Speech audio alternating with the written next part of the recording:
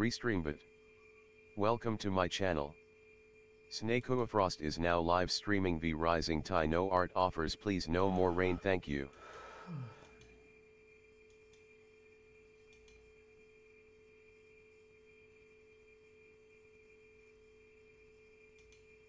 People are saying that this is going to be the end.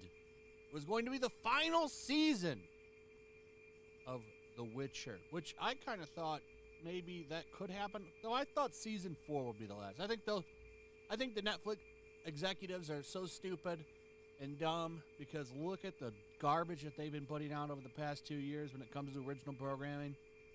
And they'll say, all right, let's do one more, especially after they've proven themselves so effective without Henry Cavill, because Blood Origin brought them one of the worst audience scores of all time because it's a dog shit show. These people that run this franchise for them don't give a damn about the books. They don't give a damn about the video games. They want to do their own thing. They want to do this feminism origin. They want to have feminism all over The Witcher. They don't care about the franchise, and they certainly don't care about you, the fan. That's been proven thanks to that X-Men writer who came out and talked about it. So he's about the same as them, to be honest. You've learned that from his X-Men interviews. I really don't think that X-Men 97 animated reboot or a continuation or whatever they're doing with that, I don't think that's going to be any good either after hearing him talk. But he at least did expose the writer's room for The Witcher and that they have contempt for the lore. They don't like it. They want to do their own thing, and they resent fandom. And I think that comes off pretty obvious.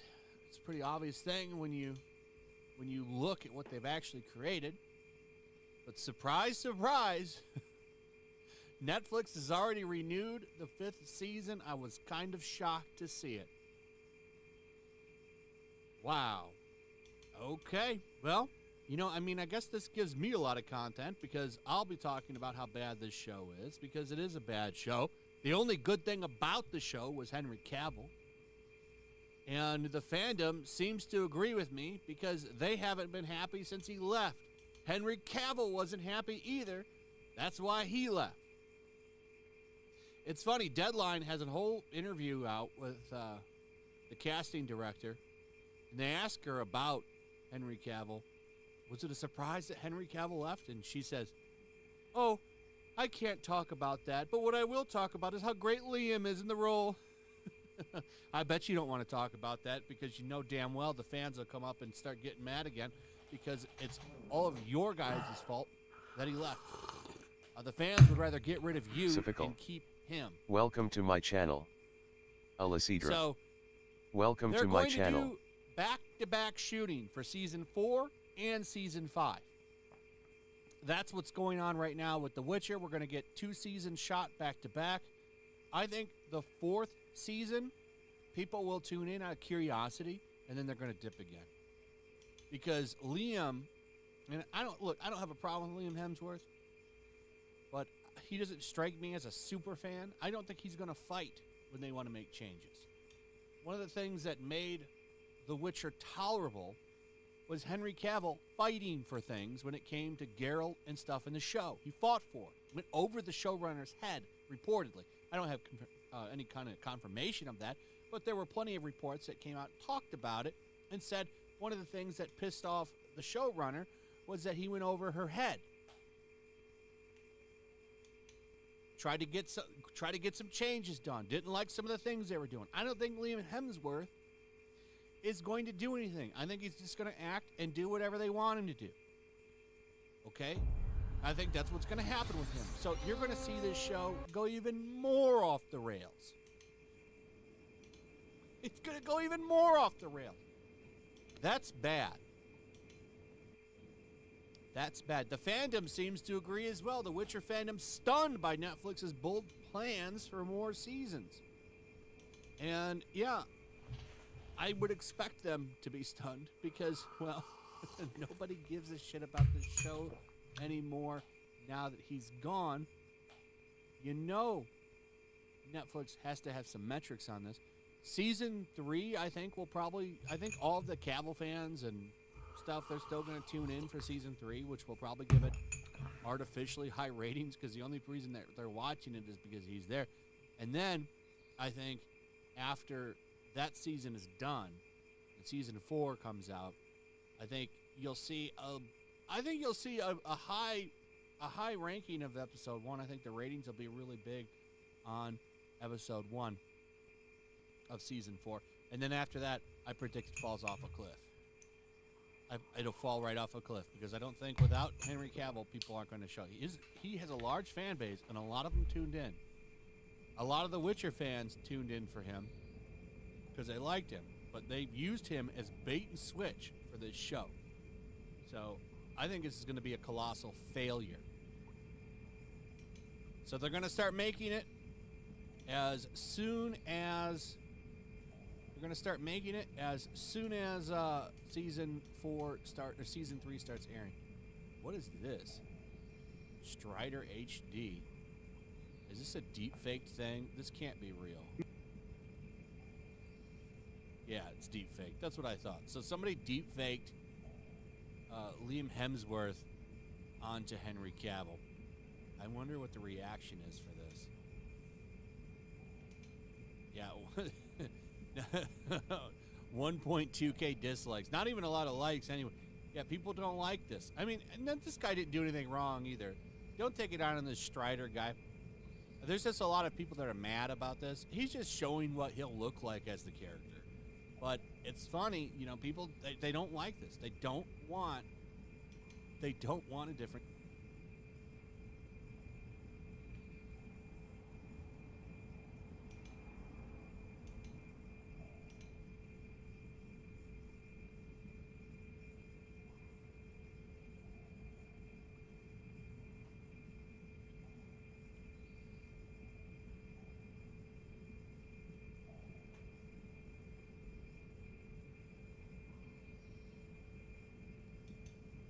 Welcome.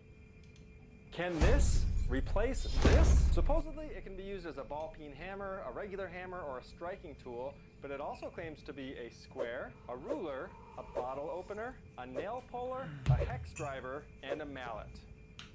Let's find out. This is called a hammer fist. Pretty awesome name. It's something I came across the other day online, and I thought it was pretty cool looking and had to order one. Now, to be clear, this video is not sponsored in any way. No one is paying me to do this. No one gave this to me. It's just something I saw and thought, I gotta try this. First off, I've got to admit, I'm pretty skeptical that this can actually replace a hammer because of, you know, physics, leverage, kinetic energy, all that good stuff that makes a hammer work. We've got a heavy weight at the end of a long handle that gives you a lot of that swing that gives you the power to drive nails, right? This one, it's all in your actual fist, so it relies more on your arm power, I would think, than the kinetic energy of the swinging hammer. But hey, let's put it to the test before we discount it. As we get ready to drive some nails, I've got to share with you that I was pretty scared to do this because I thought with a regular hammer, I can smash my fingers if I miss the nail while I'm trying to hold and set the nail. But with this thing, I can smash my fingers on the hand that's holding the nail to set it, and I can also smash the nail into the hand that's holding the hammer fist. Double trouble, 2 fingers or 2 hands, I guess, with 1 blow. Not a good idea. Let's put it to the test here and see how it compares to the hammer on that nail. Let's start off with the control. This is me just swinging a regular hammer. This is a hammer made by Stanley, and it's a fiberglass core 16-ounce hammer. Most hammers are between 10 and 24 ounces, with the average one being around 16 like this one. So this thing makes light work of the nail, no problem. Usually 3 or 4 hits at most, and there are skilled laborers out there who can set it with a tap and then hit it with 1 hit and be done. The hammer fist is already at a little bit of a disadvantage because this thing weighs, according to my scale, 12.9 ounces. So it's lighter and it doesn't have that extra swing that you're going to get with a hammer. At least in an open space like this, the hammer strike was definitely not as effective or quick as using a traditional hammer. Now, if you're in an enclosed space, I can see how this thing can be really handy because it's not a whole lot bigger than my fist. It's kind of like big old brass knuckles. So if you're in a tighter spot, this can definitely hammer in things a little bit easier than you can with trying to swing and get that weight going on a traditional hammer. As you can see here,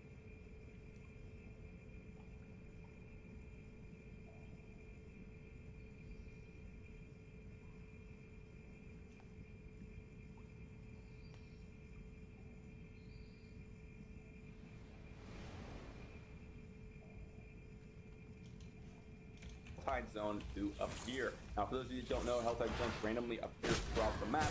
You kind of have about an hour-long cooldown, one appearing and one showing up. And by the time I wanted to farm one, I kept mismatching the Helltide Zone, and I ended up doing replay or whatever, with other things, and then I finally got into the Helltide Zone last night. And in the Helltide Zone, you can actually get unique materials. It's not about farming legendaries, it's not about the XP, it's not about that at all. It's actually just about the Fiend Rose, and it's also about the Forgotten Souls, which you can use to upgrade things past the level 4 point, but also upgrade your potion. In fact, I'll head over to the potion now, and with that Infinite Barrier combo, which I did a video on earlier, the upgrading of potions is critical to help you even further increase the combo's viability. And if you look here at the Alchemist, the major healing potion and this one here, the superior healing potion, needs quite a few Forgotten Souls and Fiend Roses, and you're going to need to upgrade that if you wish to get a massive value. You can see the value here, the initial 300 life on the healing potion. So I haven't been able to upgrade that, but also, even more importantly, is the gear upgrades. And I want to show you what I mean by this. So if I were to go down to the blacksmith here, a lot of people were, well, I say a lot of people, but a couple people were memeing about the fact that, oh, I'm only getting like +4 armor, whatever. But in that video, I mentioned a couple of extra stats as well. So you're going to get the armor, you're also going to get the stat upgrade, and that's where it really comes into play. So, talk to blacksmith here, and I wanted to upgrade something. Check out what happens to my slugs here in this situation.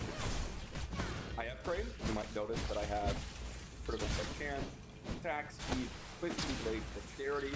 Boom, now I'm going to 0.7 critical strike chance, 0.8% attack speed on dodge, 3 dexterity, and 1 twisty blade level. Doesn't even show that I can actually break that cap. But actually, a lot of the pieces going into the, you could say, next tier have this exact situation that happens. For example, here, your cooldown reduction, base attack, cold resistance. If I were to get my boots, extra rank of dash from 2 to 4. I'm going to go to 3, right? Get extra stats there. For my pants, if I were to upgrade that, which is the temerity, not really anything there because it's not really a stat increasing, right? But essentially any piece that I wish to upgrade that has that stat or a skill upgrade tends to increase. And I'll try to go ahead and run over to my stash to pick up another item just to show you. The level 5 upgrade is critical for a few pieces. Your weapons, okay? And any piece that has some sort of skill upgrade that you truly care about. So I'll go ahead and showcase the pieces that I got from the stash here. I plan on swapping back to another build, and I want to show you all what that looks like at the end game. But in that case, I need to see pieces, and if I wanted to upgrade it here, you see the helmet here has +2 to 3 ranks of poison immunity. If I upgrade it, boom. +1, 3 to 4. It actually increases the max cap. The same thing applies to everything here. So check this out. I get the cooldown reduction, poison imbuement, and max life. If I were to go ahead and showcase boots, if I upgrade, boom, I've already upgraded to 5, which is fine. I was going to use these anyways. But you can see here, +4 ranks of dash. Oh, I didn't upgrade. That's fine. So you can see +4 ranks of dash already. And then looks like I'm tapped out. So 4 ranks of dash is the entirety of the upgrade. If I were to do this one, which is poison imbuement as well. Upgrade here. That +2, +1. So +3 ranks of poison imbuement. It upgrades the skill upgrade, which is exactly what I'm looking for. And this applies to every single thing. If you go to the jewel work here and you wanted to upgrade some pieces of gear, you will notice that it has the same effect on your jewelry. For example, +1 imbuement skill, or +2 ranks to imbuement skill, +2 ranks to subterfuge. Now I have +3 ranks. This is absurdly strong. So really, you're going to want to focus on any single item that has some sort of really important stat. Heck, even things like the rings could be incredibly important because I'm getting 0.3% critical strike chance. And this might not seem like a lot to a lot of people, but it absolutely is. Getting those extra ranks of the skills is really, really absurd, especially if you're running a build that uses multiple of a skill in that specific category. For example, if you have some sort of glove that uses core skill, or if you have some sort of amulet that increases some sort of your specialty skills, then you will get a massive, massive bonus, and this is exactly what's happening here, right? So I wanted to show this because a lot of people did not know this, and in fact, I had not even considered it for a while until I started running Hellside Zones for a different upgrade a little bit more in depth. And there's also one other thing that I hadn't even mentioned here that you could do with the Hellside Zones, and that is re-rolling stats, which I still have not done because I'm still working on getting some more upgrades from the Hellside Zones. And again, this is something that honestly I had underrated beforehand, and I wanted to get the message out on how powerful it is, not to permanently farm, but to get some materials so you can get some value from it. So I have this item here, and I wanted to re-roll it. Let's say attack speed from dodging is not something that I care about, right? I'll re-roll it, but I guess what? I can use Forgotten Souls and the Few Roses, and now boom, I can attack. It's actually a huge upgrade, right? Because I don't really dodge all that often, but I can get consistent attack speed. So actually already a huge upgrade on that. Or for example, my crossbow here, I do not care about distant enemy damage, so I'll go ahead and re-roll that. And look, 76% to all, or 76 plus to all stats is actually way better because I don't get any distant damage ever. So already getting some extra bonuses for intelligence, willpower, all that good stuff, which is going to help my Paragon board actually get all the value it needs as well. Right, getting those bonuses on the Paragon board. I wouldn't have had the bonus to crowd controls enemies if I didn't have the 76 to all stats. So even that was already a big bonus. And you should absolutely be grinding out your Helltide Zones when you reach World Tier 4 and you start to reroll your gear. Helltide Zones should not be done in World Tier 3 in my opinion, but when you do get to World Tier 4, then you can start farming it for those upgrades, for those enchantments. So definitely do this, guys. It is huge, specifically for those ranks of skills. My pieces that I'd recommend are going to be the amulet, then gloves, put myself over here so you can see, amulets, and the gloves here, then any sort of ranking skills, probably the helmet and boots next, and then potentially some of your weapons. Again, with the weapons, it also increase your damage, which is super, super important as well. So hopefully that gives you guys some information on that. It is crazy strong, and hope you guys are enjoying the game. Been grinding out a ton. By the way, I will be streaming as of this video going live for a few hours. So if you're interested in jumping in and gifting a couple of subs for your mount, you're going to get a free mount or free cosmetics by watching the stream, but also you gift 2 subs, also get a mount inside the game. Check out the link in the description down below and in the comments. Thanks for watching. See you all in the next one.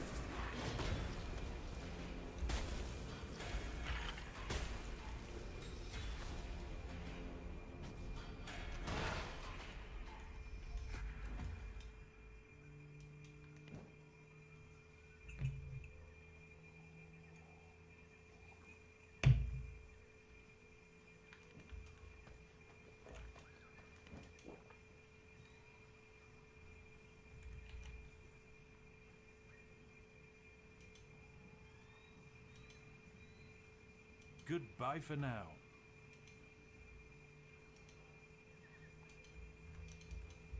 I am not gonna sit here and let multiple people demonize Crytek because of a logistical decision that had to be made to continue servicing a live service game for over the last 5 years.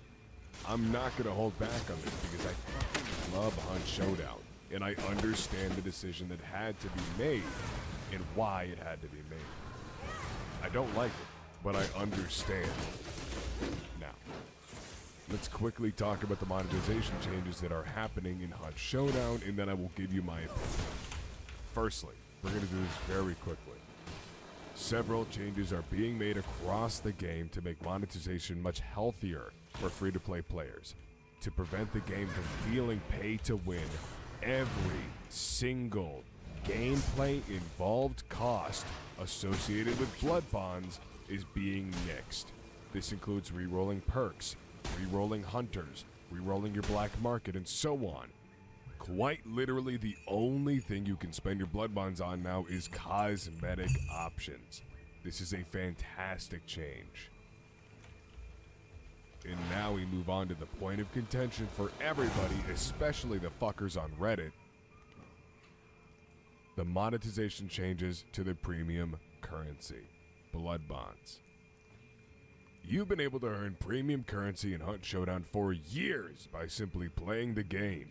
You can earn a few blood bonds based on your team's performance at the end of every single extraction. This is going away with the monetization changes, in exchange for doubling the amount you earn from your weekly challenges. If you've been playing for years and you've been playing consistently, that is a lot of blood bonds you've amassed from your regular gameplay in all the time you've owned the game. Let's do some math. If we go on the conservative side and say you play Hunt Showdown regularly, you've had the game for 2 whole years. Let's say you play every single night of every day and you get a couple good wins a night for 3 blood bonds each. That is 6 blood bonds a night for 42 a week, to a total of 4,368 blood bonds over the course of 2 years, not including any battle pass earnings, events, purchases, or anything else in the game that allows you to get blood bonds. I'll even throw in an extra 3 blood bonds a night for your losing games, where you still did enough to earn a blood bond, but you didn't extract with a bounty token. That's another 2,184 blood bonds, to a total of 6,552 blood bonds in 2 years that you earned by just playing the game. No weeklies, no battle pass, literally just loading into matches and loading out of matches.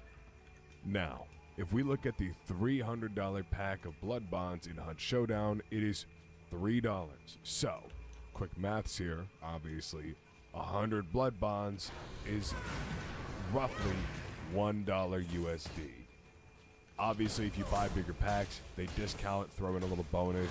That's not part of the math here. We're going strictly on the flat math. 100 blood bonds, $1.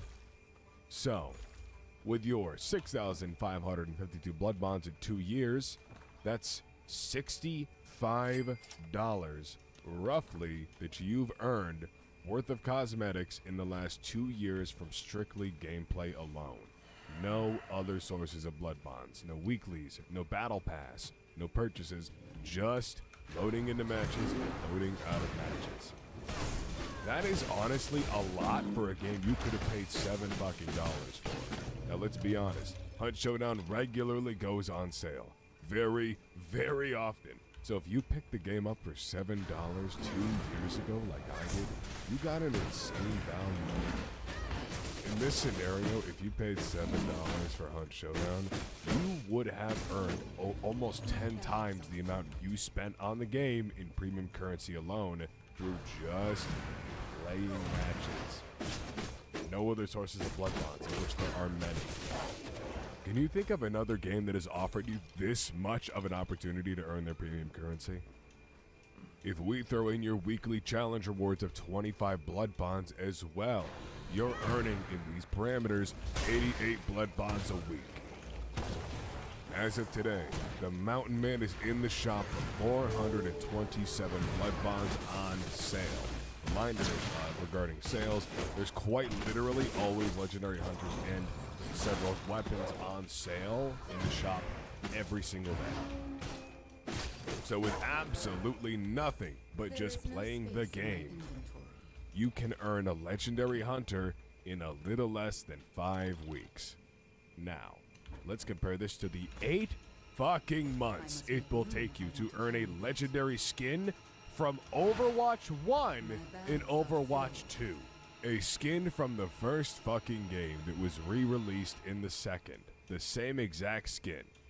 8 months. Compared to 5 weeks in Hunt Showdown. And this isn't even including Battle Pass rewards or events. Not to mention the fact that prestiging also gives you fucking free skins. And every single day, your daily tribute has the chance to give you free skins or free legendary hunters. There's so much free stuff you get for playing Hunt Showdown. So many rewards. Many of which are staying in the game and are not changing. A single aspect is changing, and we are being compensated for it in other ways. So many other ways that are such great compensation. I am 100% going to admit that we have been spoiled by Crytek for years on the amount of premium currency we can earn in a live service game that they have to make money on to continue servicing. I want to do some extra math here to really hammer this in. For the sake of clarity, let's go back a few months ago to before wildcard weekends were added. They were giving us additional blood bonds for each win. Hunt Showdown had 16,169 concurrent players in March of 2023. Let's say that out of these 16,000 players, only 4,000 of them were diehards who played every single day. I'm just throwing out a number.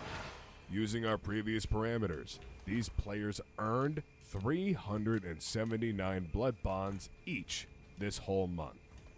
31 days of playing the game every single day and doing their weeklies.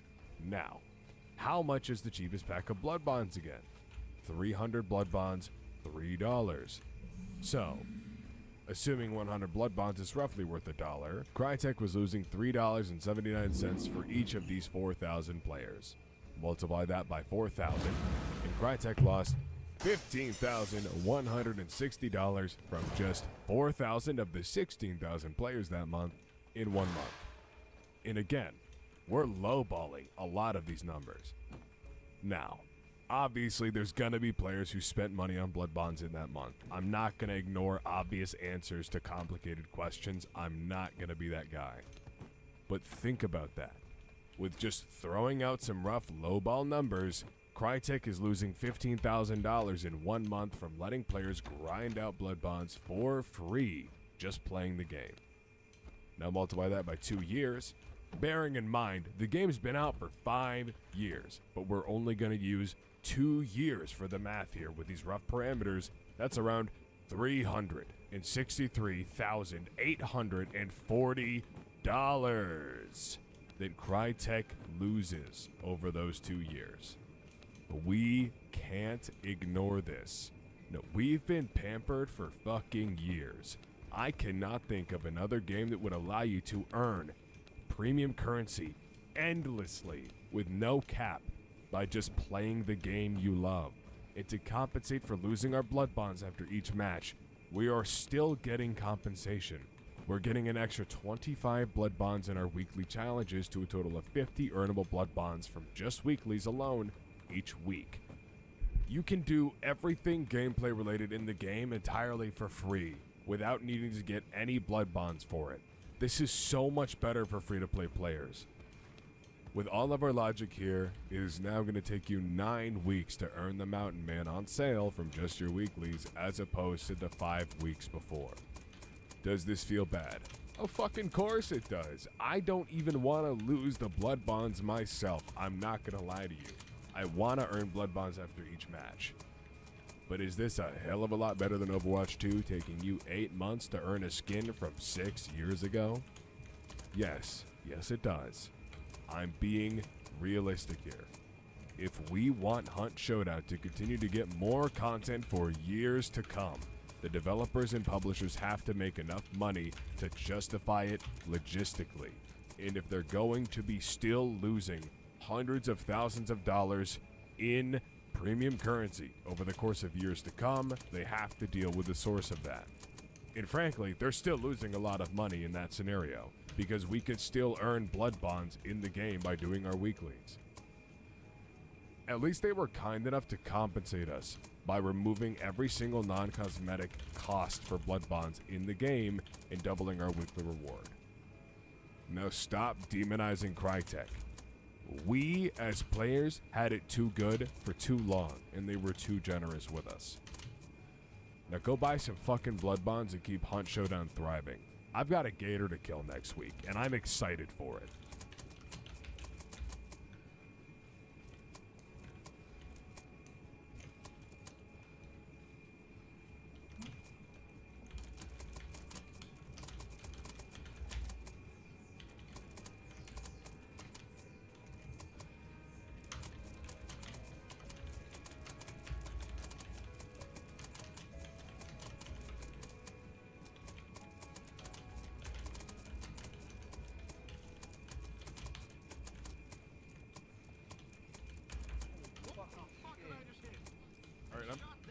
careful, careful. I'm making.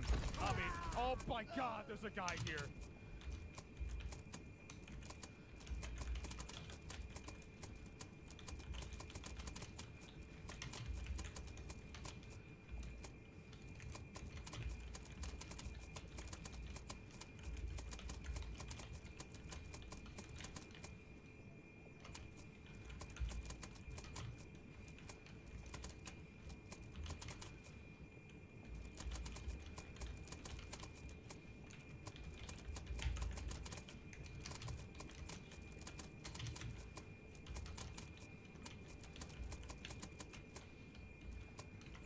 Spartans.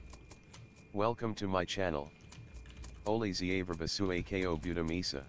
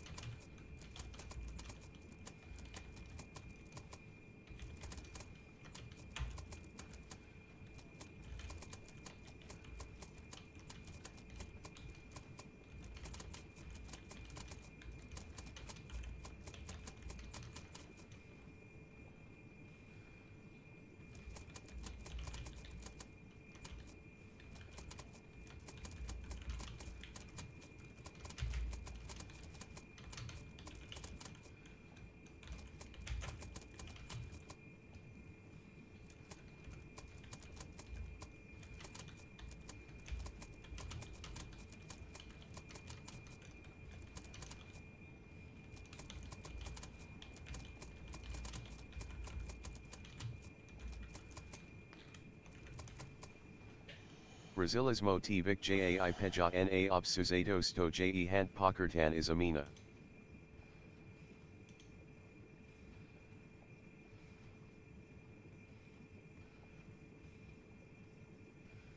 Да, чувал съм за това.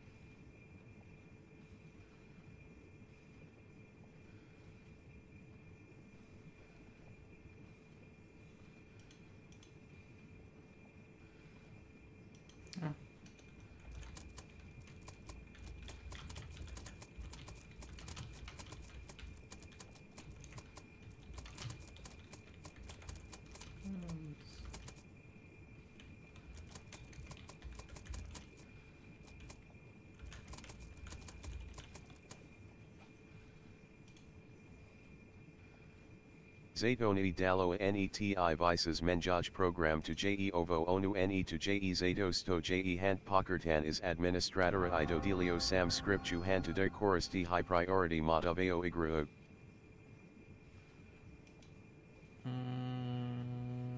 Ne znam zašto si to radio.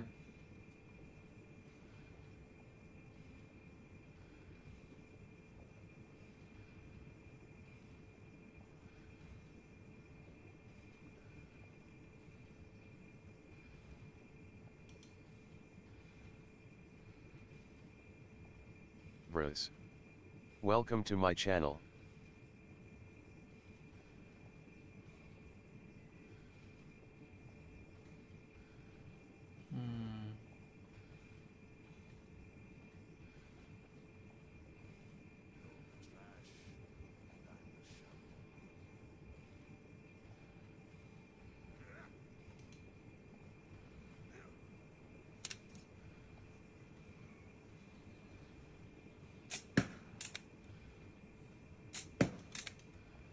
Zados to igrarati balje I stabilnati I koristi pun potency jalmog super semplinga.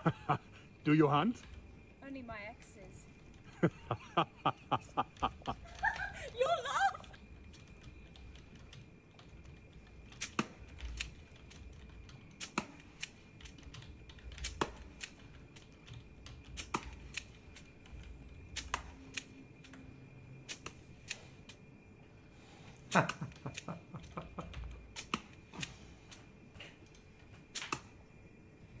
Do you hunt? Not yet. Well, when will you hunt? When the zombies finally come. AKO Nesnes Rikiti Keiko to do post Avis NA high priority. Ne znam zašto bi mu dao high priority, nije moj problem. Cannot keep up with all this juicy law. Like that Godfrey fellow. What a sad state of affairs. Cannot keep up with all this juicy law. Like that Godfrey fellow. What a sad... Finland, one of the Zados countries to of all forest time, ipune home of research sausage, beer, raccoon. saunas, and shit.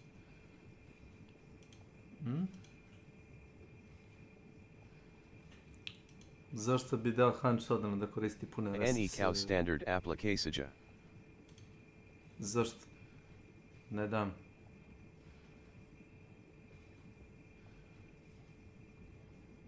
Ne dam.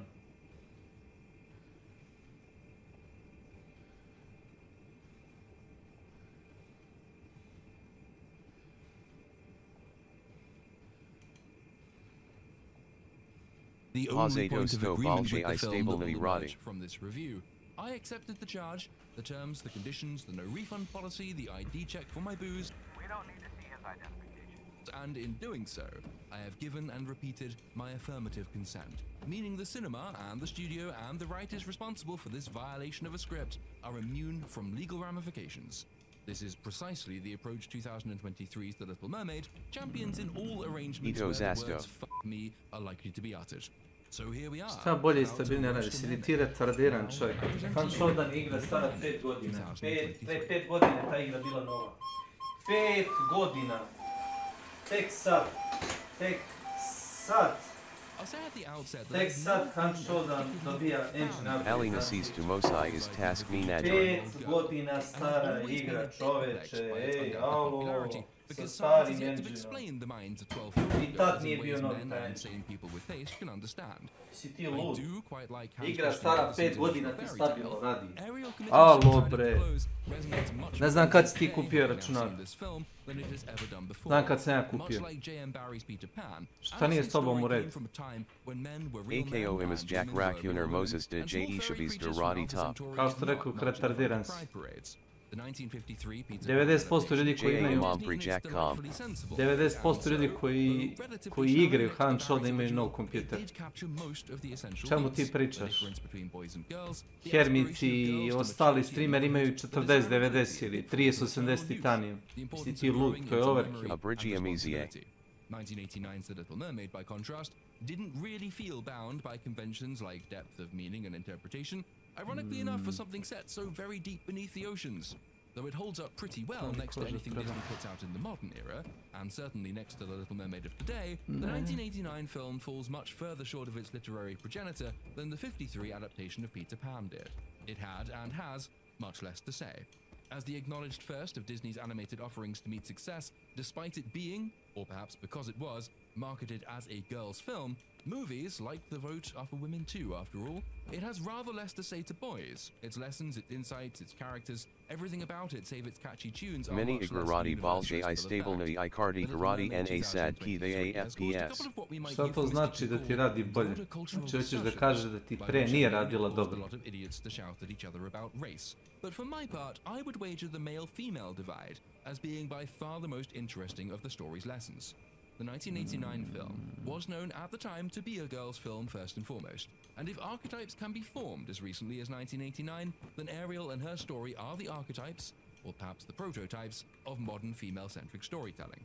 Her hankering after a boy in the '89 film led some reviewers at the time to observe the film might not prove popular with the women's liberationists of his day, and it's true to this day that several of the worst takes about that film come from the descendants of that movement. Think the actresses who boast that they'll never let their young girls watch the film because of its perceived reduction of women to simplistic boy-obsessed beauty objects, or laughable concerns about the film's depictions of consent and the lack thereof, both of which prove the timeless truth that the only people more stupid than standard political activists are politically activist actors. We'll touch on that a little bit more later, because the 2023 film's attempts to update the kissing sequence for modern sensibilities wreck the film in unintentionally comic ways, to the surprise of nobody who watches modern movies. That update is at least a difference, but a huge amount remains the same across the two films. The Little Mermaid is a pretty handy contrast between Tales for Boys and Tales for Girls, because it demonstrates a difference in trope. But as broadly as possible, the nature of conflict and growth differs between boys and girls films. I am, of course, speaking in generalities. There are plenty of anecdotal exceptions that represent the best and the most universally appealing stories around.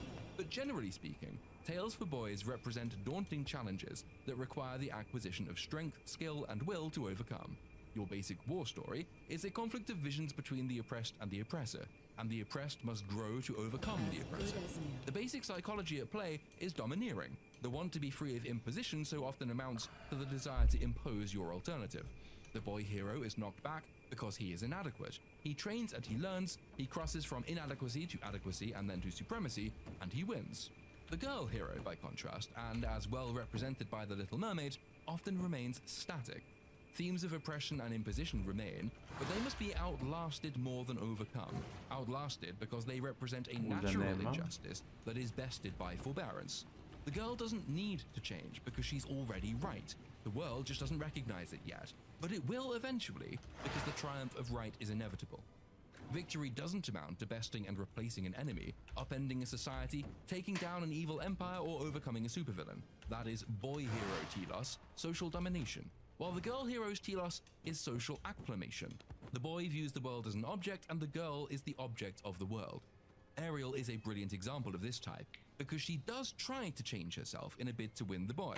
She does exercise agency and attempt to engineer change, but the moral lesson is that she shouldn't, and ultimately she didn't need to. The only reason she did was an external imposition by her father.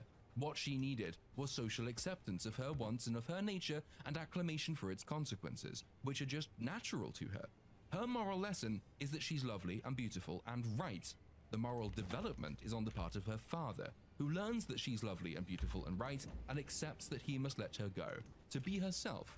Swapping a tail for a set of legs doesn't actually represent change in the story, it represents a static moral rightness. Don't bend, don't break, stay strong, you go girl. Ariel is not, though, a Mary Sue in the 1989 version, because she isn't all-powerful, she isn't super strong. The central dilemma arises from her profoundly mistaken attempts to rectify her father's mistaken approach to parenthood.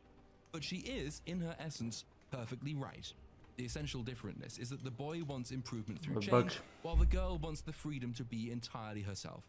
Ironically, it was felt at the time that the 1989 film wouldn't appeal to feminists, at least in part, for the agency Ariel displays in making that mistake. Because one of the paradoxes of modern feminism as it manifests itself in girl boss characters today is that it has an incredibly restrictive and ultimately meaningless and content-free idea of what girls are and should be. Girls should have motive and agency, they say.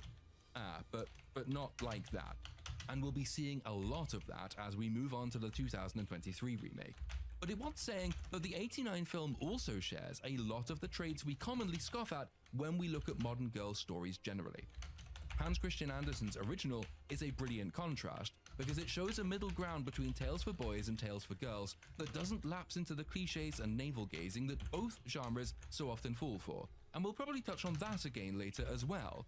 But the sublime can wait, for we have many fathoms of shit to wade through first, and it's probably about time to get on with it. Just one final word at the outset, we commonly refer to this genre of Disney film as a live-action remake, I'm pretty sure I've done it myself in the past. It's not, though. I mean, just look at this shit. She's riding a blue gimp in a blue room, surrounded by blue gimps and a plastic model of a crab. You can call it many things, but live action it ain't. So if you catch me in this script referring to it as a live action film, feel free to pillory me in the comments because I would be wrong to call it so. The Little Mermaid 2023 opens with pretty ocean visuals that give me nightmarish Avatar flashbacks, with a quote from Hans Christian Andersen floating on the screen that the writers presumably found on Goodreads or Brainy Quote because there's no evidence they've actually read him. Much as with the '89 film, we begin on a ship, though on this occasion the crew is attempting to harpoon a mermaid. They know of mermaids, you see, and the mermaids know of them. The film occasionally threatens to flesh out a geopolitical relationship, but since that would require a consistent application of the brain, they never really get far with it. The shipmates reference the Sea King and the dangers of mermaids and how the mer people have made the seas dangerous, especially at this time of year when the king is gathering his family to him. Why? How do they know this? Not sure, probably won't ever be. The animated film sees the sailors evince a superstitious belief in mer people, as you would expect, given its folkloric origins. King Triton? Why, ruler of the mer people, lad. Thought every good sailor knew about him. But that belief is understood to be a superstition, and it's rubbished by the supposedly more enlightened types like Grimsby, who encourages Prince Eric to disregard the myth-making. Mer people. Eric, pay no attention to this nautical nonsense. But it ain't nonsense, it's the truth. While the film only threatens to do geopolitics between the humans and the mer people, it does put a bit of work in when it comes to the human society, though always in strange and vaguely nonsensical ways. Grimsby is here, as he is in the '89 film, but rather than the wry and stern advisor and guardian of Prince Eric, here he is the Prime Minister of some fictitious and, as far as I recall, never named Caribbean island queendom. It has no king, but it does have a queen, with whom Grimsby seems to be in some sort of, hopefully, sexless relationship. Prince Eric, for his part, is prince by adoption.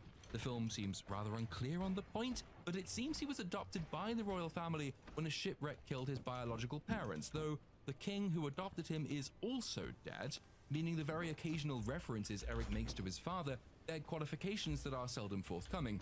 When either Grimsby or Eric talk of Eric's father and of what he would have wanted from him, are they referencing the dead king who adopted him, or the dead father whom we don't even know if he ever knew? Happily though, those questions are largely irrelevant because the plot doesn't actually need any of this muddling garbage. It's pretty much entirely pointless, it goes nowhere. Eric will once or twice say something like, "I wasn't born into this life and I'm not that comfortable with it," but he's reliably interrupted, and so it makes no difference at all. His parentage does mirror Ariel's, but this reimagining incorporates bits and pieces of sequels to the '89 film that I genuinely didn't know were a thing before doing the research for this video. I'm not surprised they exist, but neither am I surprised that no one I know has ever mentioned them. They tended to be part of that miserable straight-to-video genre of small bucks money spinning from that romantic era where streaming services didn't yet exist. Borrowing from 2008's The Little Mermaid, Ariel's Beginning, Ariel's mother in this film, Queen Athena, was killed long ago in a run-in with humans. This mirrors in the broadest sense Eric's own personal history, but plays out strangely in its particulars. You might think, for example, that having grown up knowing your mother had been offed by the landlubbers, you'd have an inbuilt prejudice against them. Everyone else in this film has that prejudice. The humans vaguely hate the mer people, and the mer people more concretely hate the humans, but Ariel alone does not, despite having a far more obvious and personal reason to do so. The Disney fandom wiki actually sums up this weirdness without realizing quite how weird it is, and I quote, "Her father Triton, ruler of the ocean kingdom of Atlantica, has forbidden mer people from visiting the surface world after Ariel's mother Queen Athena died and was killed by a human. Ariel finds solace in the human object she finds, with support from her friends, Flounder, a sergeant major, and Scuttle, the gannet." She finds solace... What? Her mother was killed by a human. She finds solace in the human object she finds? That's like Anakin collecting Tusken Raider memorabilia and falling for a Tusken woman. I mean, who thinks like this? She should want to kill them all, not just the men, but the women and the children too. Since this film will go on to pervert the love story between she and Eric, there was an opportunity here for them to shake things up in more interesting ways. Have her save Eric from the storm in a fit of unexamined and unexpected empathy that she then has to struggle with. Have him pine after her, but have her be much more hostile at first and conflicted later, essentially invert the original dynamic. he has to prove himself to her and overcome her inbuilt antipathy toward the humans who killed her mother. Ariel, the complex character, morally torn between attraction and memory. Eric, the relatively lowly and desperate lovesick boy who has to earn her affection. But because that would be a much more interesting reimagining, the film simply doesn't think it worth acknowledging the character consequences of its own new setup, and it proceeds to ignore them entirely for the majority of the film. By the way, I'm not writing a hagiography of the '89 film here. There's actually a lot more potential in a tragic backstory than the one given in that film, where the merpeople's hatred of the humans isn't really formed or fleshed out at all. King Triton refers to them as evil harpooning fish eaters and such. Do you think I want to see my youngest daughter snared by some fish eater's hook? And the difference isn't really anything more complicated than that they're, well, different. But if you are going to build something more nuanced than that, you do need to account for the consequences of your setup, and this film never does. The ship sequence plays out similarly to the animated film, the principal differences being A, the sailor's knowledge of the merpeople, B, Grimsby's role and also his character and history, and C, which is smaller but I'd argue quite significant, its deployment of symbolism. Eric and Grimsby contrive to drop a telescope in this version of the opening, and it's this falling object that occasions our scene transition to the underwater world, serving the function of the fork and the pipe and other collectibles in the '89 film. I'll touch on those in a moment, but of the telescope, in the '89 film, voiceless Ariel stays with Eric in the castle after he rescues her, and she attempts to get him to fall in love with her and almost succeeds. But she's hampered because he remembers vaguely his rescuer, a mystery girl, singing to him on the beach after dragging him from his storm-wrecked ship. He has it in his head that she is the dream girl, the one, and to the extent he hesitates in falling for Ariel, he does so because he holds out hope of finding this mystery savior, not knowing that they're the same person because Ariel cannot speak to affirm it. There's a moment at the beginning of the third act and immediately preceding Ursula's corrupting arrival where he's prepared to give up on that forlorn search and settle with Ariel. We see him on a cliff at night playing a flute to the sea. He sighs, he looks to the window of Ariel's room, he stands, he throws the flute into the sea. Symbolic, I think, of his decision to give up on the doomed hunt for the fantasy mystery girl. That doesn't happen in this film. There is no flute sequence, and it might sound like a small thing, but it's appropriately symbolic itself, representative of the 2023 film's lack of subtlety and symbolic understanding. It casts away an object, a telescope, that's got significant symbolic potential, for no other reason than to manufacture a scene transition. There are plenty more offensive changes and plenty worse decisions made, but this kind of thing bugs me because a great many significant errors are born from the mindset that treats important things as trinkets. If not a flute, couldn't this telescope have stayed with him as the symbol of his doomed search for the fantasy girl? Couldn't he have discarded it in a more meaningful way, like he discards the flute in the '89 film? It would only have taken a few seconds, and God knows the film could shed 50 times as much bloat to accommodate it, but that would require some sort of imagination, so no, I guess. It's just a scene transition, boring and mechanical and convenient. Another change from the original is the reason Ariel's absence is noted at home. In '89, Sebastian is putting on a concert for King Triton, and Ariel, who is due to sing, doesn't turn up. She's too busy pining after princes and gawking at humans. Very simplistic stuff, uncomplicated, but important and easy to grasp. In 2023, King Triton is called to something called a Coral Moon meeting, where all his daughters gather to bring him tidings. Is that a pun? I think that's a pun. From the 7 seas. He has 7 daughters, one for each of the seas, which doesn't matter in the slightest except insofar as it lets the film flaunt its multicultural credentials. None of these multiracial beauties is a character, none has any role to speak of in the plot. Their presence does, however, pose questions of those who do. King Triton, for example. The film pretends, when it wants to, that Ariel's mother's death is important in determining what passes for the world's geopolitics. It forgets it completely when Ariel is desirous of humanity, but it also forgets it with the multicultural sisters. Either the death of Triton's wife was so massively important that it turned him into a submarine racist, or it didn't matter much and he went shagging mermaids in all the 7 seas.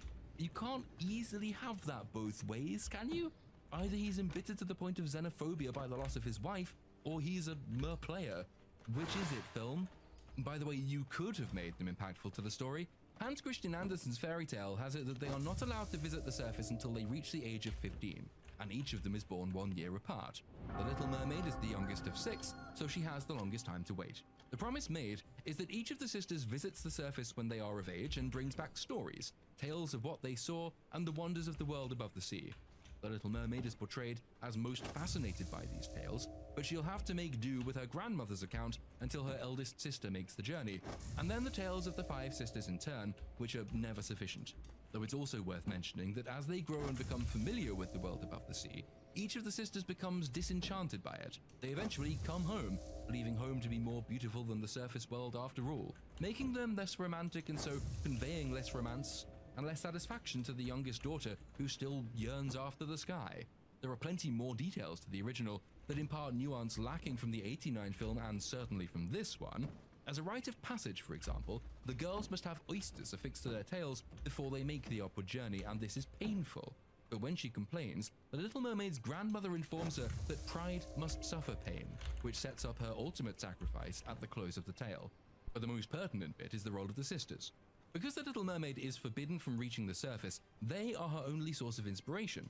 Her passion and her desires and her inquisitiveness are all the stronger because she only has partial, second and third-hand accounts of the wonders above her.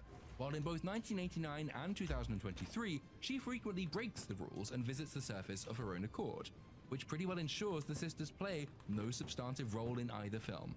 Ariel's infatuation with the above generally, and the humans and the prince specifically, result from her own initiative in both films, which diminishes both next to their literary origin. If she does this all the time, why does her wonder persist undimmed? Shouldn't it diminish with familiarity? Isn't her instant infatuation better explained by a first encounter with a legend than it is by a long and gradual glimpse through her own eyes of the world she so desires? We get here our first introduction to Sebastian and Flounder, and both demonstrate the follies with these pseudo-live-action reimaginings. Most, if not all, of the Disney animated classics could have been live-action originally, and in many cases, a conscious decision was made, sometimes by Walt Disney himself, to make them animated instead. And Sebastian and Flounder are good evidence as to the reasoning behind that decision. In the 1989 film, they are both very expressive, Sebastian in particular. Their voice parts are well performed, but they're augmented by the kind of accentuated, anthropomorphized expression that gives them a physical character and personality. The problem with making them look as close as possible to an actual crab and an actual fish is that you can't do that. Flounder in particular is entirely unexpressive in this film, because he's a fish, and fish faces don't really do emotion much, like at all. Sebastian's enlarged eyes give him slightly more of a physical identity, but the emphasis there is on slightly. While the voice actors do their best, and by do their best, I mean they seem to be deliberately trying to sound as much like the original cast as possible, they are entirely unaided by anything in the visual realm. That makes them much less memorable, and in Flounder's case almost entirely forgettable. I'm adding bits and pieces to this script 2 hours after I left the theater, and already I've forgotten what he actually looks like in the film. I have to go back and find him again to remind me that, oh yeah, he's just a generic fish. Give me either of their names in this context, and my mind will immediately conjure the animated versions of the characters, because by making them animated, Disney made them, if not more human, then at least more recognizable. You're forced to wonder what, if anything, crosses the creative minds of the people now working at the studio, on the generous assumption they have creative minds at all. What is it about this pseudo-live-action medium that exceeds the creative potential of animation? You're already animating 95% of the shot anyway. I'm not a huge fan of the replacement of hand-drawn with computer-generated animation elsewhere in Disney's domain, but at least films like Frozen have the ability to accentuate and exaggerate and bring more out of their characters than this pseudo-live-action style can. So why is pseudo-live-action the current meta, Disney? What's the point? What are you achieving artistically? What about this is better than about this? Ariel, of whom more in due course, finds the discarded telescope from earlier and goes exploring a shipwreck, which is pretty much unchanged next to the '89 equivalent, save for being longer, a persistent fault with the film. The shark attack, for example, drags on well beyond need. It's much more action-packed. It features a random Jurassic Park reference of all things, as Ariel deploys the kitchen mirror trick to escape. But all of this feels rather like it's missing the point. Disney in '89 didn't feel the need to drag out spectacular action sequences to keep the audience's attention. The shark sequence is there to play off her fascination with human trinkets and to display her bravery and her recklessness and her foolhardiness in pursuit of them, character traits that inform her later acquiescence to Ursula's bargain. The action part of that was entirely circumstantial and took up only as much time as was strictly required, but here, action seems to be the point in and of itself, or at least to labor a point that could be, and was, made much more succinctly in the earlier version. And yes, I'm aware of the irony of a guy who does multi-hour video essays complaining about brevity. I know, just, let it slide. Having escaped the shark, the film continues to match the original in form, if not in quality. Scuttle arrives, and we get a perfunctory redoing of the fork and pipe sequence from the 89 film. This film, though, doesn't really find any joy in all of this. 89 was quite charming in the way it lets Scuttle, who's otherwise a buffoon, enjoy this one moment of intellectual superiority. What? What is it? It's a dingle. He doesn't actually have a clue what these human objects do, but Ariel doesn't either, and Scuttle bluffs his way to make-believe virtue by imparting knowledge she doesn't possess. It's a little thing, but it's a nice and charming thing, and it's an imaginative thing. It portrays Scuttle's lack of brains, but love of stories and prestige, and it portrays Ariel's childish fascination with the unknown, her willingness to believe, a character she'd otherwise have no conceivable use for or attachment to. The 2023 film, by contrast, truncates it. There's no pipe here, for example, because, I don't know, smoking is bad, I guess, which means there's no payoff joke later as she tries to play music from it and ends up covering Grimsby with ash, which doesn't just deny the audience a joke, but also 2 bits of color character as well. Ariel's willingness to try and her desire to impress, her bemusement and embarrassment, her fear of failing, Grimsby's essential stoicism and detachment. In this version, we just get the fork, and to my knowledge, we don't even get the hairbrushing payoff from that either, which occurs in the same scene as the pipe incident in the 89 film. They were never ruffle moments, but they were charming and characterful, and I'd rather have seen them than not. And they're not replaced by anything better, which is the only real reason for doing away with them to begin with. Speaking of Scuttle, there's a bit of character weirdness going on with his, now her, introduction, as she swoops down and grabs a fish to eat, immediately before alighting before Ariel and Flounder, who is, notably himself, a fish. But this doesn't seem at all bizarre to them, or threatening, or scary, or disgusting. The 89 film skirts around the realities of nature as many such films do. It's what allows these disparate creatures to be friends, and it's what clearly delineates good people from bad. Recall Triton castigating humanity for eating fish, and the shark's distinction as one of the few threatening sea creatures in the tale. The 89 film even has a little musical number with a French chef preparing a fish meal while Sebastian watches horrified. The 2023 film will shortly introduce Ursula and signal her villainy by having her eat a squealing shrimp, so it does grasp the basic idea of this when it wants to, but when Scuttle swoops down and snatches up a fish for a snack, this is, what, not a moral event? I mean, the simple solution is, hey, how about you just not do that? It's irrelevant, it's unnecessary, it didn't need to be there, you could have saved yourself a problem there, film. Anyway, on to Ursula, I guess, whose intro in this film isn't dissimilar to her 89 entrance, commenting periodically on events as they unfold and setting out her nefarious plans. Though I get the sense that it's more strictly expository in this one. Otherwise, her principal difference at this stage is her backstory, for here, she is King Triton's sister, and so Ariel's aunt, and the reason for this change is, well, it's a change. I mean, it doesn't actually achieve anything, it doesn't impact the plot. I suppose it's nominally simpler, maybe, but not beneficially so. Here she's jealous of Triton and wants to usurp him and rule the seas, I think. While in 89, she wants to usurp him and turn the merpeople into seaweed for her gardens. If you want the stretcher point, you could say her evil in this version is proximate, vaguely even political, while in 89 she was more preternatural and even spiritual, the representative of a spiritual evil. That's the kind of unalloyed evil Disney's been shying away from in recent years. See as evidence all the weird villain origin stories that keep popping up in a bid to make the likes of Cruella de Vil seem somehow sympathetic to us. But this film doesn't even try that. It doesn't really try anything. It introduces a minor complication by changing this backstory without bothering to consider altering the effects on plot or on character, making it unnecessary information. Occam's razor is pretty good for writing, as it is for argumentation and philosophy. If you don't need to complicate it, don't. Back in, oh fuck, I've actually forgotten where they live. Atlantis? Talakan? Back in the watery wherever, Triton scolds Ariel for being absent during the meaningless coral moon ceremony thing from earlier. He does make an obligatory reference to Ariel's strength of will and character during their argument. Here he remembers that yes, she had a mother, from whence she gets her headstrong nature. Having remembered about it, because otherwise these two would have virtually nothing to say to each other, the conversation ends, and the film proceeds to forget all about it again. We get a rendition of part of your world following this tete-a-tete, and I suppose now might be the time to address the question of Ariel herself, since the titular character is so deeply fascinating that we've got this far into the review without talking about her at all. I know some people have been very mean about her appearance, such as estimating the cost of an Uber trip between her eyes, but to me,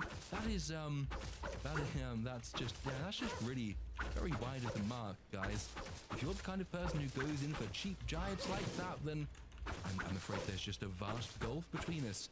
A distance so great it can never be crossed, a gap so wide. No, obviously I jest. All jokes are at someone's expense. There's a reason I'm a cartoon.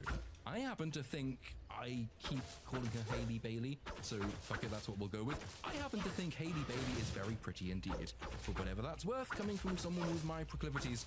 Relevantly for this review, however, she is a much better singer than she is an actress, in that she can sing, and seems very rarely to act. We can fault the direction here, we can fault the writing to a degree, though given whole chunks of the film are lifted straight from the '89 version and cartoon Ariel acted them perfectly well, I think that defense is probably limited. We can likewise blame the fact she put in such intensive work learning to swim and do stunts in a film that ultimately ended up relying more on wire work and CGI than underwater acrobatics, which you can tell from the way none of the characters ever actually look as though they're under the water. We can blame a combination of all of these things if we like, but we can also blame the actress because she doesn't ever seem to do any acting. The singing is mostly splendid in terms of its technique, if not always in its sound mixing. If you compare, say, Part of Your World from 1989 to 2023, there seems to have been an emphasis on maximalism. Everything is bigger and bolder and louder, which affords her the chance to show her skills, but not necessarily her understanding. It's a common foible in modern music, and again especially with modern female singers, too heavily influenced by the likes of Beyoncé and not enough by, for example, Eva Cassidy. The poet Seamus Heaney drew a distinction between craft and technique that I always find useful in explaining the difference between essentially hitting the right pitch and hitting the right mood. Craft, he said, is what you learn from other verse. Craft is the skill of making. In this case, Hailey Bailey's craft is pretty much spot on.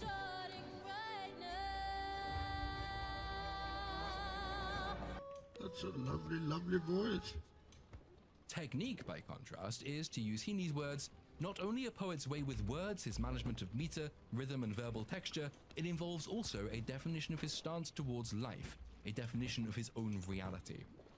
Poets, of course, have a tendency to arrive at definitions via circuitous means, but applying the technique distinction to Bailey's performance in this film, her striving after craft perfection results, if anything, in a too perfect rendition of these classics. Too heavy a focus on craft leads to needless complications that say, listen to me, rather than listen to what I'm singing.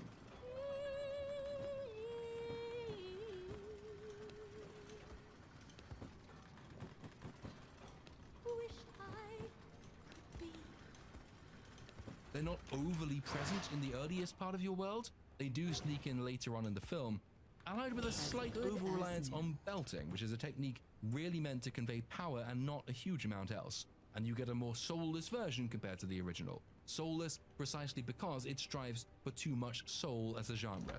Probably the clearest example to demonstrate this point, it's clearer because it's worse than Bailey's performance, I should add, is Rita Ora's recent butchering of Running Up That Hill.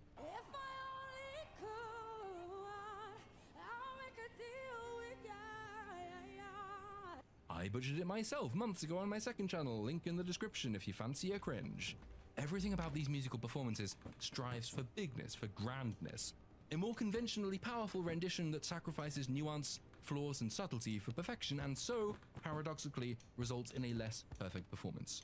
The orchestral accompaniments seem altogether bigger as well, but they have then to be separated and dimmed and pushed further back to avoid overpowering the singer and to allow her to come to the fore, which makes for a colder and less natural mix than the '89 versions. Polish often works against charm and heart in singing. You can have too much of it. But this probably does constitute a nitpick. She is a good singer. You can tell she's a good singer because the auto-tune is seldom audible in her songs, unlike certain other characters, but we'll come to his tragedy in a moment. There's also the inevitable question of casting with Ariel, and it's tedious, but it is commonly raised. The short-form answer is that the show makes its quotas painfully transparent, but there are plenty more and more relevant and interesting reasons to criticize it. The longer form answer is that people on the right who criticize diverse casting per se kind of prove their opponent's points and vice versa. I won't be accused of taking a light touch on the recasting issue. I've criticized race-focused casting at length in previous videos. There's a whole mini essay devoted to it in my last Rings of Power video. And yes, I do plan on completing that series at some point. Stop asking please now. But I don't buy arguments against cultural appropriation, whether from the left or from the right. Except where it harms world building and character, as it does with Ariel's sisters for the reasons previously explained, casting a black actor in an historically white role or a white actor in an historically black role is not necessarily an issue. You can make an argument that casting Ariel as black in this film damages the film because the world building doesn't make sense of it. You can likewise point out that Hailey Bailey just isn't a good actress to begin with. But to those who will inevitably pop up in my comments saying that black actors shouldn't play the role because it originated as a Scandinavian fairy tale with a white character and that can never change, I reply thusly. No. I've not spent all my critically aware life repudiating the left's arguments against cultural appropriation, only to accept the equivalent argument from the right. Culture as we know it in the West is appropriation. That's a good thing. Cultural appropriation is a form of cultural transmission and is the reason we have all of these stories to begin with. Cultures which allow and which are receptive to transmission are cultures that grow and become strong and rich. Cultures which are incapable of transmission or which reject it ossify and stagnate and die. The reason we have iconic stories like Aladdin, to stick within Disney's realm, is that white Westerners saw the beauty in the 1001 Nights and sought to adapt and translate the tales. To say Ariel is a Scandi folk tale and black people shouldn't play the role is to say Aladdin is a Middle Eastern tale and whitey shouldn't be allowed to adapt or adopt it. That is not to say that black people should be cast because they are black, any more than that white people should be cast because they are white. It is not to excuse studios from evincing a race preference in one direction at the expense of the other. But the correct grounds to criticize Ariel's casting in this film is that it was designed to beat a quota or to make a political point, and as a result the character does not fit the world. It is not that having a black actress in the role is wrong because of her race, because there is no conceivable way the Little Mermaid could ever be black. If you make the latter argument, the argument that the tale is Scandi so blacks can't play it, then you basically agree with the premise of the other side's race politics. You just disagree with the direction it takes. Why, for that matter, should Americans be adapting old Scandi folk tales themselves? Scandi immigrants helped found the country, sure, but so did freed black slaves. If a character's race is important because race qua race is important, you have accepted the left's proposition. They believe that. That's why these quotas exist to begin with. Equally, if you're on the left and you believe black representation is important at the expense of art, you can't then complain when white folk meet you on your own terms and demand representation in turn. That one extreme replicates the worst features of the opposite extreme is depressingly predictable. Feminism breeds melanism, black power breeds white power, gay pride breeds straight pride, etc. ad nauseum. I'll happily appropriate Shakespeare, who happily appropriated Eurabian cultural trappings in saying a plague on both your houses. The only relevance race has in art is art itself. Does it make sense in universe or does it not? Does the fictional world make sense or doesn't it? Is the actor good or aren't they? And that's it. The answer to all three in this context is no, and that is the proper grounds to criticize the casting decisions. But there is nothing, absolutely nothing, intrinsically wrong with casting Ariel as black. You simply have to A, cast for talent, and B, to make the resulting depiction fit the world. If you set it in Scandinavia, logic entails the character be white. If you relocate it to the Caribbean, logic dictates they need not be. Anyway, moving on to non-racial matters, the film sticks quite closely to its 89 progenitor as Ariel pops up to the surface to reenact the ship encounter, which features few deviations. It's night, there are fireworks, there's a statue to Prince Eric, there's a dog. Ariel hoists herself up on the bows to watch the humans dance and sing. Eric makes an abortive attempt to explore the effects of his altered backstory on his dreams and aspirations. I'm very uncomfortable with privilege, etc., for no adequately explored reason. But he's interrupted by the storm. Ariel's reaction to the peril her human performers meet is suitably alien, but I'm not entirely convinced that's deliberate. She seems almost fascinated by their frantic running around, securing the ship against the wind and the waves, and if it is deliberate, then that is a good way of portraying her essential otherness. The humans here are reacting to something that is very familiar to her, so she finds their reactions to the familiar beguiling. The reason I'm not sure it was deliberate is that, as mentioned, Hailey Bailey doesn't really do acting at all, so it could be that she's fully aware of and empathetic with the humans' fears and plight, she's just not expressing her emotions because Bailey can't. So besides being wrecked by a storm and heading for the rocks, the ship also explodes. While everyone else abandons it, Eric bravely stays behind to rescue a dog that goes on to serve no meaningful role in the plot whatsoever, but hey, at least it shows us how courageous he is. What's that you say? A white man? Being courageous? Well then, by the standards of most of the reviewers, I guess that means I now have to love the film, despite its flaws, because representation is more important than art. Ariel rescues Eric, brings him to the beach, sings to him, as is proper to the '89 film, but which invites another comparison with the fairy tale. In Hans Christian Andersen's telling, she rescues him, she leaves him on the beach, she doesn't sing to him. She watches from afar as he wakes up in the company of the girls who've come down from a nearby temple, but he has no memory of his rescue. He doesn't know that she exists. Again, it pays forward to the main difference between literature and film, and the reason the latter is cheaper than the former. Andersen's tale is one of removed and unrequited love, but not just love for the human. It's a tale of self-sacrifice, it's a tale of lusting after souls.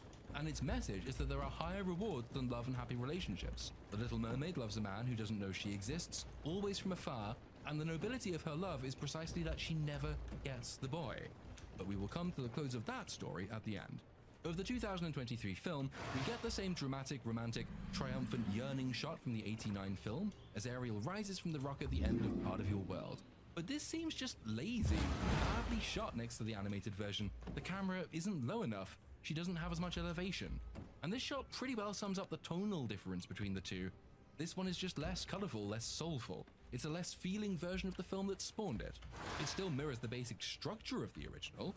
We cut away to Ursula at this point, drawing her plans against Ariel and Triton.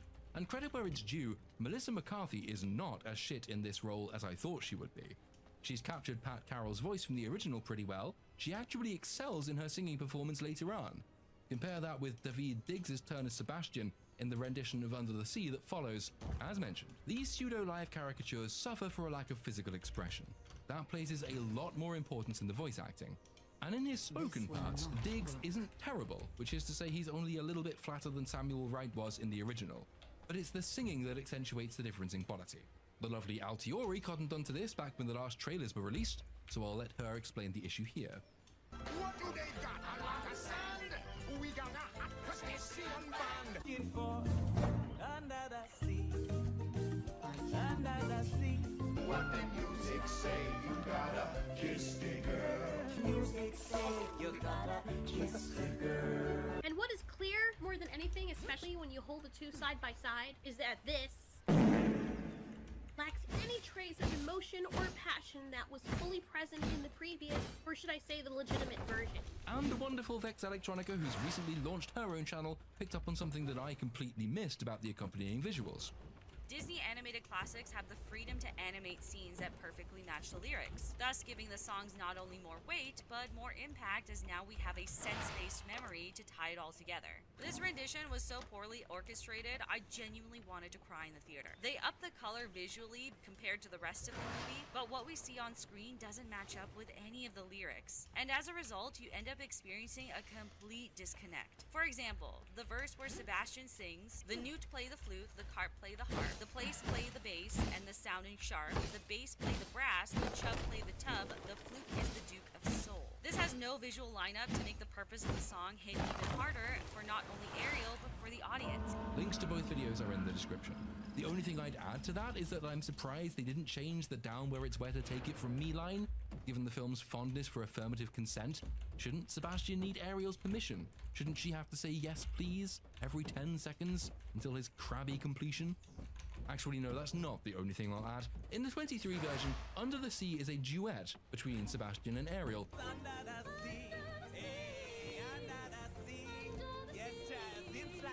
which is another example of the modern egoism that undermines so much popular music. The song is supposed to be Sebastian's argument to Ariel about the merits of home. He's trying to convince her and to dissuade her from leaving, as she so desperately wants to. The '89 version has him accompanied by various constituents of the underwater realm. He's singing about the loveliness of home, and home is singing with him. Having Ariel duet with him in 23 rather defeats the object. It gives Hailey Bailey another chance to flaunt her vocal cords, but this is just superficial musicality. The performance is overly trilly anyway, emphasizing talent over euphony again, but more importantly, it makes her a participant in an argument that's being made to her. That could have been made to work if you show that she's coming to accept Sebastian's case, that you then have had a hard job justifying the whiplash later. As it is though, no, she's not being convinced by him, she's just singing with him because yeah. Back on land, we're introduced to the diverse queen of this amorphous human island nation, and she and Grimsby make bizarre and abortive attempts at injecting some sort of land versus ocean geopolitic. Queen Ramonda here says that the Sea King, Triton, is reclaiming their land and disrupting trade and making shipping dangerous, which leads me to think, a Caribbean island, trading between Europe and the Americas in, what, the 1800s? Wonder what they could possibly be transporting on those ships. Prince Eric gets one of the film's new songs, and as mentioned, this is properly tragic stuff. Now all I am is haunted as days and hours roll by.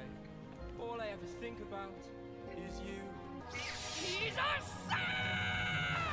They got Alan Menken back to do the songs for this film, alongside Lin-Manuel Miranda because, of course, that seems to be a universal rule at this point. Are there musical numbers in your film? Then Miranda must be on the team. It's in the contract. The tragedy of this song isn't really the lyrics, though they do miss Howard Ashman's poise and nuance. It's not in the accompaniment even, but it's definitely found in the singing and the performance. Jonah Hauer-King has the requisite background of a Disney prince, educated at Eton and Cambridge, which doesn't make me jealous at all, but he doesn't have the decency to be quite so attractive or talented as they. And he is categorically not a singer, nor indeed is he much of a performer. The auto-tune is so strong in sections of his little ditty, Wild Enchanted Waters, that you could be forgiven for thinking he was duetting with Daft Punk. Except that the song isn't very good, so you know he isn't. And his performance accompanying the lyrics is so overwrought, you find yourself wishing you were watching Mamma Mia instead, which is about the least enviable position any sane person of good taste can find himself in. And I did say the lyrics weren't the source of the tragedy, though it is worth pointing out their banality next to so many of the original songs. The real issue is with the song's recourse to visual imagery. You'll recall that the point of the rescue sequence in both this and the '89 film is that Eric remembers Ariel's voice and not what she looked like. Yet Wild Enchanted Waters spends most of its time yearning for something he hasn't actually seen. Lines like, "The night you rescued me silhouetted by the rising dawn," and "When your eyes outshine the horizon line," outnumber references to the one thing about her he even half remembers, which is her voice. And no, it's not a huge issue, not least because it's sung so badly you actively try not to pay attention. And yes, you can reason your way to saying that this is romantic imagined imagery on his part, but it still smacks of lazy lyricism. The phrase horizon line is itself lazy. It's redundant at best in its own sentence. The horizon typically is a line, by definition, and it seldom shines, making outshines a truism. It's only there because the word shoreline appears 2 lines later, but horizon line doesn't actually rhyme with shoreline. It simply repeats, which is, once again, lazy writing. There's also no real point to the song. Eric was never really a character in the original film, because the original film was designed for young girls, and young girls' ideas about boys are really just acquisitional. The irony in being lectured to about feminists about objectification is that women objectify at least as much as men do. But the 2023 film doesn't really do much to flesh out Eric's character anyway, making this song from his perspective just super erogatory, or at least wasted potential. His role in the plot is still as an object of desire, rather than a fully fleshed out character, and unless you're going to go all the way and rectify that, there's no point making half the journey. Bruce. Cut the song, Welcome to my channel. Save the time, get the fuck on with it, film. At this point, we're what, an hour in? And we go back under the water for an argument between Ariel and Triton, backed up by her sisters, about the climate and the general health of the ocean. Ariel rejects the suggestion that humans are dangerous and suffers through a perfunctory lesson on the damage humans allegedly do to coral reefs of all things, which kind of sums up Hollywood's fashionable attitudes and the delay before opinions are received, much like the Paul Ehrlich population bomb style fears that still inform the politically green set's belief in overpopulation, despite having been roundly debunked by history decades ago. We stopped hearing about coral bleaching and such in the news of late, because inconveniently for activists, it turns out nature is more resilient than we thought. The annoying thing about these pseudo-environmentalist messages is Well, besides their euphoric catastrophizing and the way political activists latch onto them to peddle their 19th century ideologies, it's the fact they distract from real and worthwhile conservationist causes. If you are going to inject environmentalism into films, can't you at least make it useful? The Little Mermaid doesn't, mercifully, think it worthwhile adumbrating some systemic analysis of humanity's planet rape, and instead it decides that the merpeople are especially pissed off because their coral reefs are being destroyed by shipwrecks, which is kind of funny, really. A, because the odds of a ship sinking on a reef are really quite small, and B, because we actually sink ships deliberately in real life to encourage recoralization, if that's a word. Coral reefs like growing on shit. The merpeople should be thanking humanity for giving them so many reef-building wrecks. It's almost as if these writers haven't read any of the literature underpinning their vague, fashionable opinions, but no, that would be a shocking revelation. That can't be it. And all of this is taking the place of the 89 film Ariel's much more obvious pining after Prince Eric.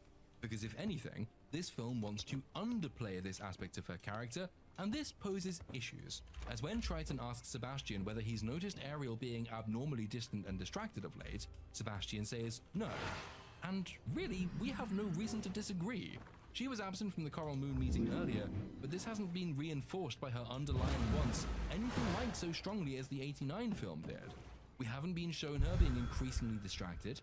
We've been shown her absence once from proceedings at the beginning, but for a film that's taking so much longer to hit every essential beat, it's really kind of remarkable that it not only fails to match the original's content, it actually conveys less content in that time. This argument between Ariel and her father again recalls her mother's fate, her death at the hands of humans, which only re-emphasizes the point already made. There's no reason for their difference in opinion on this matter.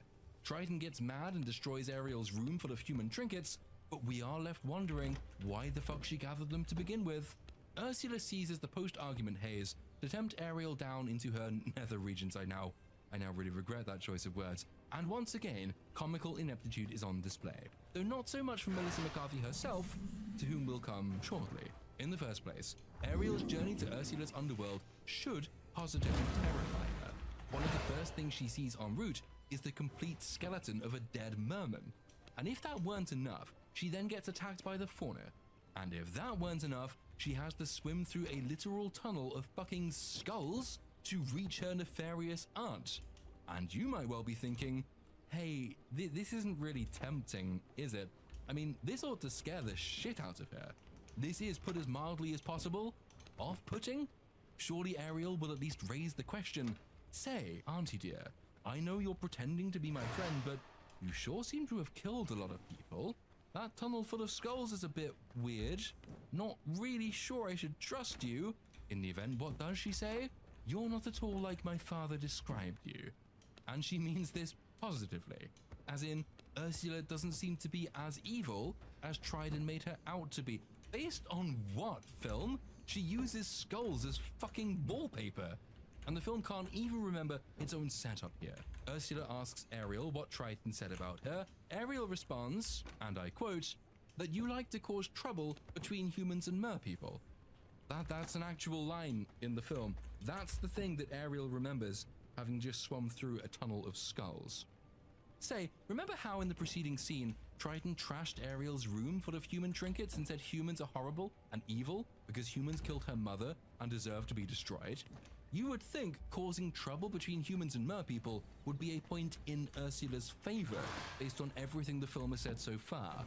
If you defined trouble so broadly as to include she likes tricking merpeople into falling in love with humans, then it might be sustainable. But you would then be doing an awful lot of work on the part of the writers because that is not in the film. It wasn't an issue in the original because these lines weren't in the original. 23's The Little Mermaid has taken the decidedly weird approach of dropping random objects on the original script without actually concatenating them into the resulting film. One of the characters could randomly shout out Wakanda forever, and it would make as much sense as any other addition to this story.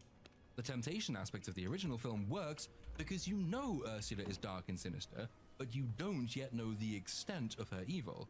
It's a sup with the devil and use a long spoon situation. You comprehend the basic devilness of the person on the other end, but you don't really know what it entails, or what it means precisely, or what it has planned. And the moment you do, it's too late. Ursula is dark, nefarious, Evil in a vague and unsubstantiated way, but the vagueness allows for temptation. Ariel knows she probably shouldn't be doing this, but she's prepared to strike the bargain because she cannot conceive of the cost. That's undermined when you have Ursula's lair carpeted with a genocide's worth of skulls and festooned with the corpses of merpeople. There's nothing about this darkness that can lure Ariel in. Everything about it should make her run a mile. To be fair to the film, Melissa McCarthy is, and I never thought I'd find myself saying this, one of the film's stronger components. Her acting is never much more than mid in her speaking parts, but she's one of only 2 on-screen actors who even reach those heights. It's her voice that carries the performance, both spoken and sung. In terms of a purely vocal performance, this version of Poor Unfortunate Souls really isn't terrible. It doesn't break any new ground, and McCarthy's triumph is in doing a more than passable impression of Pat Carroll. Despite the singing being altogether quite good, however, the 2 principal issues arise when she's warbling. In the first place, the physical performance just isn't there. You can tell she's miming and that the audio has been overlaid in post, which isn't unexpected, but it does require some finessing to make sure mouth movements match sounds, and sounds match the actor's physicality. I sing a fair bit. It's the reason I'm hoarse today. I just had a lesson before recording this script. Usually I sing like a girl, and I'm not even joking. And one of the key lessons you learn, especially for belting and other powerful techniques that live in your chest, is the link between the physical and the audible. You can try it at home. Go to call out to someone far away, but pause just before you do it. Note what you're doing. Mouth open, palate raised, teeth are probably showing, mouth almost smiling compared to your usual embouchure. You are prepared to make this sound. You don't have to be aware of the technical elements to spot their results. Put your TV on mute and watch someone shouting. You know they're shouting, whether or not you hear the sound, because everything about their face conveys the shout. McCarthy, alas, does not. In fact, what mid-tier acting she's capable of during her spoken parts seems to disappear entirely while she's performing the song. Watch her face as she flies around the screen, and you're struck with expressions that are seldom more than vacant and disinvested. It's not just the song that stands out in the '89 film, it's also Ursula's physicality, her expressive range, her non-verbal character. That stuff is sadly missing from McCarthy's performance. The other issue is, of course, the changes to the lyrics. Most of the song remains the same, but an entire section on body language has been excised. Having laid out the terms of the deal to Ariel, legs in exchange for voice, and found her doubtful, the original Ursula ups the trickery, telling Ariel that men on land don't value women for their voice. Never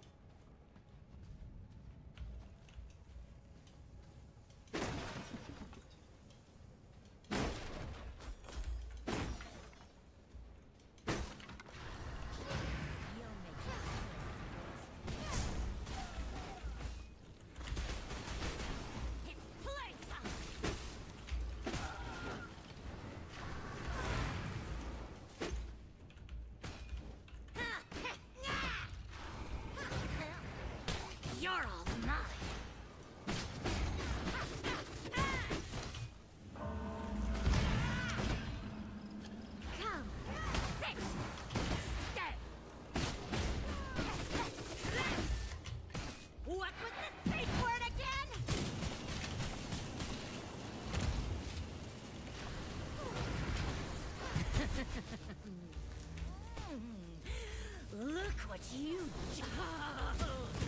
This pain is exquisite! I hope this hurts!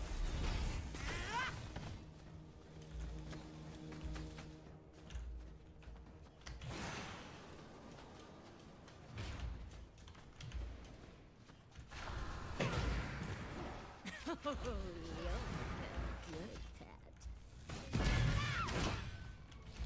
Not bad! That's a new sound.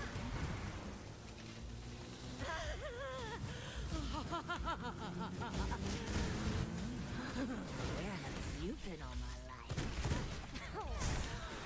I want to see some tears!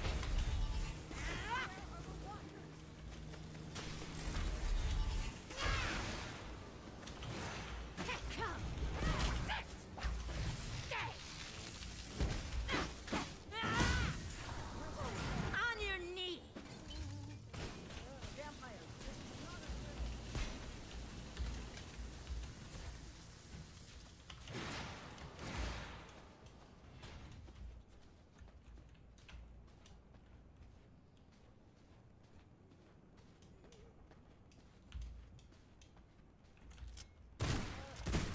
Purifiers!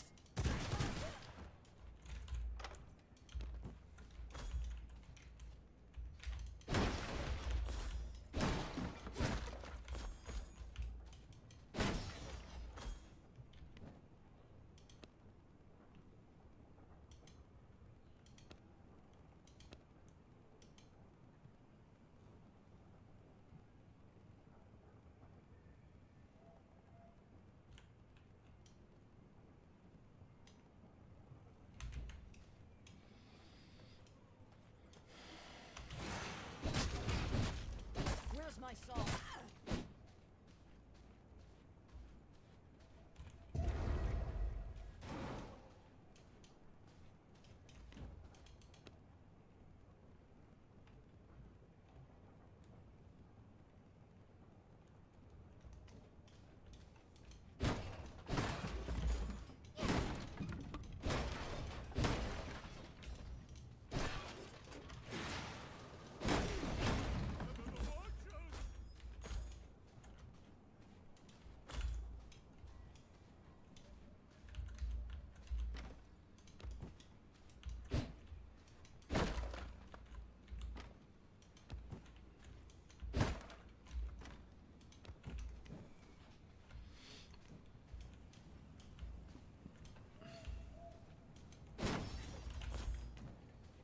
Get help.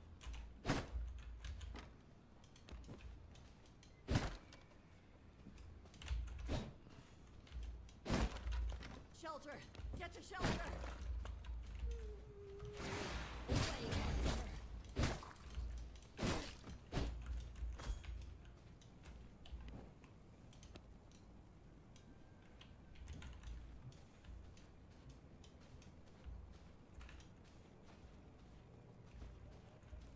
I've got a collar in your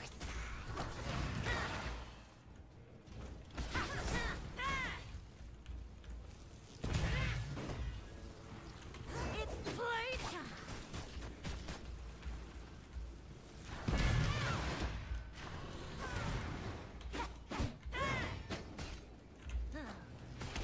You're all mine!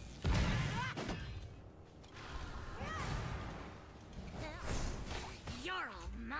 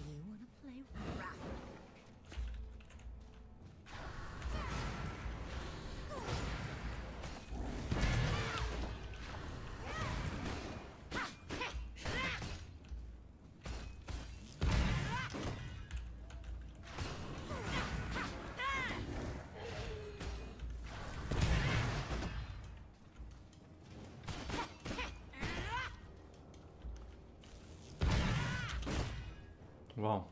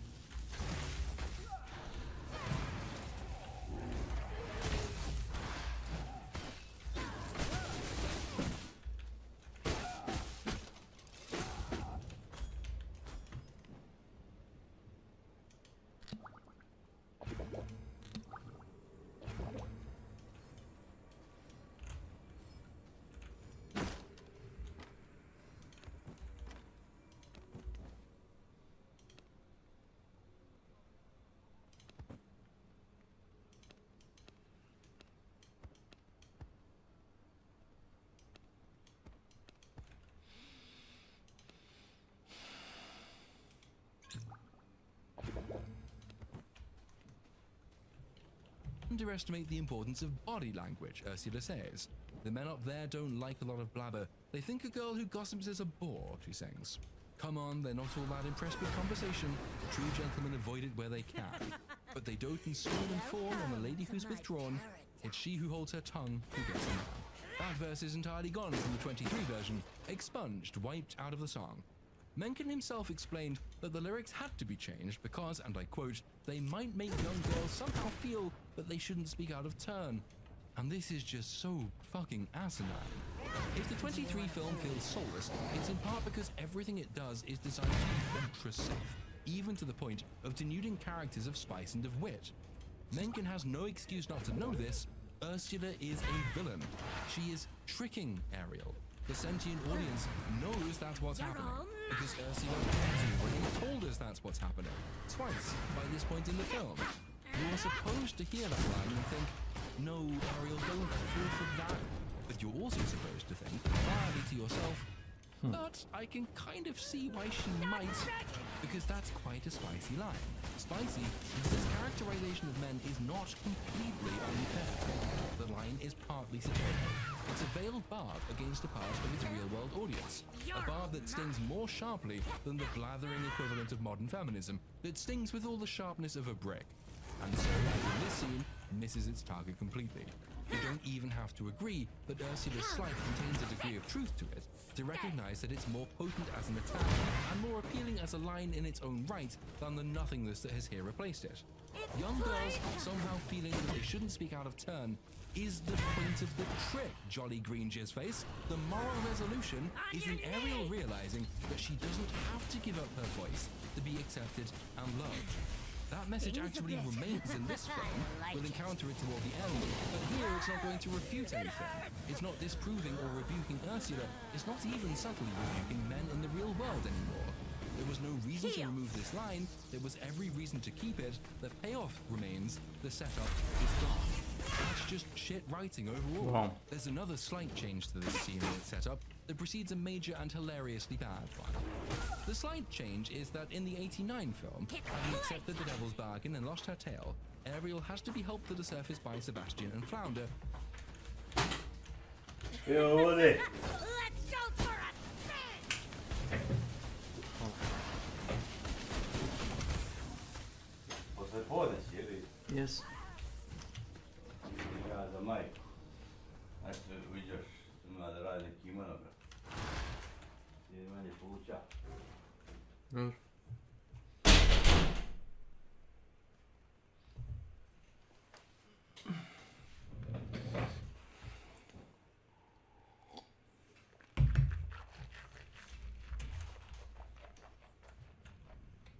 Because she's never had legs before and she doesn't know how to use them, so she can't swim on her own. Her stumbling around on the beach later on just reinforces the point, while in this version, Ariel swims herself back to the surface without issue, kicking merrily away like she's been training on legs for several years. That, though, is a minor peeve. There is a much bigger change that goes on to wreck a substantial portion of what follows. The old familiar bargain is, give me your voice and I will give you legs. You can go to the surface, you have 3 days to make Eric fall in love with you, to be sealed by a kiss before sunset on the 3rd day. In this version, Ursula throws a little spanner in the works. Secretly and unbeknownst to Ariel, she alters the spell. In this telling, all that precedes remains, with the additional complication, Ariel won't remember that she needs and wants a kiss. And every time she's reminded, she will instantly forget it again. You don't even have to think about this to understand that it's an appalling decision. In the first place, the point about the devil's bargain is that it is, well, a bargain. The devil exploits your naivety, as Ursula does Ariel in the original. The lie is one of omission. Here is your task in plain terms. I can give you the task in plain terms because you have not considered the proposal fully. I have anticipated difficulties that you have not foreseen. It's a subtler form of dishonesty than simply lying or secretly changing the terms of the bargain. If Ursula is capable of altering the spell to doom Ariel's task, why even bother with the bargain to begin with? Why not just take her tail and her voice and have done with it? And it also removes important aspects of Ariel's character as well. In the 89 film, the simple loss of her voice forces her to compensate by showing other sides of herself. We see her scheming to get the kiss and being rebuffed. We see her innovating, trying again, only to fail. We see her conveying infatuation, guile, disappointment, frustration, love, and hope, all.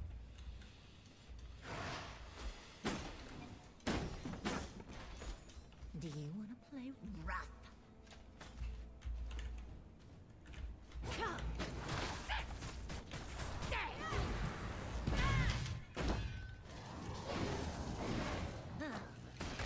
You're all mine! It's playtime!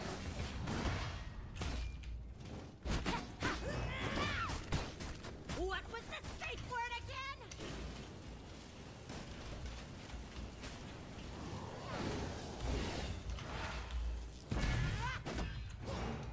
Come, sit, stay.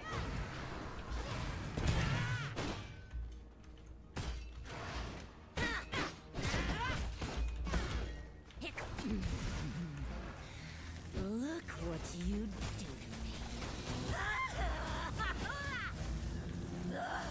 It hurts.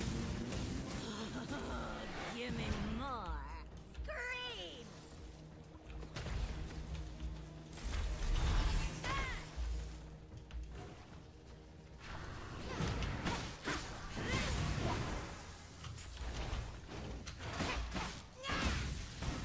On your knees.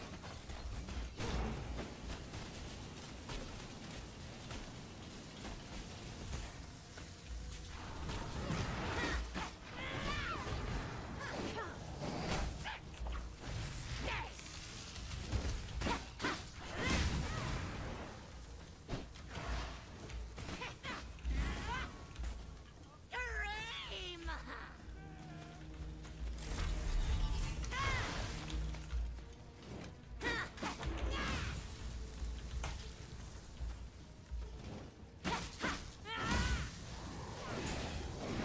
Start begging me.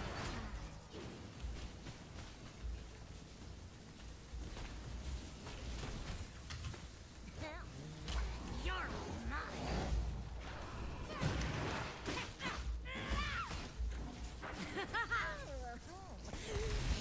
Climax.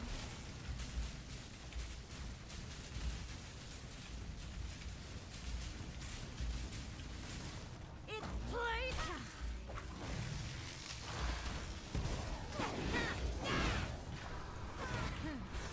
I love it when you struggle.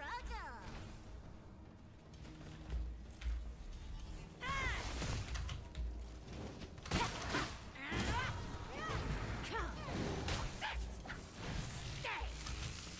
What was the safe word again?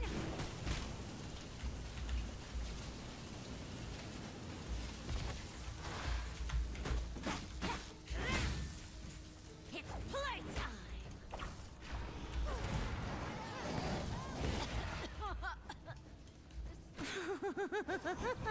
All without saying a word, because she knows what her goal is, and she's a bright young thing, and she will do everything in her considerable power to get the kiss that she so badly wants. By contrast, having her forget that she needs and wants Eric to kiss her means she no longer has any incentive to show any of these aspects of her character and her personality, and so, naturally, she shows none of them.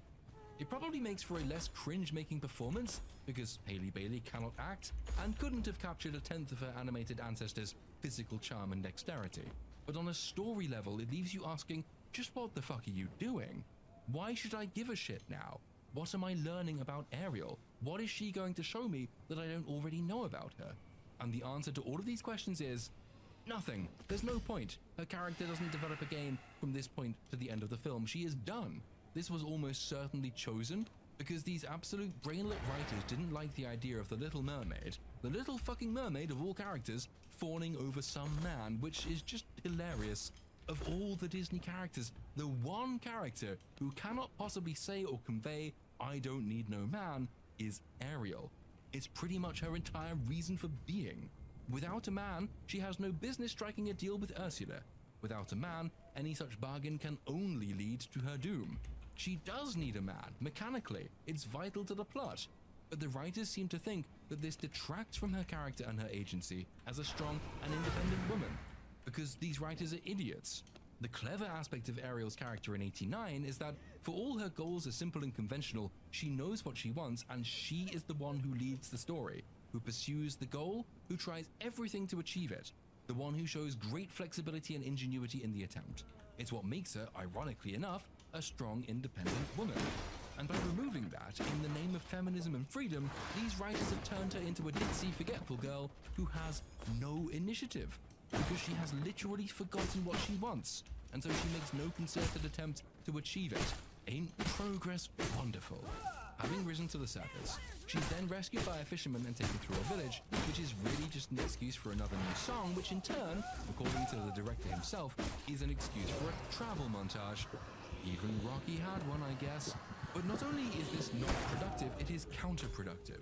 In the first place, it goes some way toward explaining why the film is almost an hour longer than its predecessor, while adding nothing of substance. In the second place, it muddles the sacrifice of Ariel's voice.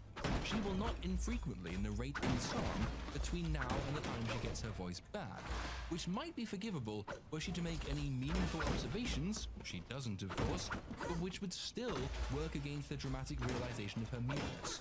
I sat in the cinema, listening to her after she'd lost her voice, thinking, well, what the fuck was the point in taking her voice away from her if she's not going to shut the fuck up?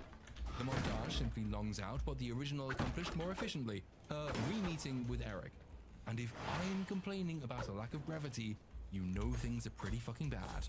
The travel montage through the colourful village also serves to highlight the film's weird relationship with geography.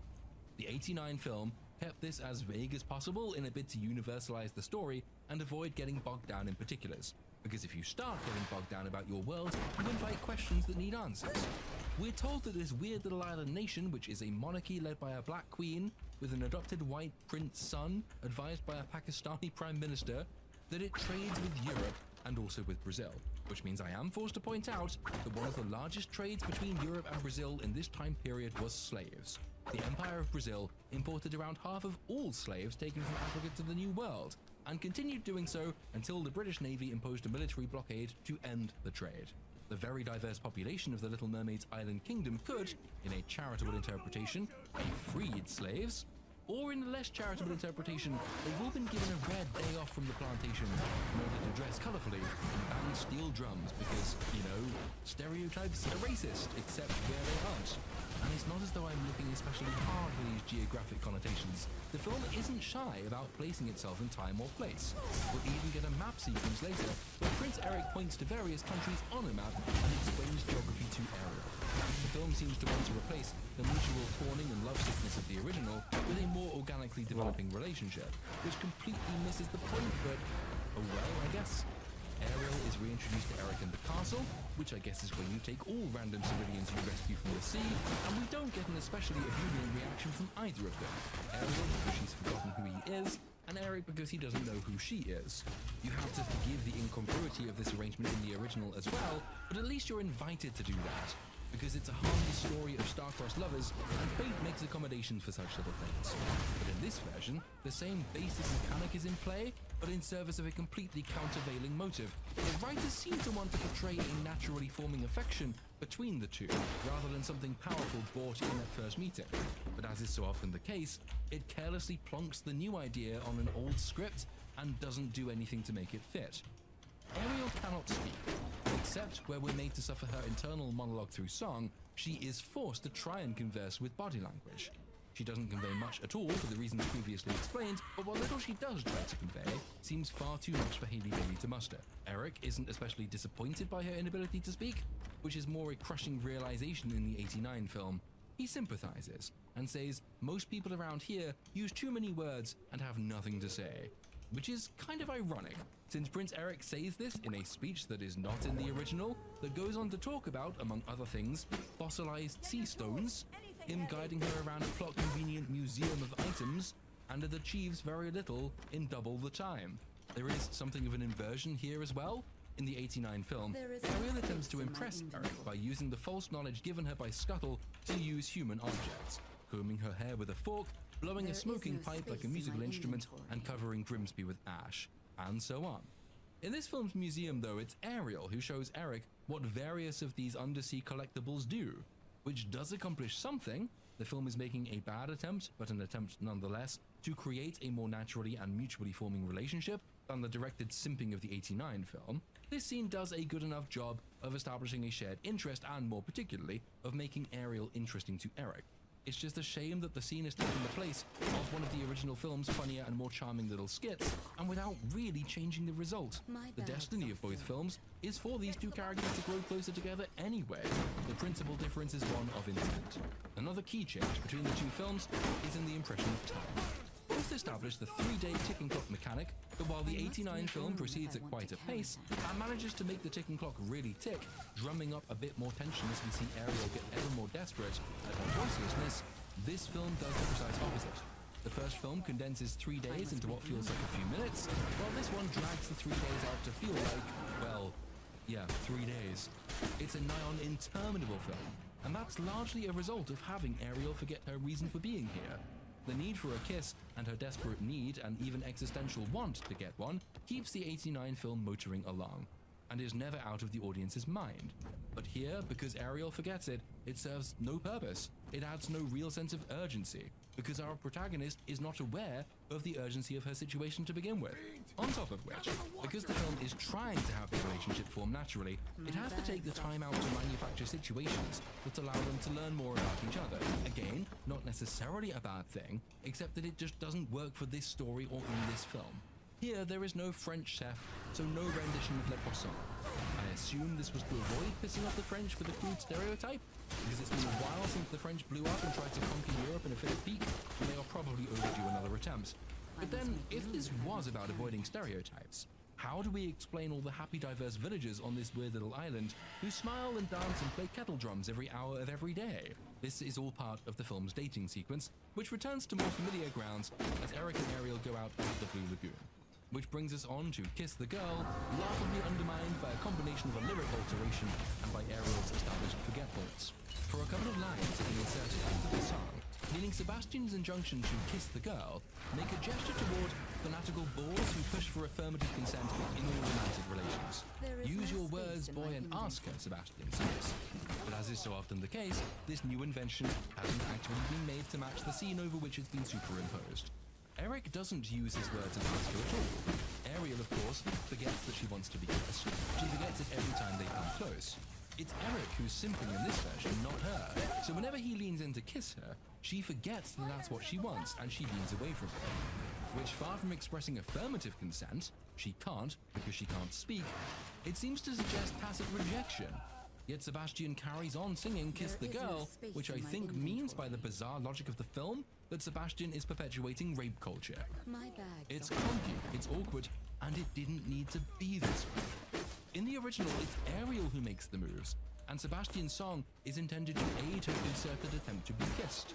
If anything, the person not giving or being asked for affirmative consent is Eric in the original, yet I don't recall anyone ever complaining about that. But having Ariel fully aware of her desires and the instigator in the kissing game would have completely solved the problem the film is here trying to tackle, if you even consider it a problem. I rather think the affirmative consent movement is absolutely fucking ridiculous. You can't and don't sign formal contracts for intimate interactions, and there's a vast gulf between going with it and going way too far. Not every misinterpreted sign or overly forward advance constitutes sexual assault or harassment, and the presumption that assent is an issue that needs to be solved in this way is based on typically skewed data around assaults, but that's all by the by. Via a quick cutaway to King Triton, who begins to blame himself for Ariel's disappearance, she and Eric return to the castle and Eric begins to explain that he wasn't born into privilege and he isn't comfortable with it. But as with every single instance where this little character quirk is addressed or introduced, it's interrupted, and so it goes nowhere. It goes nowhere at all throughout the film, and seems a decidedly lazy attempt to stick a sheaf of character on the original's minimalistic depiction, but no actual content or depth. Again, I'm by no means opposed to giving Eric more of a character. I think it would be a good thing. But you do actually have to do something with it. You have to complete the job. More lines do not necessarily mean more character. The vague idea that his life mirrors Ariel's is definitely present, and I'm sure that's what the writers were going for, but the result is no different from the 89 film, and that achieved all of this more efficiently. So you have to ask, why are you even bothering with this? They part then, as in the 89 film, Eric resigns himself to never meeting his fantasy rescuer, which means less in this film because he's not been defined by falling after her, and he makes to return to Ariel only for Ursula to appear in disguise and trick him, which is all much of a sameness. Once more, as with the original, it's Scuttle who learns of this, and that Eric is to marry Ursula, and it's his job to convey the tragic news to Ariel. But the manner of his delivery is, well, it's rather different. He raps. My money don't jiggle jiggle, it falls unless you wiggle wiggle, for sure. You never heard that scuttlebug? No, the gossip, the buzz. Remember the swamp? Remember my song in the swamp when I was like, wham, chicka, wham. Because Lin-Manuel Miranda is involved, so of course he does. And just fucking no. I mean, don't get me wrong, the rhythm is impressive, the word use is slick, sometimes it's quick-witted, but I mean, no, just no. It's genre breaking. It doesn't belong in the film, in this setting, in this time period. It does not belong in the mouth of the character who delivers it. I mean, I'm cringing just thinking about it. I mean, I've played you a bit of it already, but here, I will read you a few of the lines without inflection. Hey, wake up, wake up, wake up. What? Hey, have you not heard the scuttlebutt? Your butt? No, the gossip, the buzz. The who said what, who does that, yeah, the scuttlebutt. Well, I was flying over land and sea, an ear to the ground, then I came flying here for you to see and hear what I found. Remember the swamp? Remember my song in the swamp when I was like, womp chicka womp womp chicka womp womp? I remember. Well, ever since, the what's his name, the guy with the hair and the shirt, the prince? Yeah, the prince has been dropping hints. He wants to, you know, when humans dress all nice like they're penguins. Grow rice for the pigeons. They're trying to blow up the pigeons. But those are just urban legends. I know a lot of really fat pigeons. Scuttle, will you just listen? Sebastian, I got the scuttlebutt. Hurry up. You'll be like, what? When I drop the scuttlebutt? Okay, now huddle up, buttercup. From the woman who washed all the clothes, to the hunter who arrows the bows, the chatter all over the palace is that your Prince Eric is gonna propose. What? To somebody nobody knows. They're saying he suddenly chose. Ooh, you sound like an owl. I bet it's the kid with a new set of toes. No.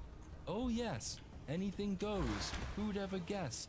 Our little Ariel's marriage material. Time for the rice and the dress and the what do you call it? The thing with the lips when they press. I don't have lips. I have a beak. So I guess I could give you a peck on the cheek. I think that's probably about enough. You get the picture. Now just imagine that, but delivered in an incredibly cringy rap manner, and you've got the picture, as he says.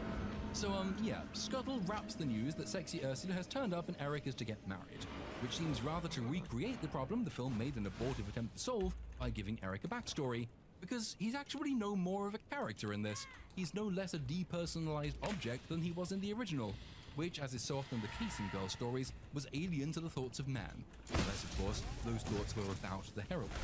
This film isn't so dissimilar to the original in this respect, a classic teenage girl's myopia. I want the boy and dad won't let me. Screw dad. I want the boy loves me.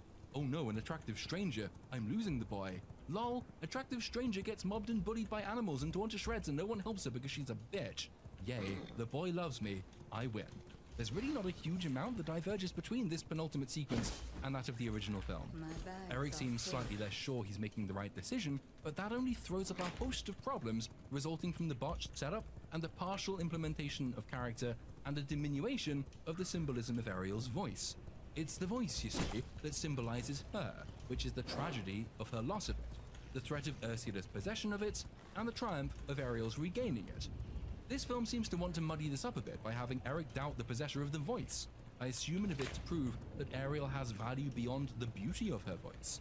But that's thoroughly balked, not least because, at the very close of the film, the voice will come to symbolize Ariel's full personhood again, as Triton sends her off with the words to the effect of, "You shouldn't have had to lose your voice to be heard."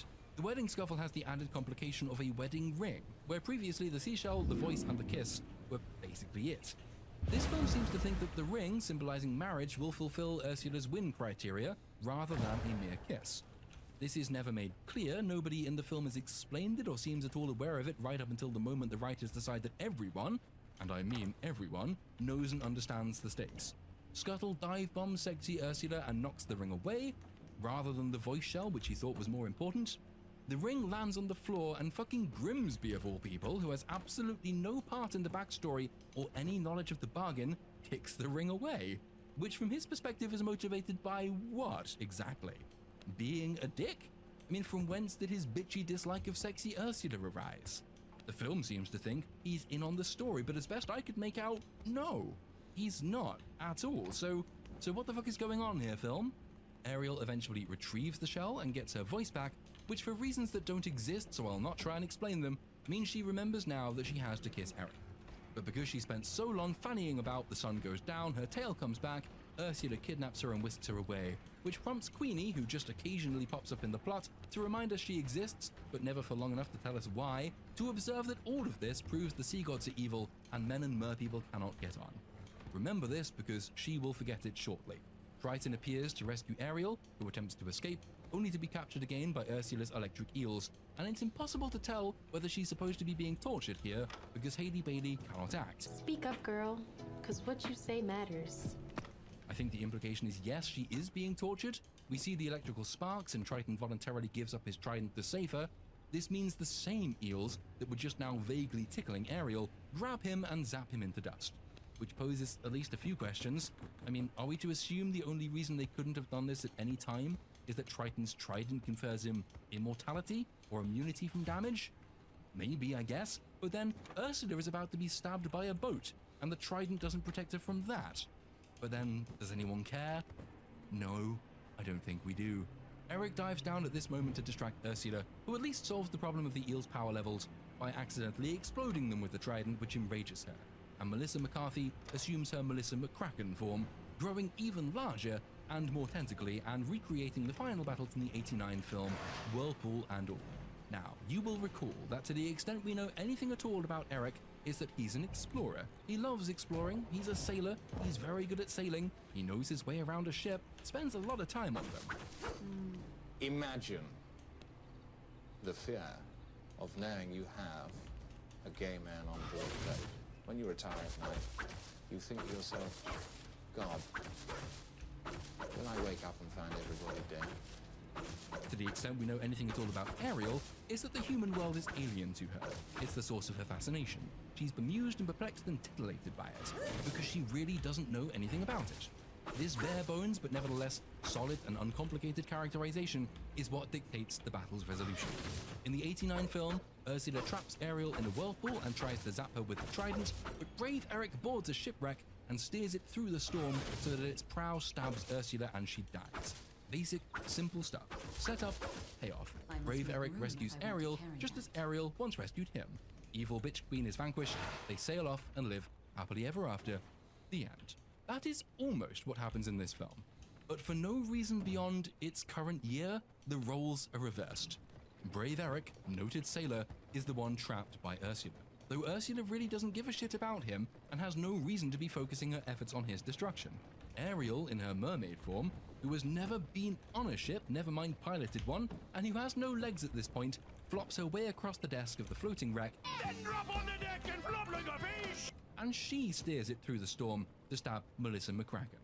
You fucking go, girl. And no, it's still not over. Ursula's death and her loss of the trident sees King Triton return to life. Ariel informs him that Eric helped in the fight against Ursula, which I suppose is just about true. Triton tells her to come home. Eric, meanwhile, swims quite possibly several miles back to shore where, like poetry, Queenie tells him that merpeople and humans were never meant to be together. Under the sea, Sebastian persuades Triton to let Ariel go, and in a shot-for-shot redoing of the original, he uses his trident to disappear her tail and give her her legs back. He doesn't seek affirmative consent to do this, mind, but oh well. She returns to Eric, there's another song, they kiss, they get married, and Queenie, who just finished telling us that their worlds were never meant to be together, bids the now married couple a fond farewell, marking a new and entirely unearned chapter in interspecies relations. Perhaps the strongest scene in the film is reserved for the very end, as Triton stops their boat as they make for the ship that'll carry them off and bids Ariel goodbye. He admits he was wrong, but he's heartbroken to see her go, but he'll welcome her on her return. He gives that line about not having to lose your voice to be heard, even though the film itself is kind of hazy on this point, and he speeds them on their way. The humans and the merpeople, who were never meant to be together and who've hated and distrusted each other for all of history until precisely this moment, gather to wave the ship off, and that's the end. Finally, at long last, we made it. I genuinely don't know the last time I saw a remake that made so many glaring changes, with the net effect being at best no change whatsoever. There are ostensibly significant alterations to world building and character in this film compared to the '89 original, but I can't think of a single way in which they actually impact the plot, largely because the changes have been superimposed on rather than embedded in the story itself. Ariel's mother being killed by humans doesn't register at all on Ariel's character and her infatuation with humans. King Triton is salty about it, but he was salty about it in the original, without this additional motive, resulting in no change. Prince Eric is adopted by a queen whose husband died at sea.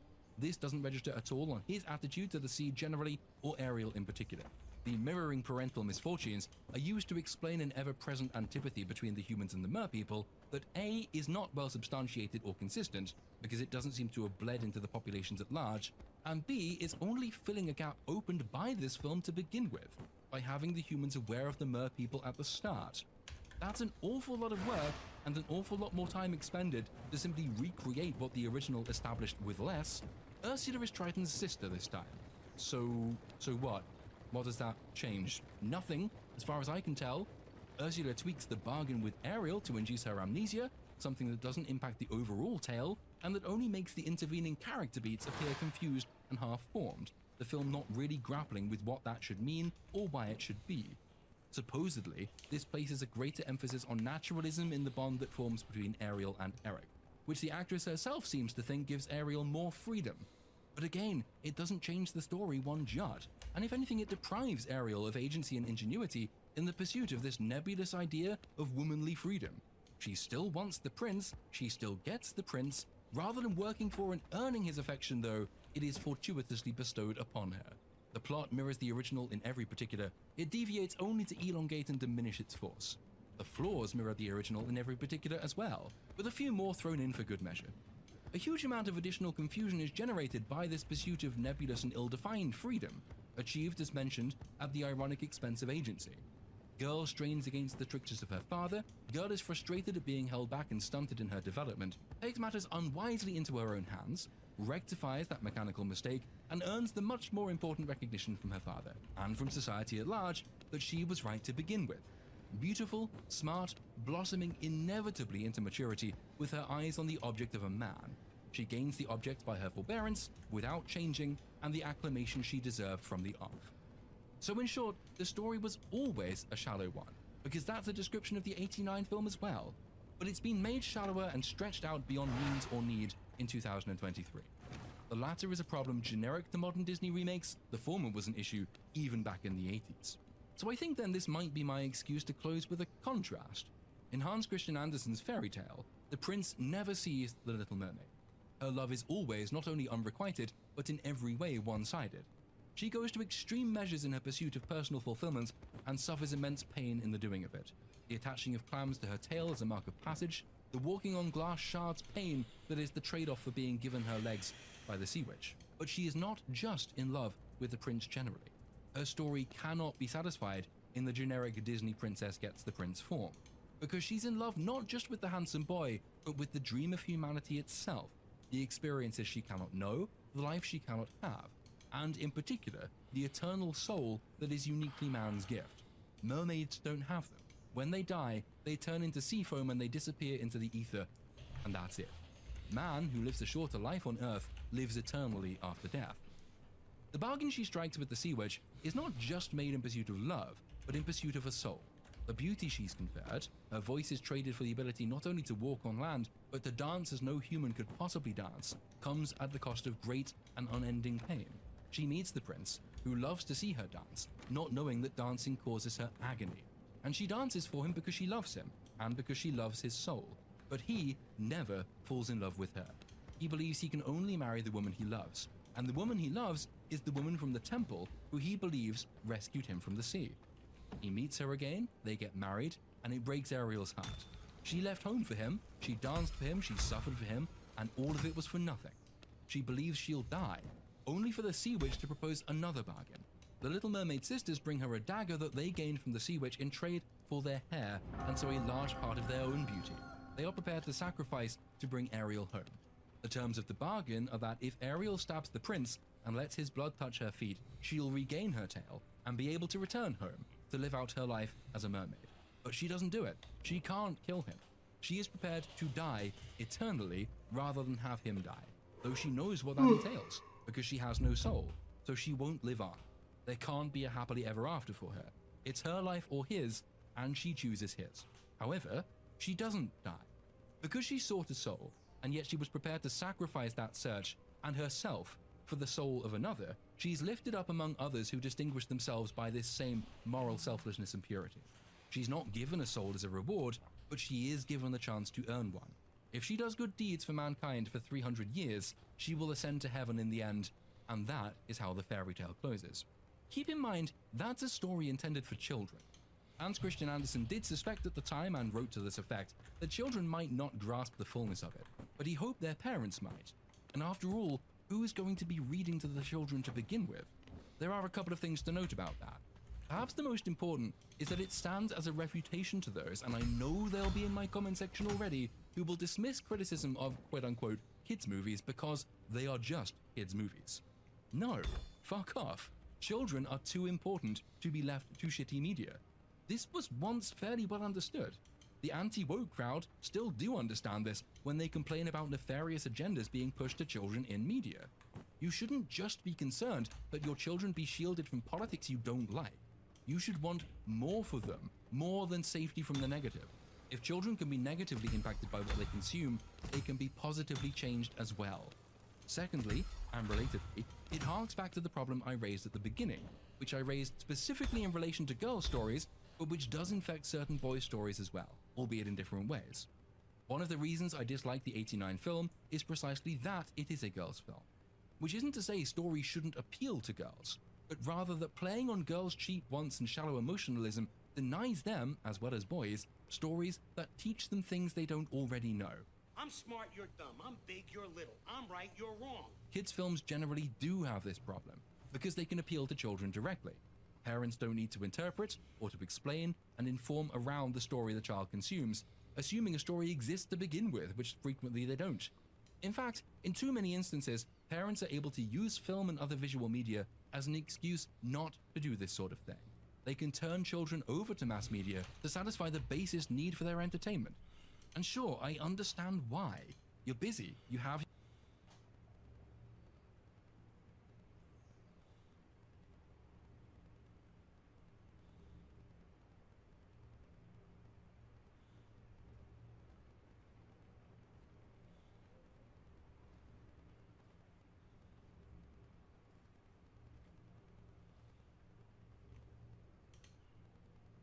It has been a long 6 months since Warhammer 40,000 Darktide was released, but here we are. With all that time having come and gone, has the dust settled? Is the game in a better state? Has the 90% fall off in average users from November to now been justified? Are we finally at the promised land of the live service game with quarterly content drops and a robust system of reliable releases? Not really. Now, I don't want you to think this entire video is going to be me negatively ranting about the game and proclaiming it as the worst thing to happen to 40k. Nay, that is Matt Ward. In fact, the game is probably one of the absolute best representations of the 40k universe. The atmosphere, the music, everything is absolutely dripping with all the grungy artwork we all grew up with. From the descriptions of the weird physics of underhives to the wild environs therein. Further, the game is actually in the best state it has ever been, with all the features that were promised at or slightly after launch now being fully implemented into the game. Stability, performance, all these things are absolutely banging right now. I just want to make these statements up front because maybe you haven't picked up the game yet and were wondering if it's finally time. Honestly, the answer is yes. My frustration comes from putting in well over 400 hours into the game, and at $40, that's a great goddamn time. That's the crux of it though, right? I'm making this video not because I hate the game and I'm angry, but because I love the game, atmosphere, and see the gross potential that lays before us. One final note here, make sure your criticism of the game lands on that of the game itself, and not the people that are in the trenches making it. Community managers, actual game developers, these people share your passion for the game, or at the very least, they don't make the business decisions on what happens as far as content releases and what have you. So just make sure you're not attacking these folks on Discord, Reddits, and whatever it may be, because they are probably our biggest advocates for change within any company you're dealing with. Absolutely make your voice heard and explain what you want out of the game. The only way we'll get to where we want in any game title is making sure we, as the consumers, are clearly stating what about the game is preventing us from having fun and some proposed solutions, because we all want a better Darktide. Before we get started, don't forget to follow me on Twitch, where I stream Darktide and a plethora of other games, including Bolt Gun coming out just around the corner. Let's get started here on whether or not Darktide will ever recover. So establishing the problem is our first step here. And it's easy to say that the problem is the game's not the way I want it, whatever that is. But really we have to kind of look at what the issue is. And the biggest issue is that there is a certain dirge of content after you get over a certain point in the game. And once you get a certain level of items, you know, you have plenty of the ones that you want. I mean, I'm playing around with a green one to try out this thunder thing. But once you get to a certain point, stuff becomes trivial, in the sense that when you take a look at the mission terminal and you look at all the maps available to you, you have the hardest difficulty, and barring modifiers, you really have no way to truly challenge yourself. And you can go ahead and play another character. That's definitely the best way to get more replayability out of the game. But once you've gone ahead and done that, you're now out. You've played all the maps, you've mastered the hardest difficulty, which admittedly is getting easier and easier with every single patch, because they're buffing up certain things or nerfing certain aspects of those difficulties, whatever it is. So these difficulties, which used to be, if you were doing the tier 5 difficulty, you were usually doing this because you were like a top tier player, quote unquote, right? And the bell curve of people usually landed in that tier 2, 3, maybe sometimes 4. But that bell curve is now pushed and shifted, where a lot of people now, more often than not, play 4, if not 5. So you have that as the biggest issue with the game, wherein the top difficulty isn't very hard, you run out of content, you run out of maps. Those are the big 3 things that you're going to hit. So how do you address those things? How do you face them? Let's start taking them apart one at a time. So the biggest thing that they can do to the game, obviously, is add in other subclasses, right? We have the Zealot Preacher, so we want other Zealots or other Preachers, whichever one's the main and whichever one's the subclass, however they want to do it, right? We've seen it plenty of times when we take a look at Vermintide 2, every single character launched with 3 other classes that you unlock throughout the leveling of that character. So that is a huge step, and the reason that this is a big thing is because it allows us to play the existing gameplay loop in a different fashion, much in the same way it does as playing a new character. Now, that is obviously a no-brainer. Obviously, adding another class does a lot to the game. It allows me to play the Zealot in a whole different route. There's some data mining that has been done for 4 existing classes within the code that people are thinking are the next classes to come to the game. 1 for each one of our main archetypes. I don't know how I want to say this. I guess archetype would be the Zealot, Preacher would be the subclass of the class of the Zealot. And we've seen that these exist, right? Like our veteran Sharpshooter, we've seen a veteran Sergeant. The big guy, the Ogren, we've seen a Gunlugger for him. So we've seen a bunch of different ways to approach these classes and these races, or I'm sorry, these archetypes. And I think that's extremely important because we need that at this point. We were promised a new subclass every quarter, and that is a huge step forward for us because we really need it as a point to, like I said, give us a way to play the game in a different way, and that is absolutely huge. Another big crucial portion of this is the items. Now, I think adding items to the game doesn't necessarily do a whole ton. Like, let's take a look now, and if you've not played in ages, now you can just simply buy a gray blueprint of an item and you just go ahead and get the version of the item. And I'll talk about that in just a little second here. But I think adding more axes or more chain axes or more assault chain swords, whatever it is, while cool and fun, it doesn't really do much. Like, we've gotten the new Thunderhammer, which is a different version of our Crucius Thunderhammer. It allows us to do sweeping, cleaving attacks, has a different charge attack, all sorts of different things. That's fun and all, but we were promised the ability to use both melee and ranged at the same time. So using a pistol with a chainsword. That is a true spice or different approach to the game, because you're breaking the hybrid range, hybrid main melee kind of projection they've created for the game. You're like, okay, you're using a melee weapon here and a ranged weapon here. No, give me one that links both together, and I'm using them simultaneously to create a different play style, to create a different way to approach the game. And I think that that's pretty crucial. On this note of items too, and changing how they work, I think there's too much RNG to just this portion. I understand the issues we're going to have in just a little bit when I talk about the modifying them, but I think that when you go ahead to press acquire, they should come out at a set item range. Now this is something that we've wanted since this Brunt's Armory was actually added into the game, and it's nothing I've seen in the patch notes that they've updated. It might have been, and you guys can go ahead and correct me in the comment section below, like, hey, actually they added that a patch ago. But if I'm the max level, I don't need a 180 or a 200 item level infantry autogun, because that then dictates the chance or the rarity of the blue blessings that I add to the weapon. So give me like not the highest, but maybe give me an interval. Like, hey, everything after level, the max level of 20 or 25, 20, 25, 20, 30, 30. God, I'm all over the place. After the max level of 30, any weapon you pull from Brunt's Armory is 350 plus minimum. At least that I can work with. That I can do some tinkering with. Because it doesn't need to be the max 380, it can just kind of be around there, let me play around with it. But I think that's a big step in reducing a lot of the monotony and what is essentially a gold sink in the game.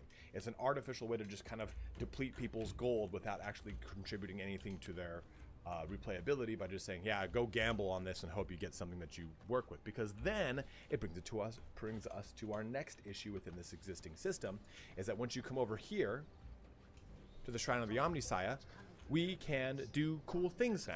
So if you played the game at launch, you probably didn't know that you can now do this, but you can now re-bless or rip off the blessing of an item and add it to whatever item you want. That's sick. I love it. But there's still an RNG factor here, and it's not necessarily too exciting. Because if I want to refine an item, I want to swap off a perk. And that rolls a random perk.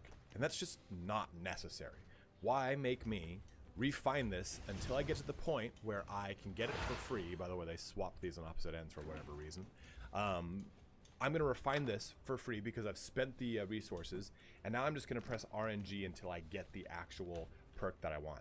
If you're going to add that system, let me pay the fee up front and just let me choose from a list. Sure, if you're going to do the locking thing, keep the locking thing in, that's fine. I mean, I'm not a huge fan of it, but if you're at least going to do that portion and make it so that I can basically break it to the point where it is free, just let me choose from a list. What's the point of me pressing refine a bunch of times or using a mod that does it for me?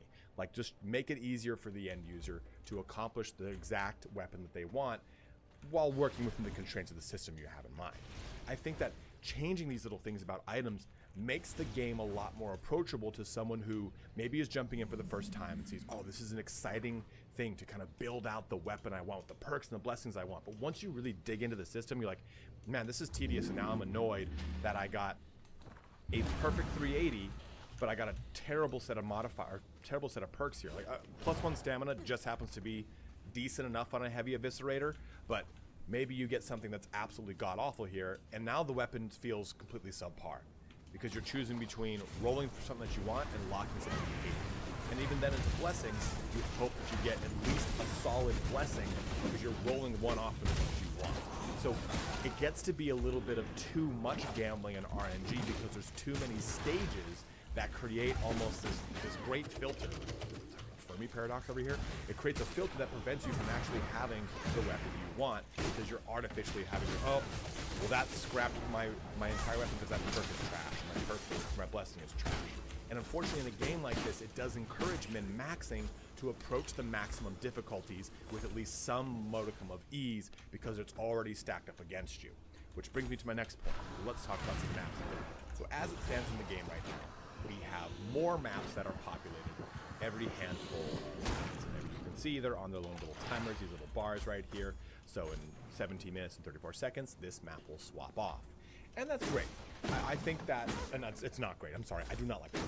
I meant to say the map selection we have is great, it's fine, but we need more. Now, there's a double-edged sword of that. It's going to be my last point. Adding more maps is great because it allows us to get a lot of more variety to the game. But the problem with the map system as it currently stands is, let's say that this was the new map added to the game. This is only here on this map rotation right now. This is the only instance of it.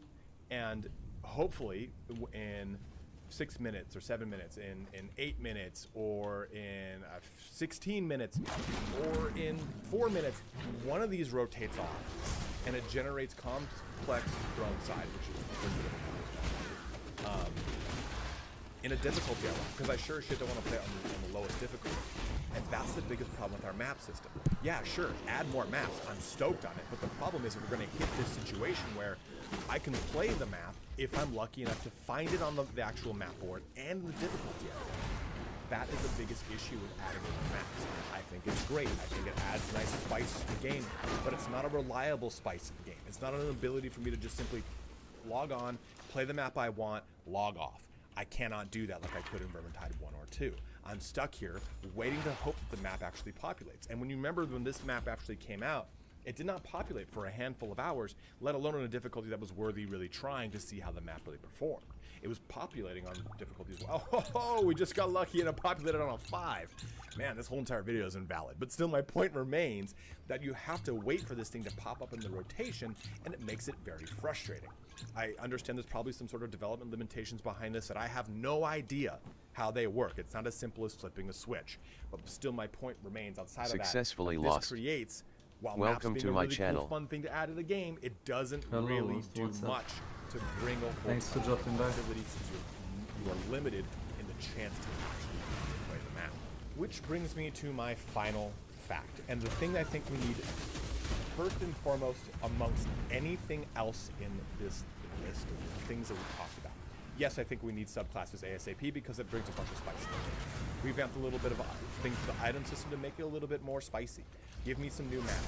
Give me some melee and range weapons. We need that. We want that. We've been seeing that from past, what's it called, press releases. But this is the biggest thing. Because right now, with the way that the game works, and the amount of patches that we've gotten, the amount of buffs that we've gotten, the amount of nerfs that exist, level 5 difficulty is no longer the hardest difficulty. I mean, it's just, most people play it. It's not that difficult.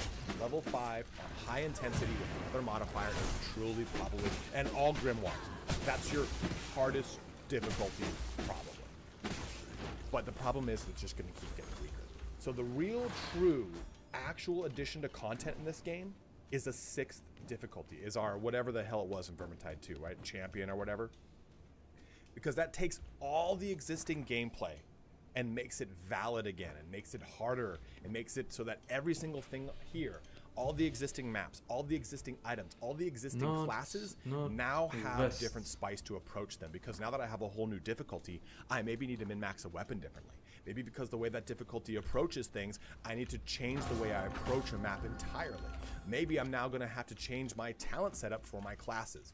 I think every single thing in the game, yeah, sure, it could always be improved with patches. Adding subclasses is something that we all want. But I think truly what we need is a new difficulty, because it's the only way. If we add a new class, you're going to just fall into the same exact gameplay loop after you learn the class through and through the first, like 10, 15 levels, so you really have a good mind for it. Most classes come online around 15 to 20, right? So I think truly, above everything, is that addition of a new difficulty. Give us that 6th edition, give us that true, actual way to approach the game in a harder fashion, and we'll really finally be off to a point where we can push a lot of new boundaries. Because I think everything else at this point is just going to be a lot of the same stuff. So that's really my short and narrow of what Darktide needs to actually continue to be a really good game. And like I've said, continue to be a good game. It's not terrible. It's not shit like it was when it launched, where you had a whole bunch of performance issues, you had a bunch of crashing, all those things. But even through that, it was still a goddamn great game because it nailed that 40K aesthetic. You had so much fun ripping through stuff. It was still really fun in the beginning, despite the fact it was just marred with a really rough launch. And I think a lot of this kind of falls on Fat Shark's approach to how they've dealt with the launch. You had an insane amount of momentum, right? 46-some thousand on launch, down to an average of just shy of 4,000. That is a massive drop off in player base, and it comes down to the first 2 months of the year having been a very slow comeback for them. This is, of course, a company that's based in Europe who has a whole entirely different holiday schedule and day off schedule than they do in the US. And I guess, you know, that's how I look at things from someone who has worked in the corporate world of America, who's soul crushing corporate world of America. But still, you'd think for a game that was launching as a live service game, coming into its first real handful of months or quarter of launch, you would have some things lined up prior to going on that holiday. And I think that now that they've come out of that holiday, they've come out really guns blazing, adding things to the game, giving us new weapons, but I still think we are just at that point. It's a final tipping point. And I think the biggest point that I want to make too with all this, I feel like the video is going to be totally invalid next week because Warhammer 40,000, Games Workshop Skulls is going to happen next week, right? And that means we're going to get content for all existing games or some sales on all existing games that are their digital IPs, and also announcements of new ones or maybe release schedules. I'm sure we'll find out the release of Space Marine 2 next Thursday, next Friday, whenever Skulls is. So while all this is really things that we want, I'm sure that we'll probably, hopefully get an announcement next week from Fat Shark where they say, hey, you've been waiting for it, Warhammer Skulls, the next class is an Eldar. Let's see what my that remains, right? And even then, I didn't even mention adding a whole new archetype like the, not a halfling, the rattling sniper. A lot of people have speculated. I would personally love to see, of course, that's probably not going to happen. Or a new enemy type. There are plenty of things that I did not mention in this video that I think could go a long way to making Darktide even better or pushing it beyond that kind of early slow start period. So if there's things that you really want to see in the game, maybe it's that entirely different hide that they talk about in all the conversations. Maybe it is the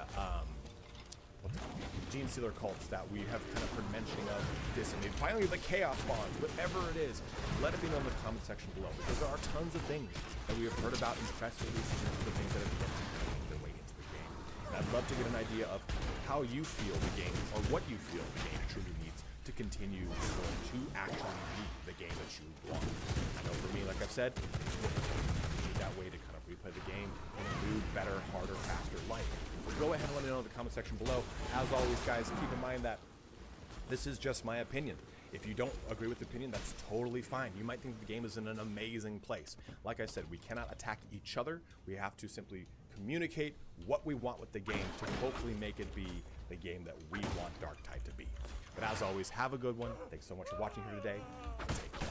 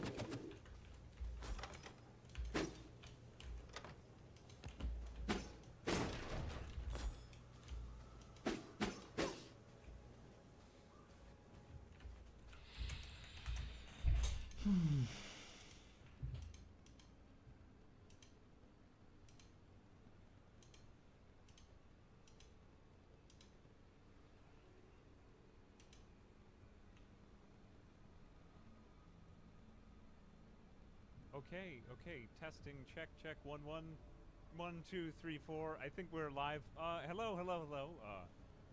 For a not awkward intro, my streaming software keeps deep.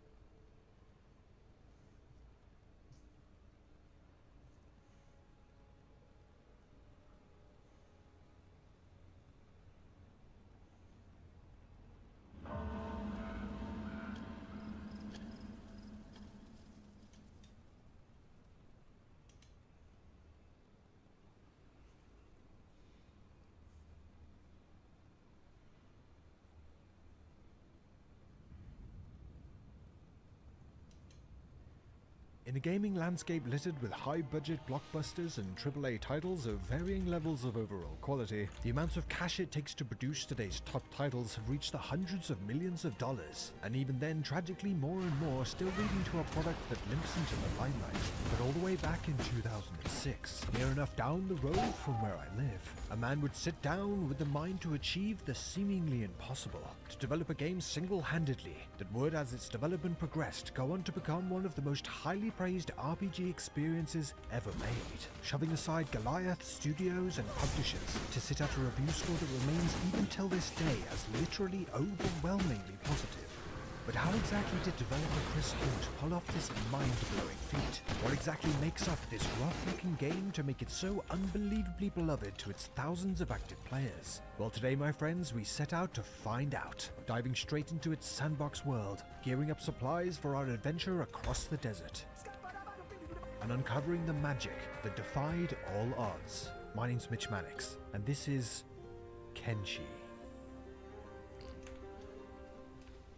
When first booting up the game and setting up, Kenshi offers players a number of options of how they want their sandbox adventures to begin, with each being geared for difficulty or a particular playstyle, with examples such as heading out with some startup capital to become a trader, finding a dog that you haven't figured out whether it is a companion or dinner, or being exiled from your tribe and being left alone to fend for yourself. But today's tale has a far darker beginning, as out of the gate we will be enslaved. A hard difficulty start with a rather ominous hint, and with that we are sent to the character creation, which for a solo title has quite a lot of options to customize your hero, with race choices impacting initial stats and experience gains, and as we'll see a little later in the video, much more than that. But we need a hero for this adventure, so must of course call upon Arthur. Now, I know what regulars of the channel may be thinking, but I finally decided to go with a completely serious character choice this time, as this is serious business. So this is dear Arthur, and his sidekick Skippy, a duo that are the best of friends, but have clearly fallen on hard times, as our adventure begins. Right away we find out that that hint was not kidding around, with both Arthur and Skibbity having to dart straight to a nearby cage to subdue the guards, with poor Skib not quite making it, and getting beaten to the ground before being placed in his bindings, Skibbity vowing to get his revenge on a particular jeering guard that may or may not have called him a nightmare fuel hatstand. As we are taunted by our captors, the Holy Legion spouting their religious rhetoric and shaving Alan's head, we get a look at our surroundings, and I'll level with you. Early on for me with Kenshi, I was skeptical on whether this game was truly something special, or just triggering a lot of older RPG nostalgia for players. With its click-to-move system, absence of NPC voice dialogue, and rough around the edges visuals. But if there's something great truly held within, I thought, we'll find it. Starting first by finding a way out of this terrible fate in the prisons of Rebirth. With Skibbity finally coming to, we set about fiddling around with the cage's locks to improve our knowledge of lockpicking. Hours and hours dragged by, and although such knowledge was good, it was also vital, as both Arthur and Skibbity were starving to death. A situation that they would have no choice but to address. Welcome to my channel. With the pair embarking Hello, on Hun, how are the you? dangerous task of sneaking around the mines for some morsels of food. Wait a minute. Finding only a single piece for Skibbity, they shuffled back empty-handed and returned to their cages one. Good. I thought I set up screen description wrong.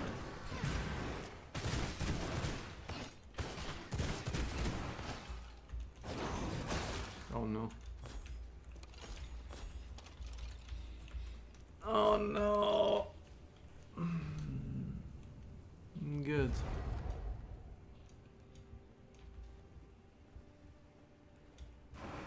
It's all right. This is gonna be tough.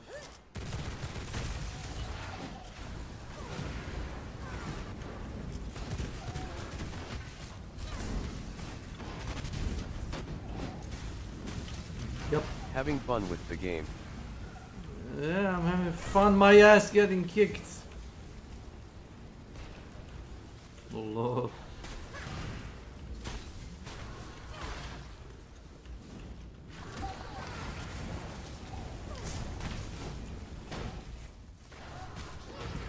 It's kind of fun getting your ass flamed by a huge The guy. fire in this game needs nerfed like no tomorrow.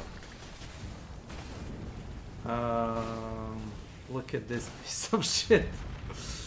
The the amount of damage it takes, it's ungodly. I mean, you can drink a potion to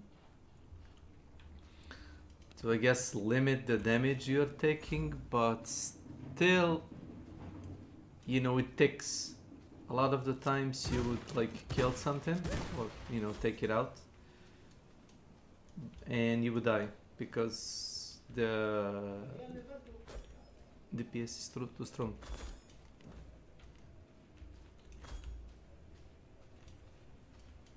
So where west? Oh, that guy's west. Let's see. Okay. I have KHP and I had damage lowered and that crap still ticks for a second and that's insanely too high, mind you. I did increase the HP on everything, LOL, felt too squishy.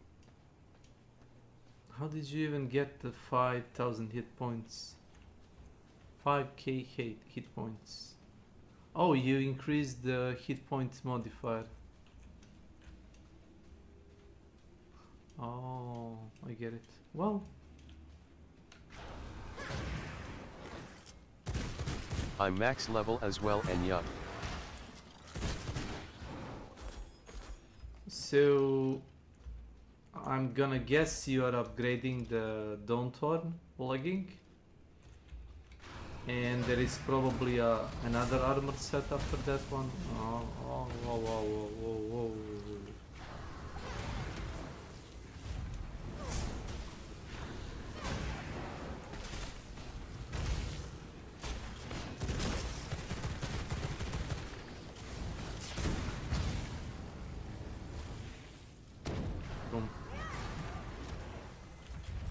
This is a bit too much.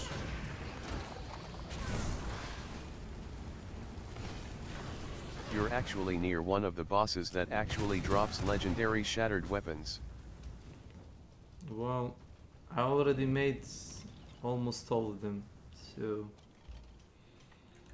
is there one particular you would suggest?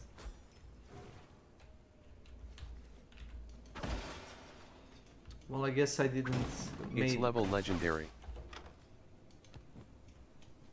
It's level 27 legendary. Oh. Is it the old woman with the... what's it called? Yeah, the shard bosses drop legendaries. The shard. Is there a granny? Boom. Is it this one? The last bosses. Oh.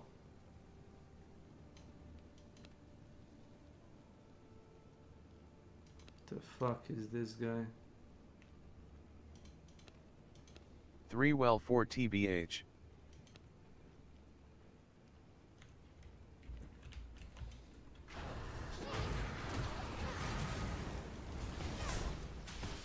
Well, I have to admit to you that I didn't, in the update before this, without the Gloomroot update, I think The Holy Paladin is glitching. You probably already know his location. Dang, map is easily to tell where he was. He's here. Like somewhere in the catacombs of a church or something like that. He was there in the, No. No, he isn't. Maybe this area because it's off the limit. Slightly east of that. East. Slightly east. Oh, this. The huge sword handle icon. It kind of gives it away, you know. Yup. So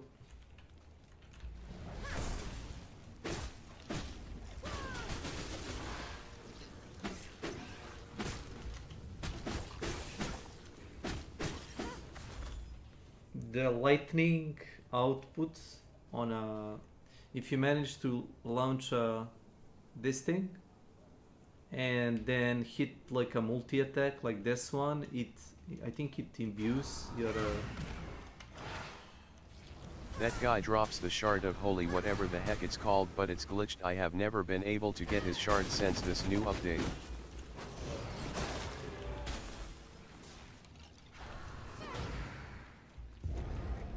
Oh.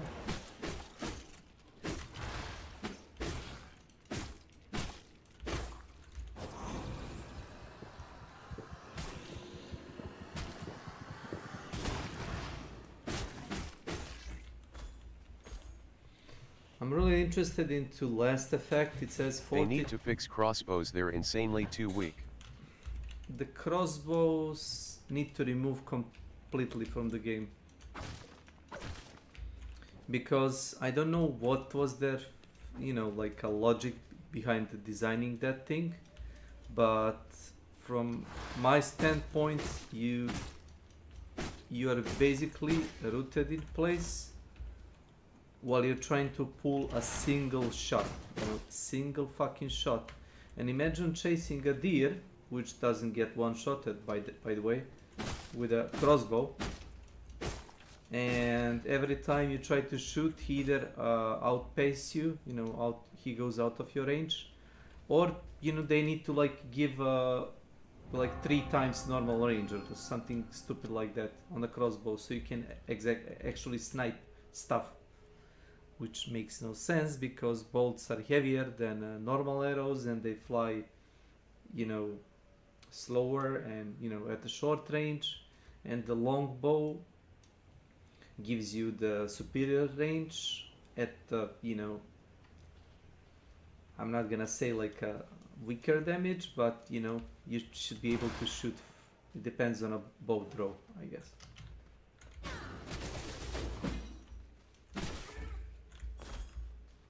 There is no space in my inventory. There is no space for the I in FBI.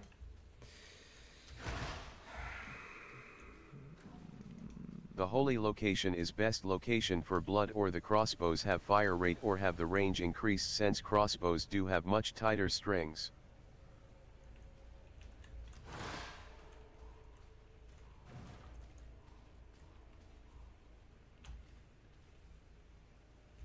Yeah, but I have yet to see what's it called, the bow. I have seen crossbow, but I haven't seen a bow. It seems like a fairy tale to me.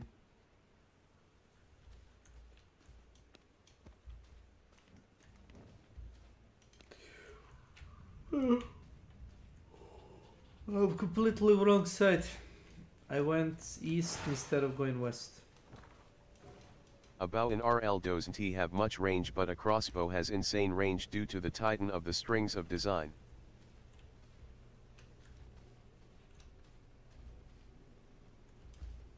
I mean, we can argue that, let's say, you know, the longbow that the British archers used was able to. Oh boy, I'm gonna burn. I know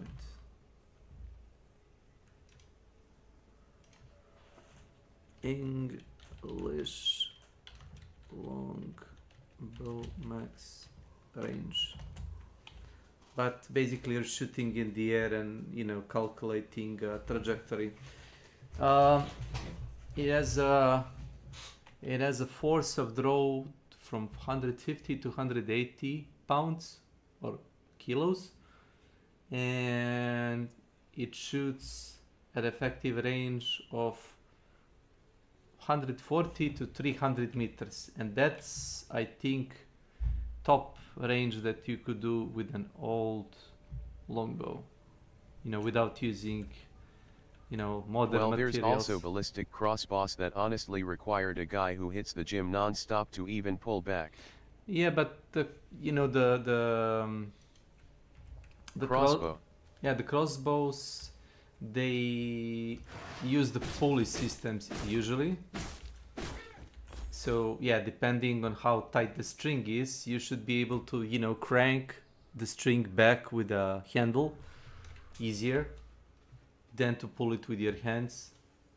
But I guess cranking the crossbow with a handle, you know, takes time, but you know, preparing a next shot, you know, depending on the style and the draw of the normal bow, it takes less time. That's what I'm saying. So I would rather shoot, at least in the games, like 3 or 4 normal arrows instead of like shooting 2 crossbow bolts. You know, it would be nice of the developers of this game to give players like a choice. Like, do I want to be mobile and shoot weaker arrows? Weaker, you know, quote unquote. Or do I want like... Yeah, even that the handheld ballstick crossbows was insanely hard to turn the lever. Yeah, imagine a line of crossboltsmen, I guess, or archers armed with a crossbow. Oh lord, what is this? In fact, it took guys to turn it.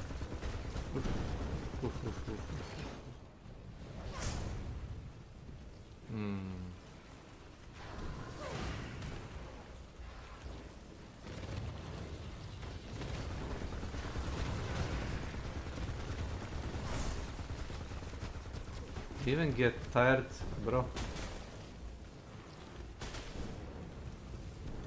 No, fuck that shit. I don't want to be dealing with that right now. No.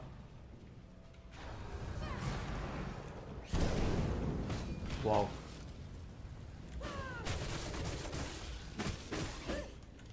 My bags are filled.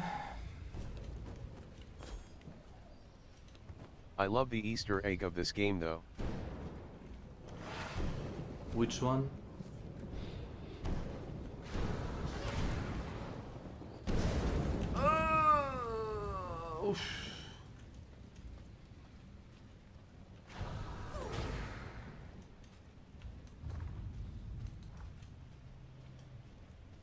The new final boss that was added in the Haunted Mansion.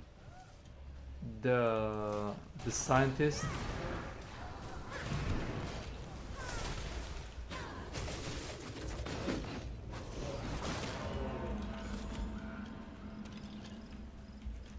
I'm assuming that he was supposed to like resemble Nikola Tesla or somebody like that, or Edison maybe.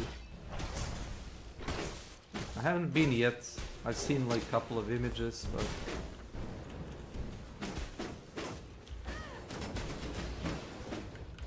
my bags are filled. There is no space in my inventory. Not him, it's the Franken guy from the one movie. Ah, you mean the Frankenstein monster, which people usually refer as a Frankenstein? Is this a maze thing?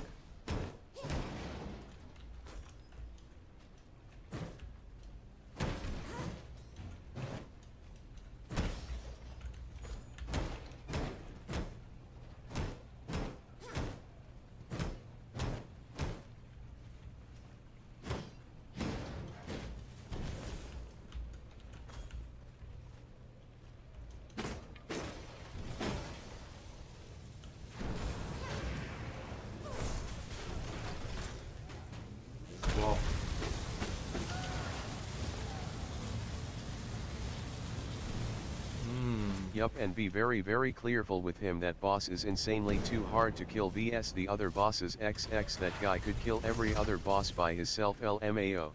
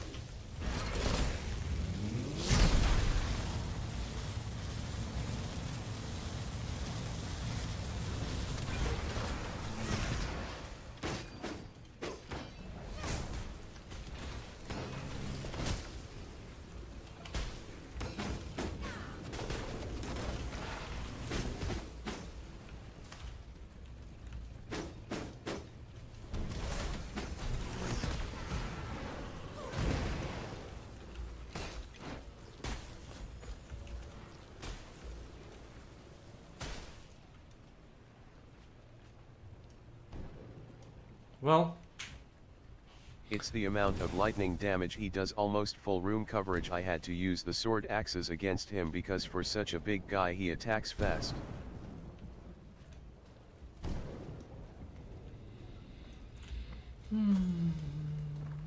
Yeah, I'm gonna believe, trust you on your word on that. But I'll probably remember your advice when I go meet him. I was wondering. Oh Lord.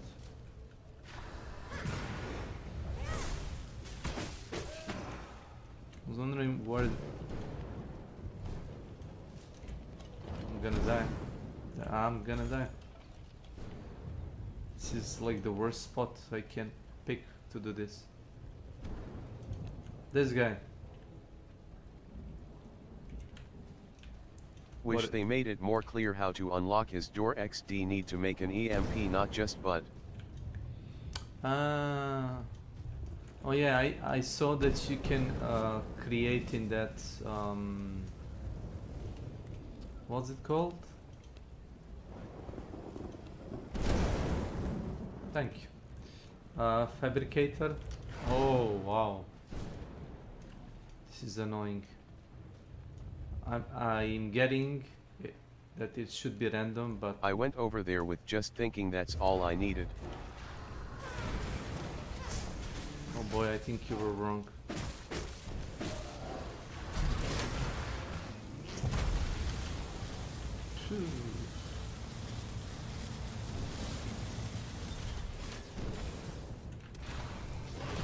Only to be soft locked cause I needed two instead of one of them.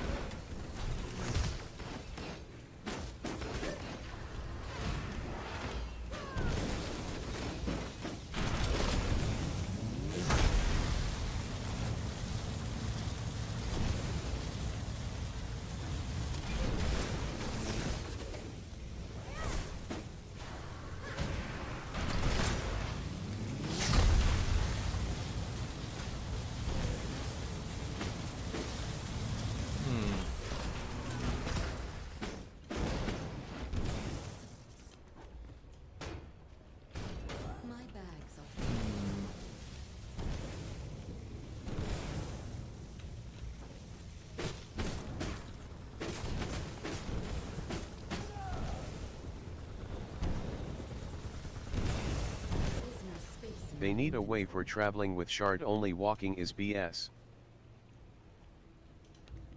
Oh, because there is like a...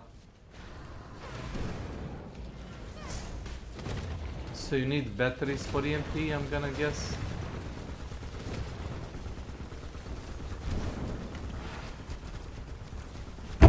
What is this? What is this?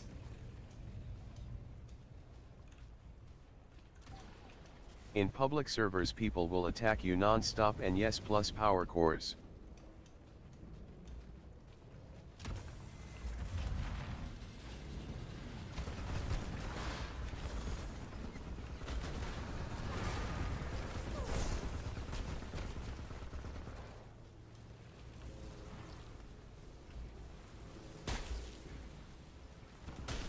Them things have too much range, I swear. He actually fires incendiary rounds, so your ass is getting on fire.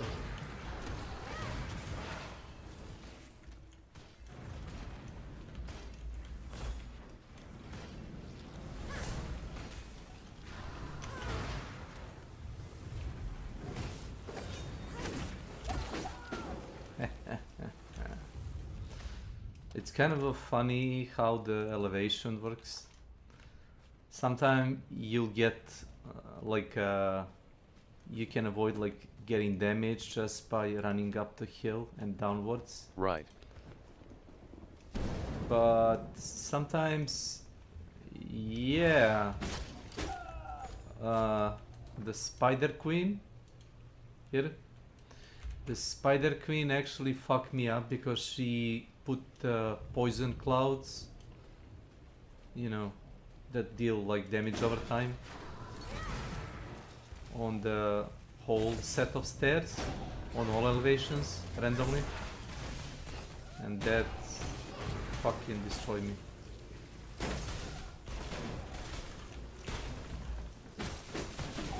Hello. Through the tree.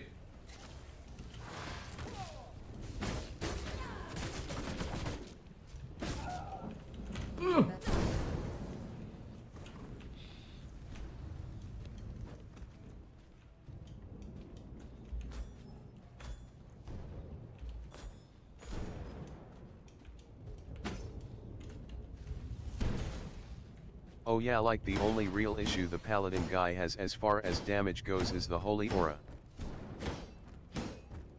Well, I've seen potions that you can make to mitigate it.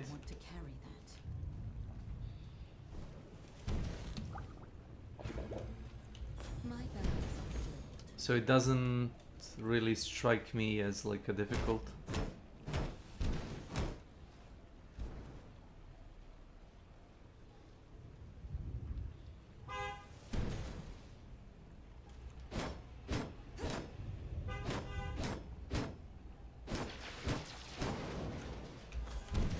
Man, this thing really hits hard.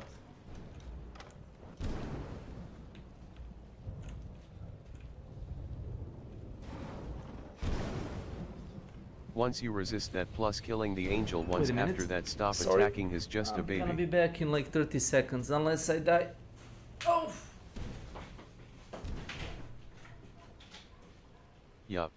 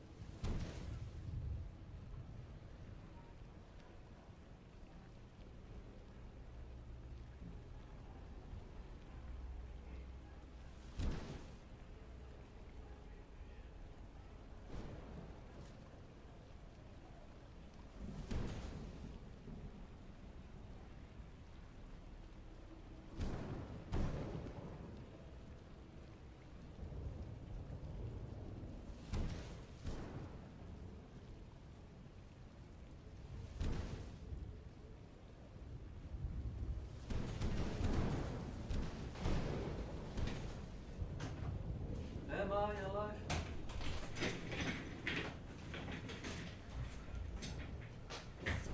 I'm surprised. This game sometimes feel like Hunt Showdown, where if you leave your character AFK for like a second, you die. Oh, the spear actually gives more resource, which is weird. Is there any teleport here? Close Also might want to use capes. That cape offers nothing, just immune to forest, that's it. Yeah, I know, but it looks cool. I will probably equip cape. I'm just lazy. The fuck?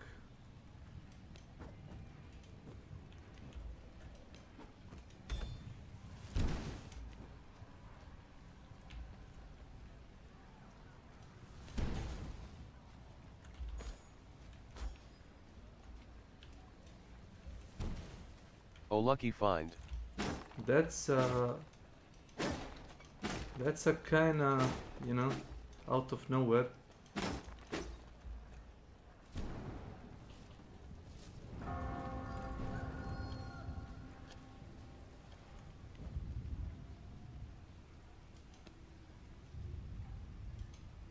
There's a chest.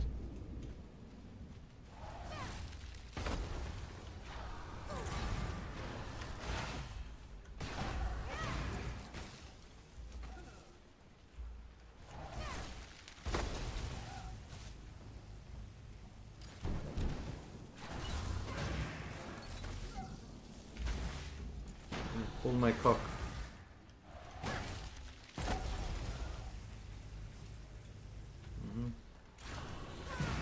basically right up against the wall from the way them guys were at before the fight.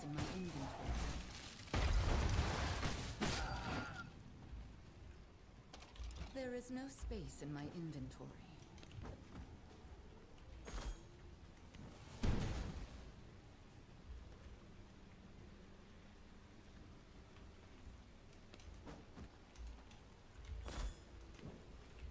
Loot boxes.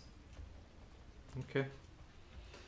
There is a chest basically right up against the wall from the way those guys were before the fight. Okay, let's see.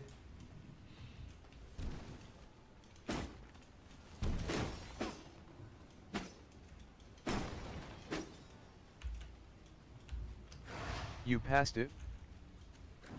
Did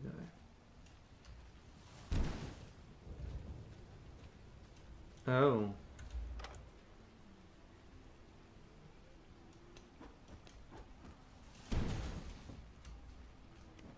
Well.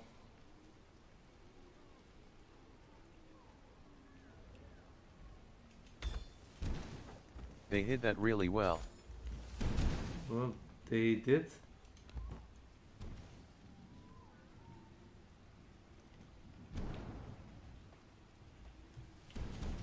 Let me check for this spell. So that's like the max. Oh, I see, there is this one also.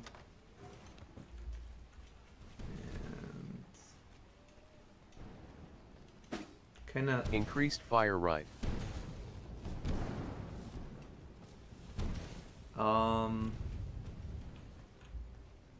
Increased damage done to chilled and frozen, increased cast rate, yeah. Guessing shorter cooldown. Yeah.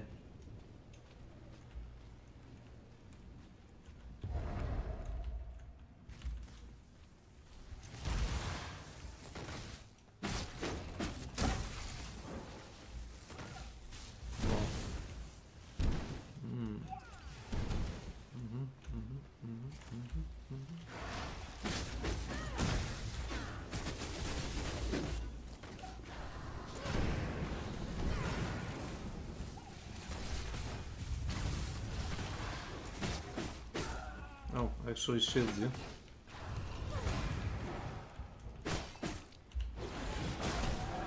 I must make room if I want to carry that.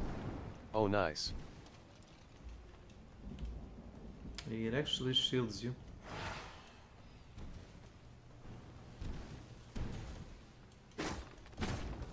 Like having another spell of your C, but it slows them.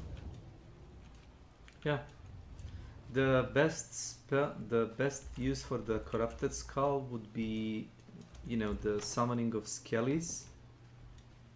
And the skelly boys, you know, because you're playing solo sometimes, they drew the aggro from you.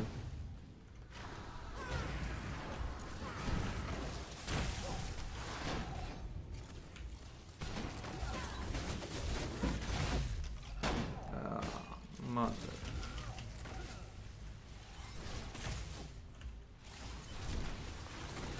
I normally use the skeleton block skill since it helps against bosses. Well, you can use the cold block spell, I guess.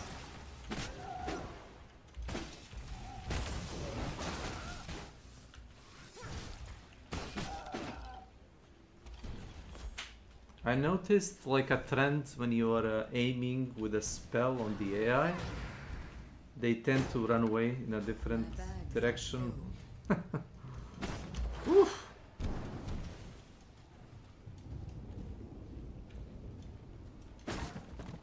Oh. There is no space in my inventory.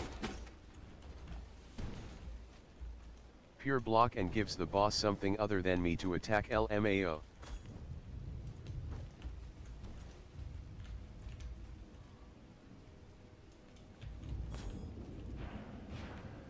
Well, I think you can also recast the what's it called? The freaking with the ice spell. You can counter attack, I think. Oh.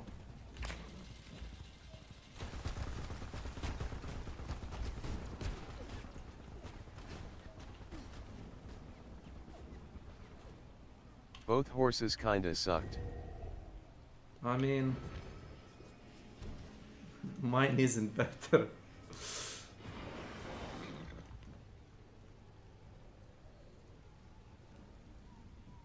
You know?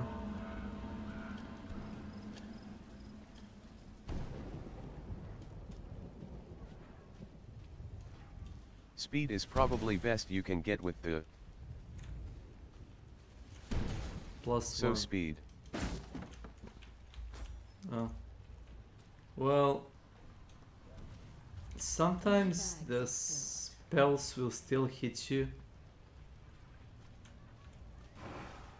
Weird the dang bot does T say numbers.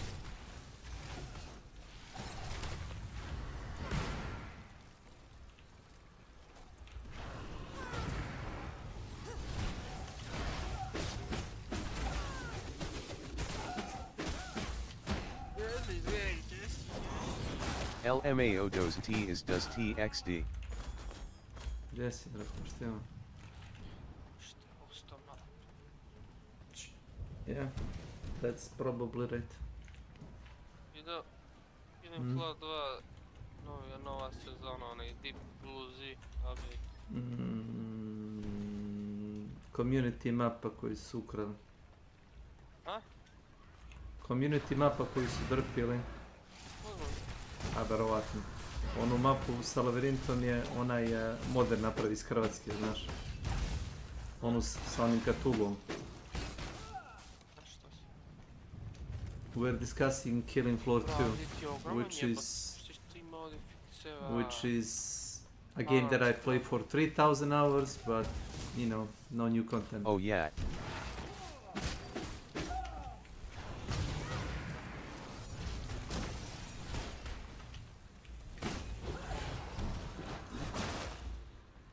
Toggle friendly food using keyboard.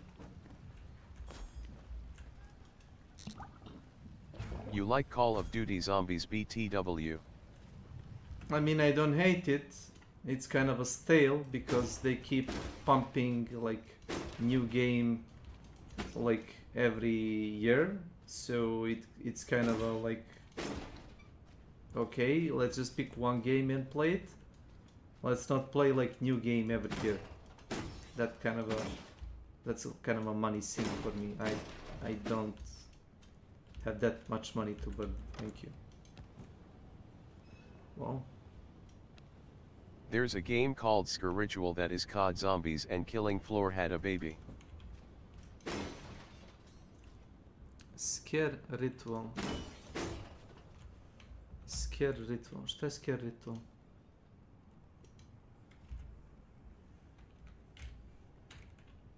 Scare Ritual.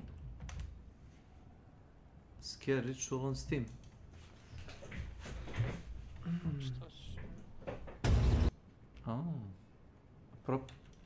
Reče mi neko sa Twitchata za ovu igru. Pogledaj. Kaže kao kombinacija Killing Flora i Call of Duty.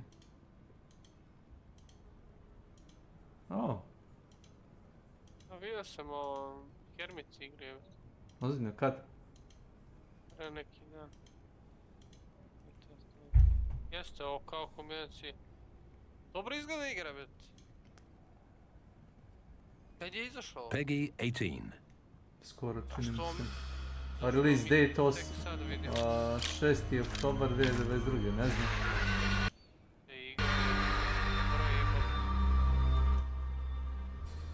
Nije se probila, bet. Maybe you will enjoy that game. Really good graphics and gameplay, and the puzzles are not that hard to figure out, not like COD Easter egg zombies. Ja bi igrao.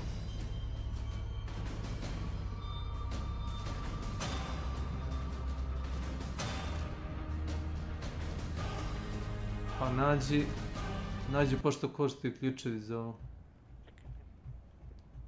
Da li ima jeftinije?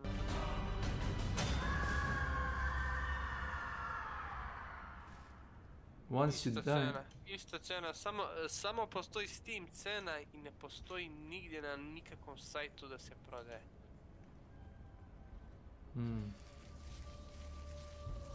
Čudno je, but... Znači nisu delili keve nikom.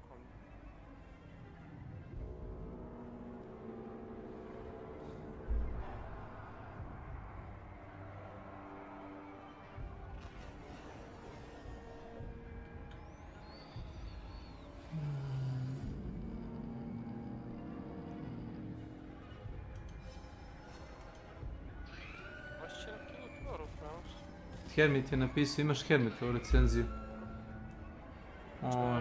Concept aesthetics wise is great, need lots of gameplay tuning and really lot of performance fixes.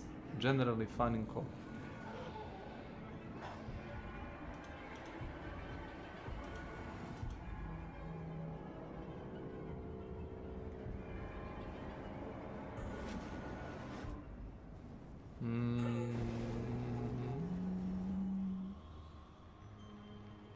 Grafički izgleda... 35 euros. Možda ako bude na popustu neko... Da, sačekat ćemo to na popustu, I never read the NEG of refunders with less than hours. Puši tompu sladno da bi si heal. A ne, nego tompu sam pije.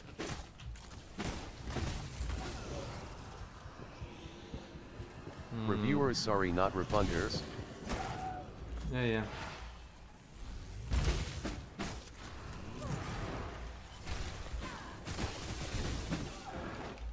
There is no space in my inventory.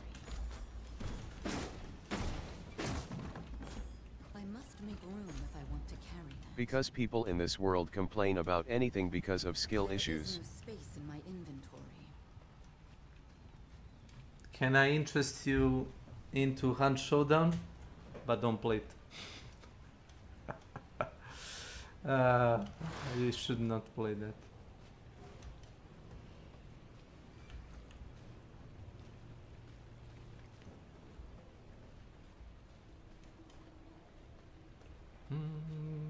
Oh, I know that game, LOL. Don't play it.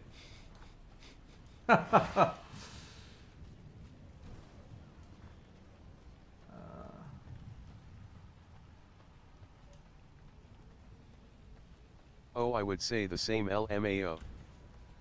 Oh, then we think alike. Znaš šta je, jeste čitao Milanovu poruku?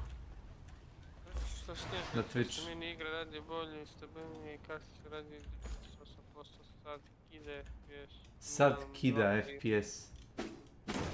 Onda ga ja pitam, znači... Igra stara 3 godina sa starim... It's a 5-year-old game, the Hunt Showdown, with the same fucking buggy engine made... The engine isn't made for a game that's like a, you know, quasi open world with like a large map. The engine isn't good.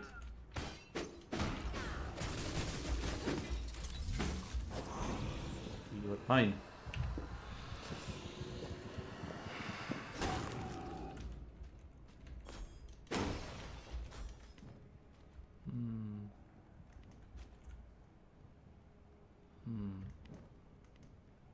Yes.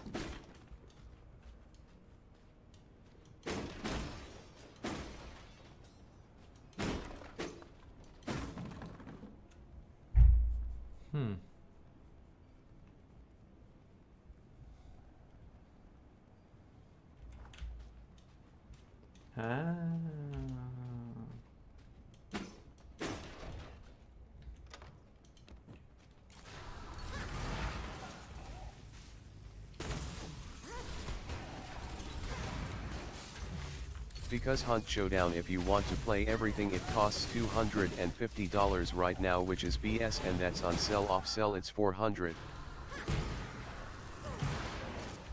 Yeah, but that's not cosmetic. Hunt Showdown Just that's cosmetic. Hunt Shodan doesn't sell gameplay. Oh. No.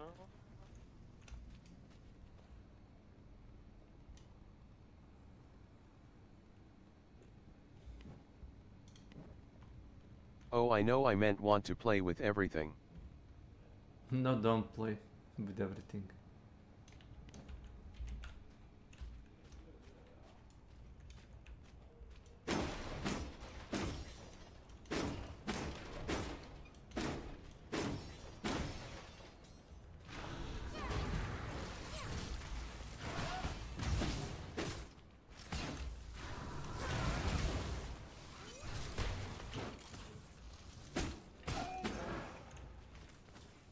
Hunter skins are just hunter skin. They doesn't give you anything special.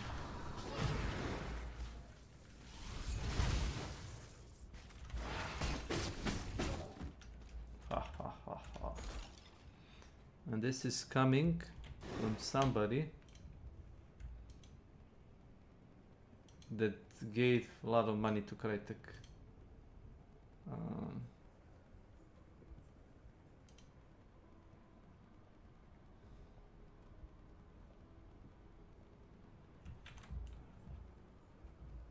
Ja mislim da bi danas trebao da počne event ili tako nešto sam pročitao. Ozbiljno. Možda grešim.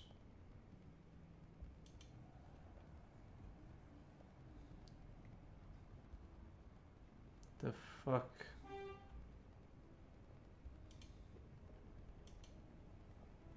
Store? Hello? You know people, Fortnite is a huge example of what skins can do to people. I mean, you can buy a legendary Hunter Kane, which is like ultimate sweatlord, and developer said we didn't know his stature get dissolved by the, you know, game colors, so he is basically a chameleon. Look, don't buy this. Don't buy this. I bought it, but I kinda regret it.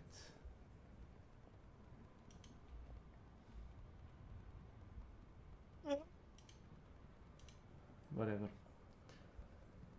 Yeah, I feel you on that. Yes. I don't regret playing the game, I regret giving this much money to Crytek for shitty servers. And they have like 10 people just making skins for the game instead of beta testing and bug fixing.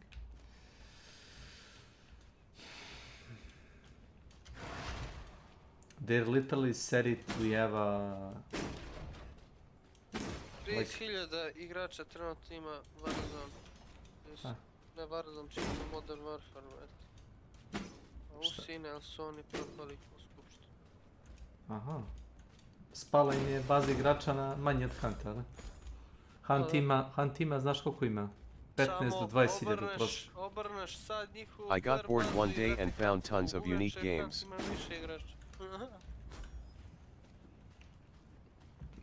Unique games, like not really good advertised, but fun, like that.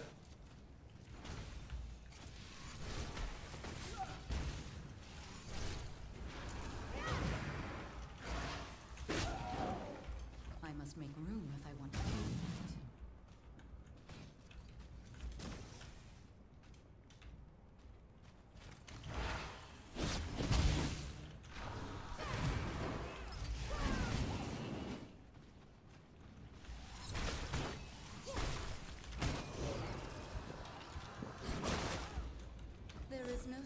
In my inventory. Want to be an astronaut with a gun? Boundary is the game for you, LMAO.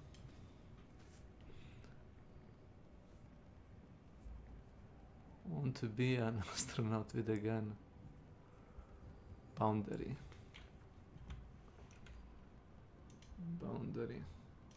Satisfactory, maybe. I don't know about the boundary. A game?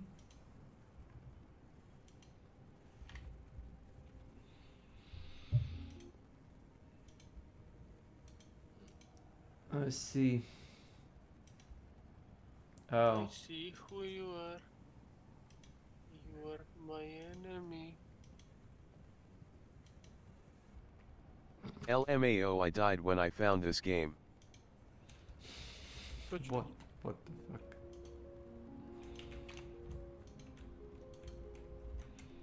So somebody played Call of Duty, the space mission, and thought of himself, okay, let's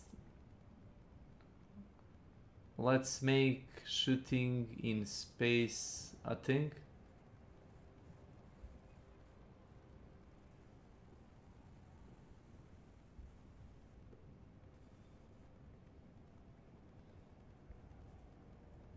But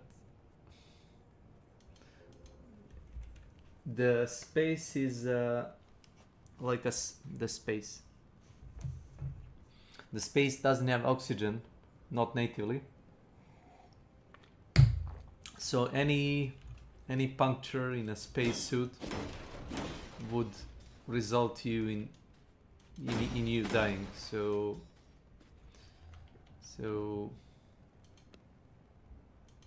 you know, I don't see the point.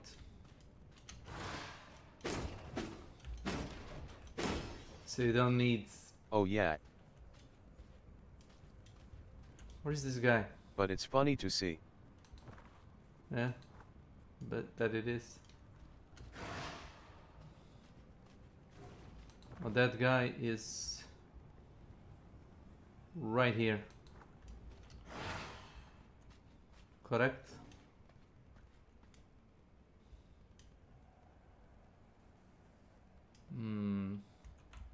Hello? Yeah, he's gotta be there.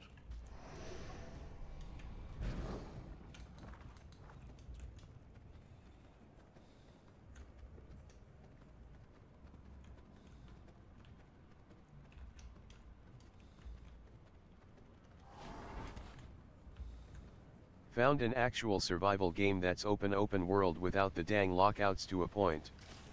HTTPS store Steam powered com app survival fountain of youth. Figured I do half the work for you lol. I mean, I can check the link that you sent me. My bad. Gosh.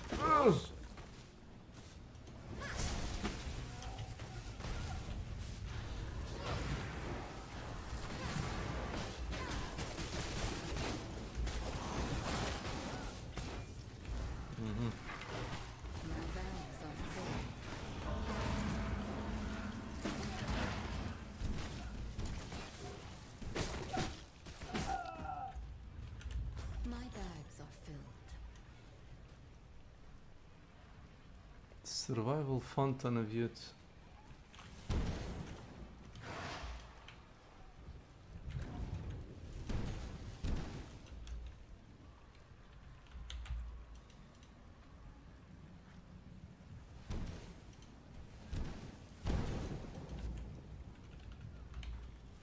Ćemo rock your stone, my brother.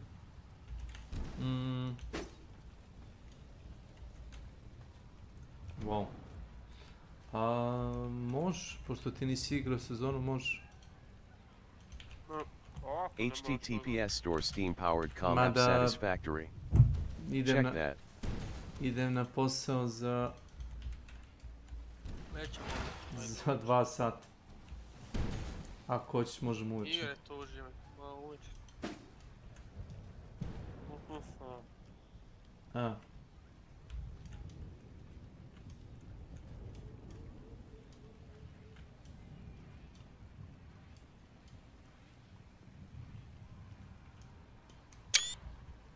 Macabre. Oh yeah, that game problem is you need the most PC to play that, or your PC takes the world's largest dump.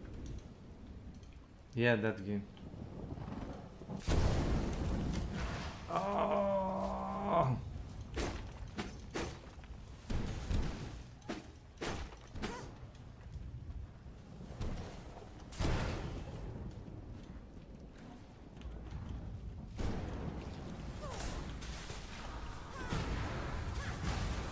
Lightning in this game is insane, I swear.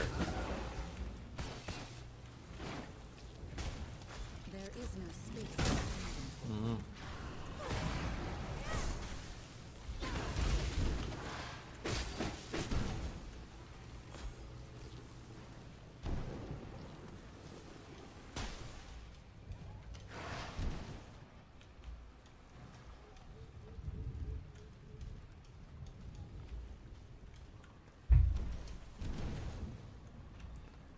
Nije da neću, nego nemam toliko vremena koliko bi ja htio da imam.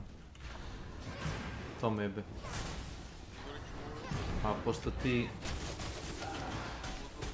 si se pojavio bukvalno pre 15 minuta, da si došao u 9. U 7 ujutru bio vidim.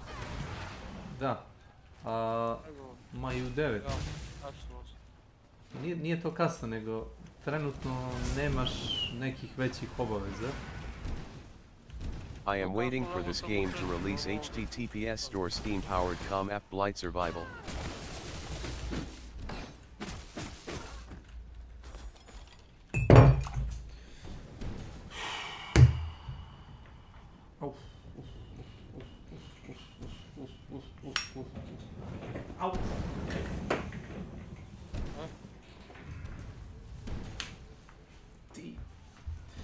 Čaj! Kiša pada. Da, kiša pada u igri.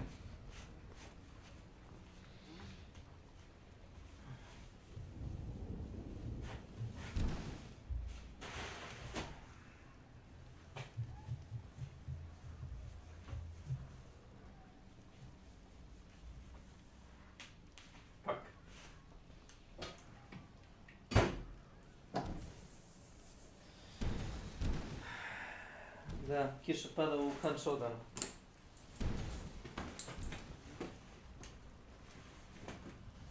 Basically, two countries are at war in the Dark Ages. However, the Ahmad doctor ended up making a virus that turns people into zombies. Blight Survival. Welcome.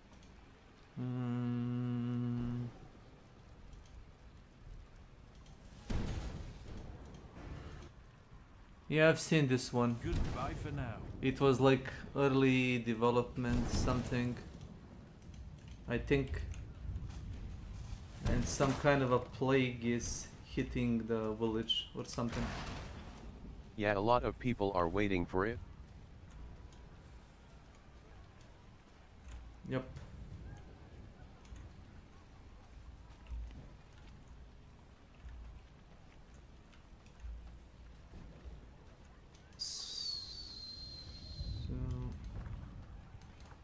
Okay. Oh no.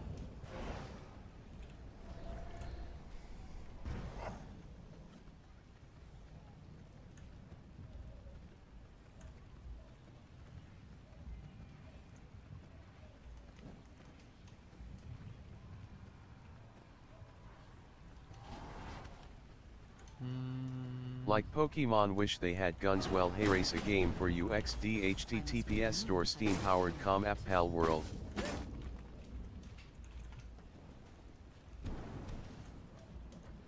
Pokemon with guns. What's the Pokemon with guns? Welcome. Oh. I died seeing that game too.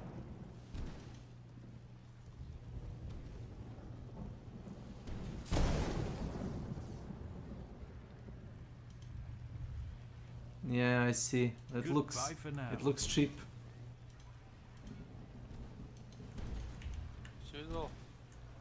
Koje? Sympathy for Devil, Nicolas Cage. Sympathy for the Devil? To film ili?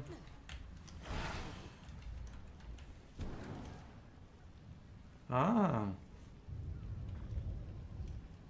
Oh.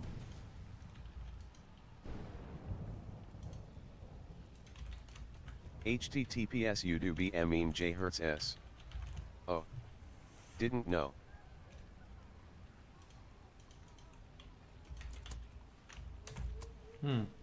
Ready? Kick. Kick. Let's do this. People always say, don't assume the worst. You're excited? Yeah. This is where girl. We don't know. Все, заспать. Sometimes the worst is exactly what you should assume. So my wife is in the hospital. She's about to give birth. Drive. This is a family emergency. I'm your family emergency now. Whatever it is that you want, it's yours. Is this the wife? David, where are you? And you have you and your wife have a happy marriage? Stay away from my family. That's weird. You're interrupting me. Don't. You know what I don't need tonight? Stress. Let's just make wise decisions. Watch the speed limit. Where are we going? You're not listening to me. I will shoot you. And this cop. I told you not to speed. We should play a little game. I want you to tell me the truth. If you don't, I am gonna kill Mr. Happy Trucker and this waitress. Ready?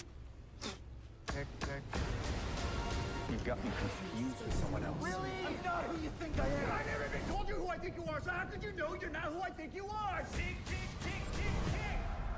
Sit back down!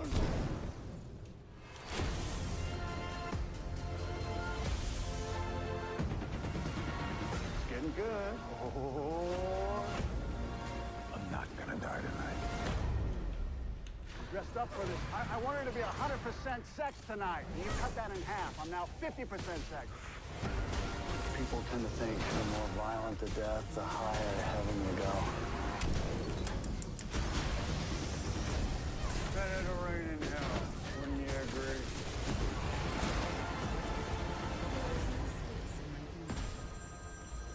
Pick up the phone, James. What are you, ghosting me? What are you, Dr. Ross, my psychiatrist? My bags are filled.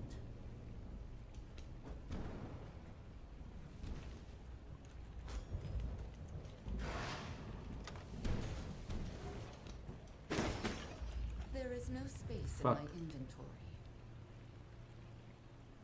Uh-huh. I must make room if I want to carry them. Yeah, I noticed Cage is doing a lot more movies based around the devil.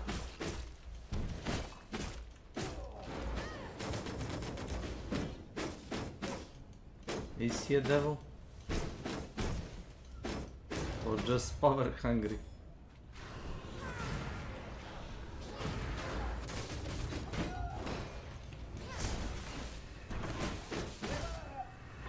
There is no space in my inventory.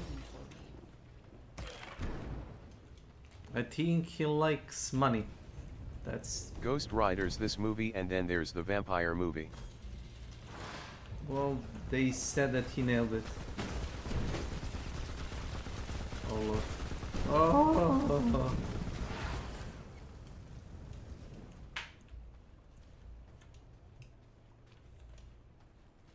Renfield, I believe, and Holy Jesus. Yes, exactly. Did that guy even miss a shot? Nope. I ate every single bullet.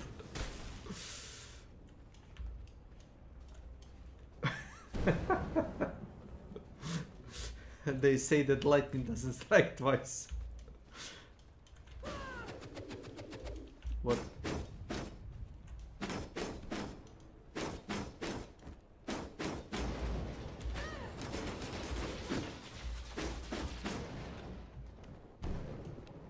Clearly they never played this game. Lies. Dirty lies.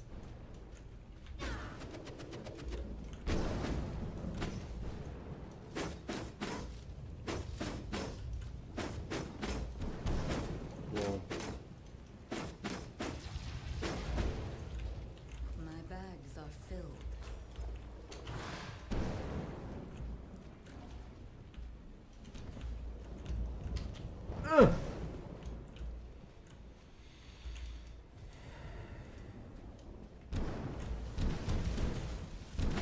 wish there was a way to actually destroy this thing.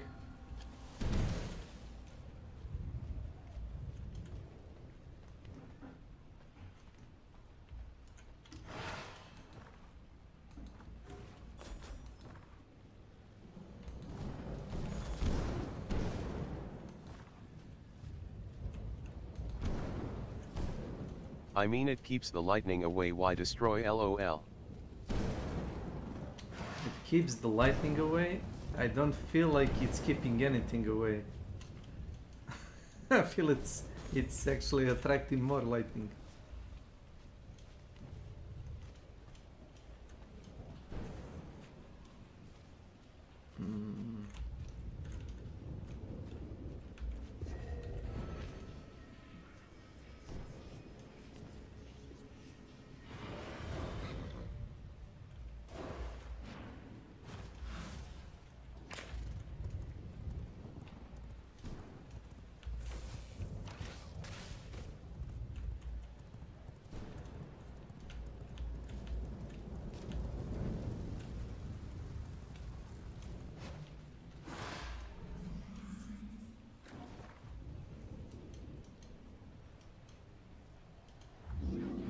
I don't know about the shards, but I don't like having to walk when I'm carrying the regular, you know, resources.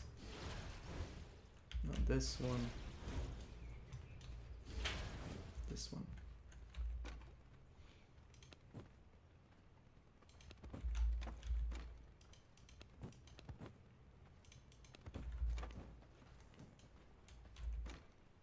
Nice to see they changed the teleports though, right? I mean, it's kind of a buffling, like the red one costs blood essence, the yellow costs radium. Used to be can't teleport with crafting items. I know. Let me show you. You can't. Unless you are hosting. Or unless you know the guy who is hosting. I've been playing on a PvP server on USA, and it's in the server details. You can I think it says one of these two, either bloodbound, no, the bloodbound, teleport bound items. Yeah, so you disable this and it kind of speeds up the game. Like every time I fill up my inventory, I have to run back like across the whole map to where my castle is because I'm carrying, I don't know, a silver. Yeah, I hated when it was disabled. So, ce su stare, spavo, je li dracu? Ai, oh lord.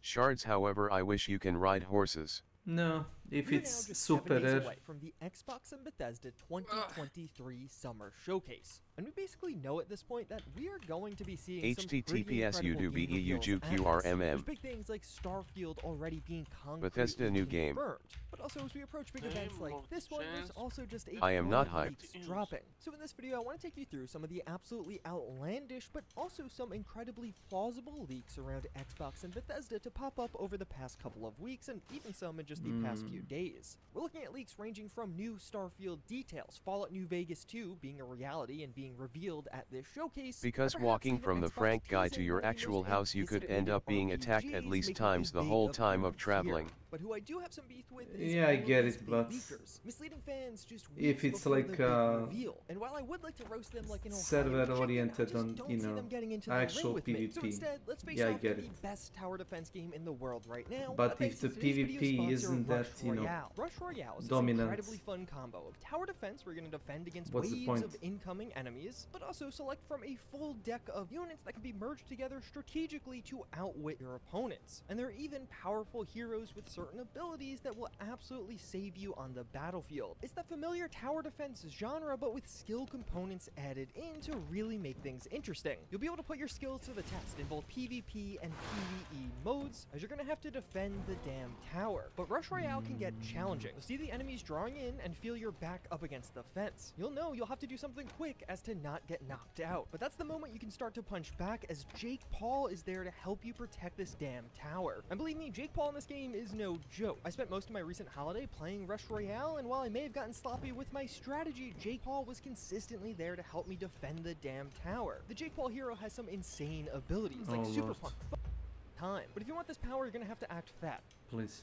Unexpected game announcements that are going to be made at the Xbox Showcase that are going to leave fans with their jaws on the ground and just in general speechless. Still, a lot of time when you're going into an event with a high-level, vague statement like this, it's just textbook overhyping. Although, with this particular leaker, they've actually gotten quite a bit right in the past. They did successfully leak an upcoming Switch remake over a month before it was announced, and perhaps even more importantly, a gameplay clip of the upcoming game from Hideo Kojima. I'm not going to show you this because this video will almost certainly get taken down if I show you that leaked gameplay clip, but that's particularly relevant here as this game is said to be taking full advantage of Xbox Cloud technology. So this leaker coming back around saying he heard two big unexpected games are at the Xbox Showcase does seem a bit more plausible. They clearly at least had some sources in or around Xbox in the past. Although of course that also leaves the big question, what two games could be announced within 3 and Fallout?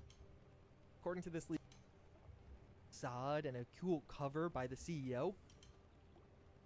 Spell Silk. Nothing. Kojima new game leak. Overdose.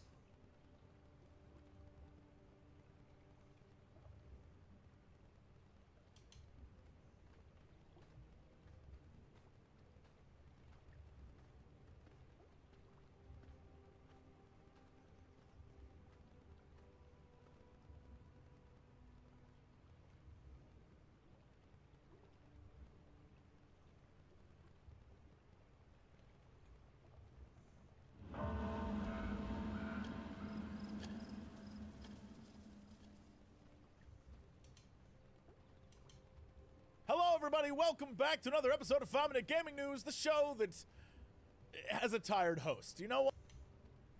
And reflected on screen during several minutes of footage. The potential leak centers around Margaret Qualley, who we've talked about is in this game and played Mama in Death Stranding. And this footage shows a character that looks very much like her exploring this dark facility. And in the end, she screams, and then we get some good old man nip, and then we see the game over screen that turns into Overdose. Is the half-naked man Let's Play real? Bullshit. 81-godišnji Al Pacino pleše niz ulicu na Bear Hill. In a gaming landscape littered with high-budget blockbusters and... Šta to? A izašla vest, 81-godišnji Al Pacino pleše niz ulicu na Bear Hill. Multimillionaire streaming setup. Ovo sam gledao kako mu izgleda soba. Soba mu izgleda kao gomila otpada. A soba je... What is up with the cup collection? Look at the amount of sauce he has here from like Chick-fil-A. Nema se vremena. That's obviously Wendy's chili. I bet that's the room right now. That is Warcraft. No wonder why it looks this way. Okay. Oh, those are new bags of chips too. Well, yeah, and here, and here. But that's trash. And a party box of right there. Yeah, we were chilling. That's, you know, I'm probably not the most appropriate person to be saying this, but you probably should eat out less and move more. I'm just assuming. I'm making a terrible assumption based on this table. I will have you know. Diablo that I 4 cooked set myself a record steak as after I Blizzard's walked a fastest mile down to selling the store game to of get all another time. one of the sodas. Metiz vaš da ljudi $70. Diablo 4 najprodavaniji, $70. Ako hoćeš da igraš igru 4 dana pre svih ostalih, $110. Da su stavili i $200 kupovali bi ih ljudi. Mogu se staviti koju hoće cenu. Koliko njih boli kurac.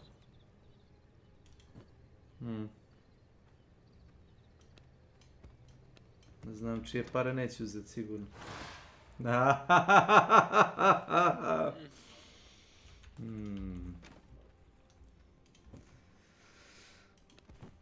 How much money would you give to Blizzard, by the way?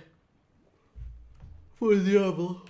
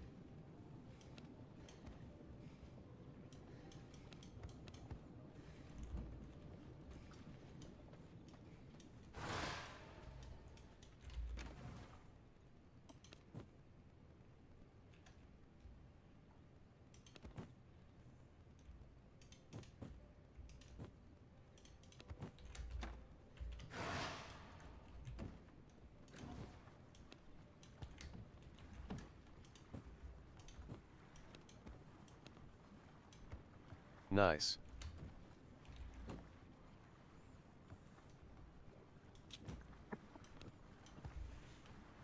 Nice about Diablo?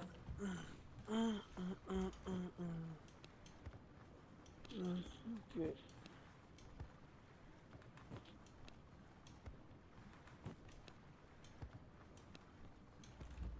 Just skimmed through the video you showed. Oh, you actually watched it.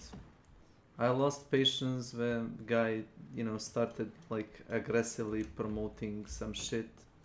And he said, oh, there is a leak about new Kojima game, and like, what the fuck is that leak?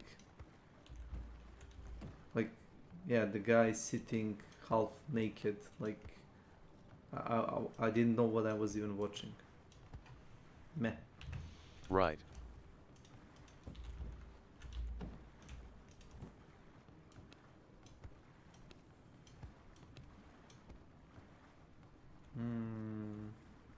Okay.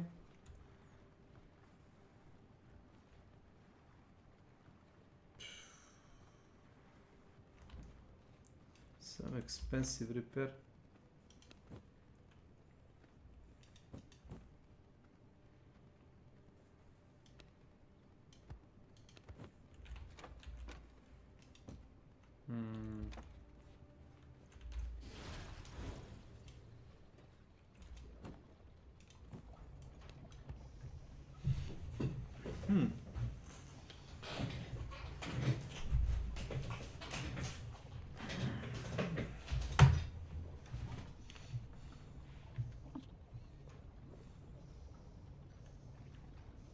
Mosquito.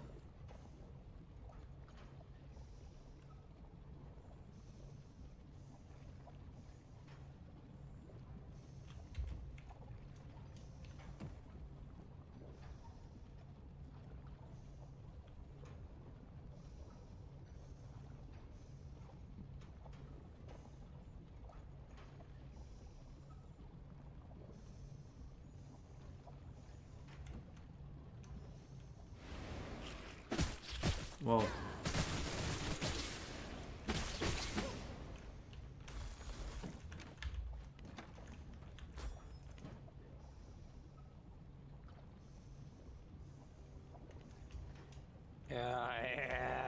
Te moguće ovo.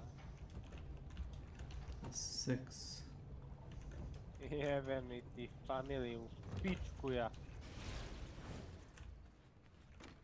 Šta to? A ništa. Ovaj sistem retardiran mojim. Neće sliku da mi učiti.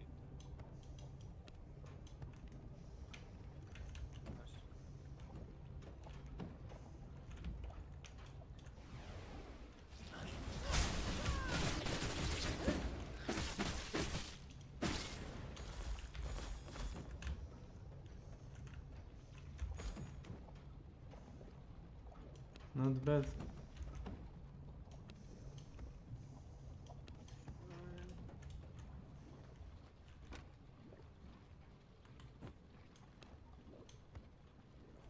Too bad Miloš dead. Dva loša ubiše Miloš.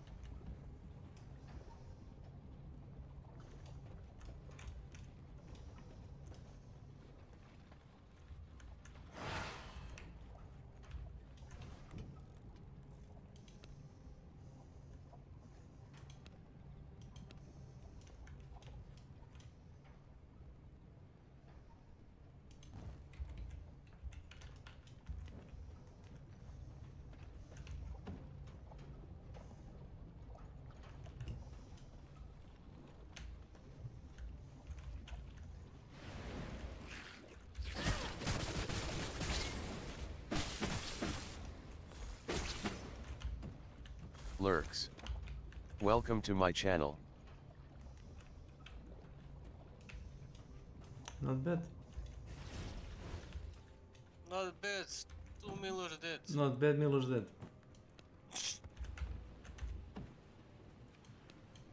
Nice.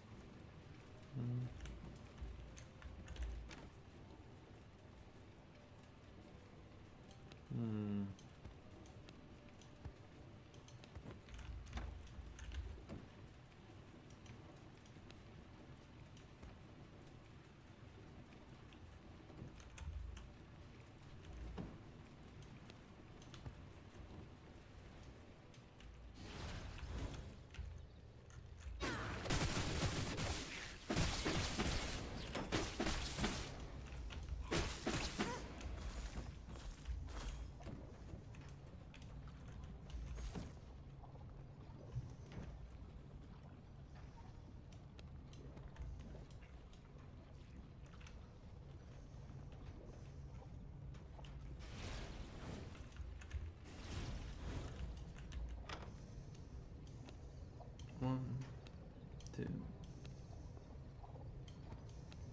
three, four.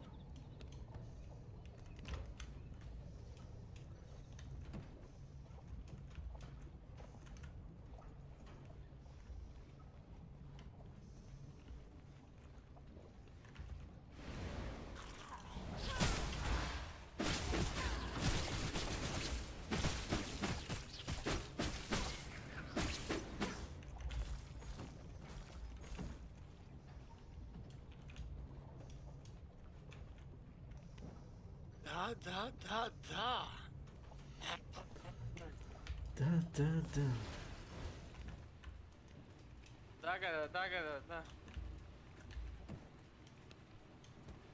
Ra. Ili R. Na zdravlje življe.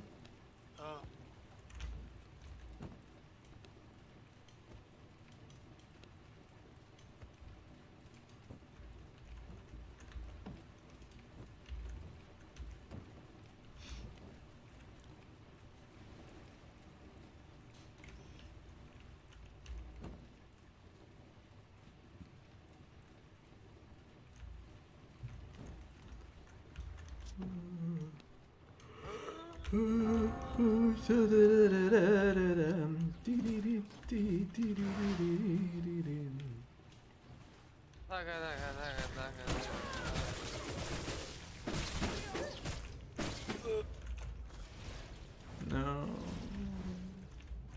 Oh no. Oh yes. Back. Yes.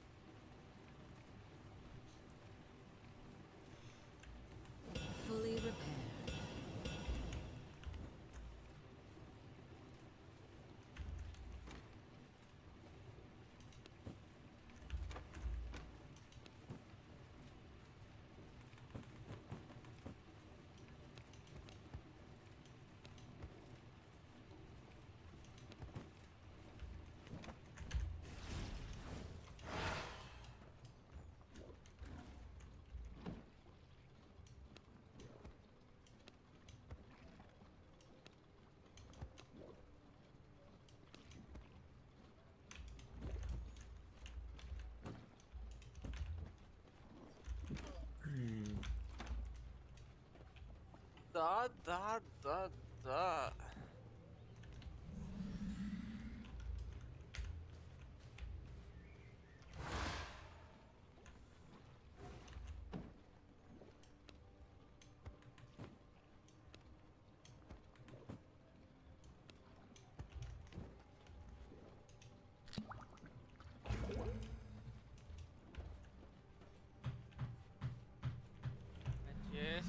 Ej, bre.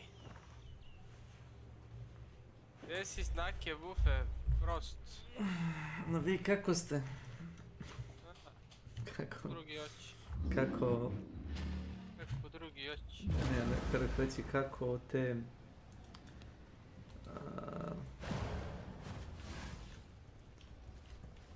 Ko je te?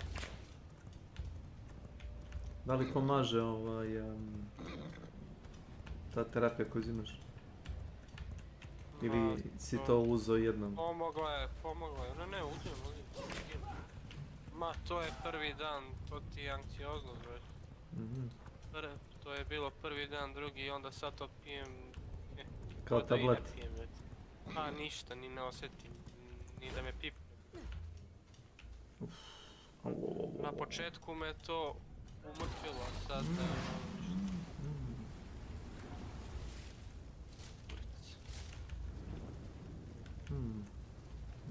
Dobro je to. Anyways, you have a good one. I'm heading to bed. Have a great stream. Thanks, take care. Pijem samo Xanax, imam još jedan lek, ali taj ne pijem zato što sam od toga bio plako.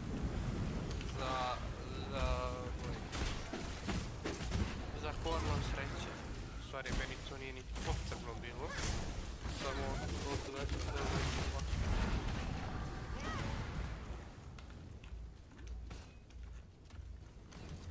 Pijem Xanax i pijem one B, znaš one B kao prirodne, kako je to?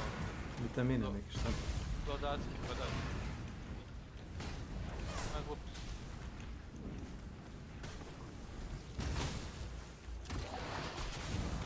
Pa što mi si dao i jel se već oladi, jeste?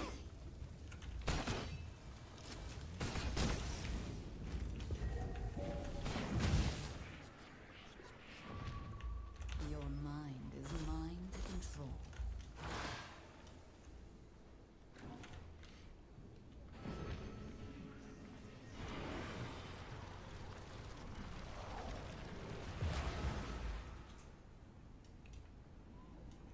Čuo ti lekovi su pasete, brate, znaš, koji sam u depresiji bio. Oblažete, ono. Priča pomaže. Opet zavisi s kim pričaš. I to. I jesam pričao. Sa psihijatrom.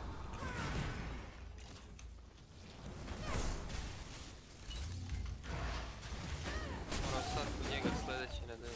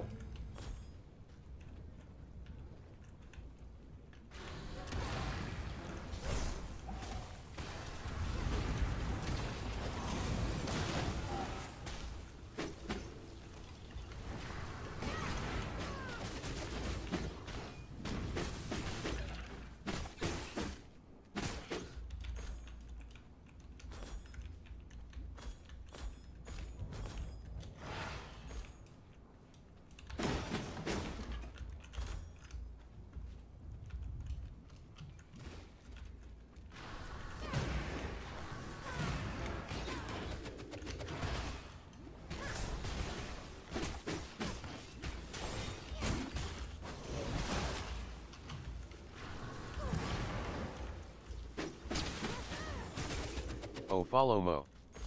Welcome to my channel.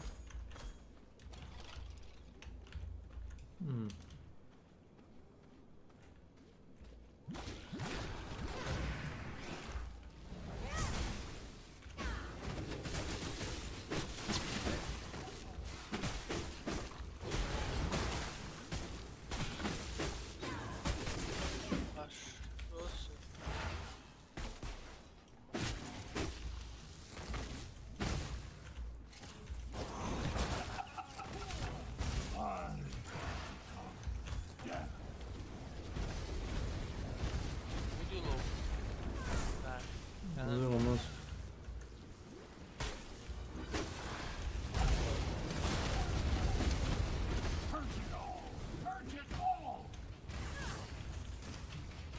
Kako?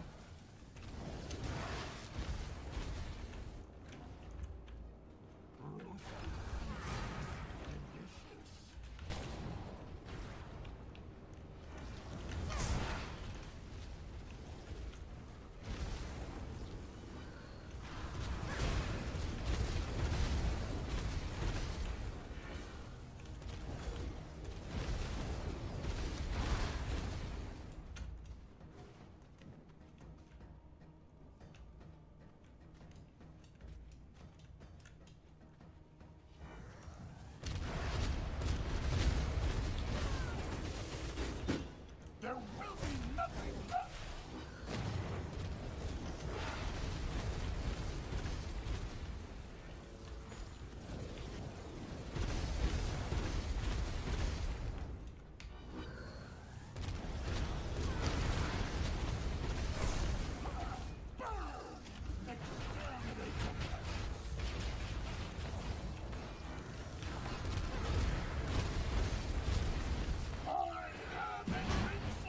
Destroy everything!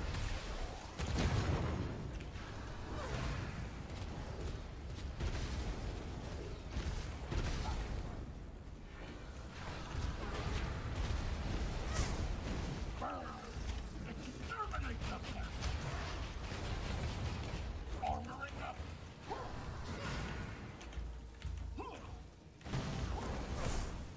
Everything burns!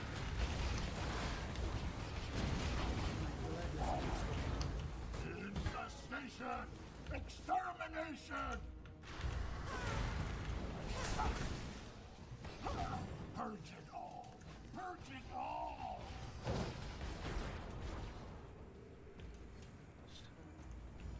I am in roasted insects! Delicious!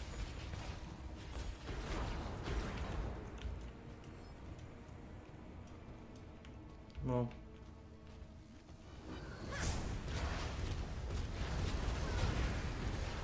I have become death. Guard protocol. Everything burns.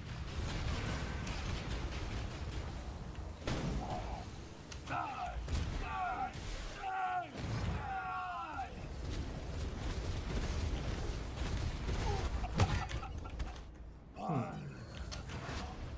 Death. Protector, there will be nothing destroyed.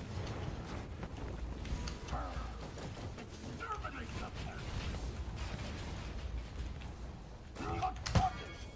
We'll destroy it. Ti si vidjela ono? Šta je? Borisom. Dva čista geš, onda. Gde nađe onaj klip jebate. Na Redditu. Genijalno. Dumpster fire na Redditu. Aj ja, majko mila, ovo ko da je on igra. Aj, ovo dva čista headshota.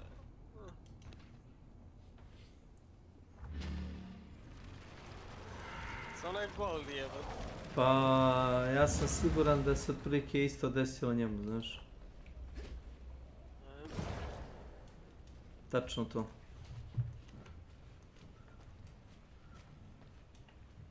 Bez preterivanja.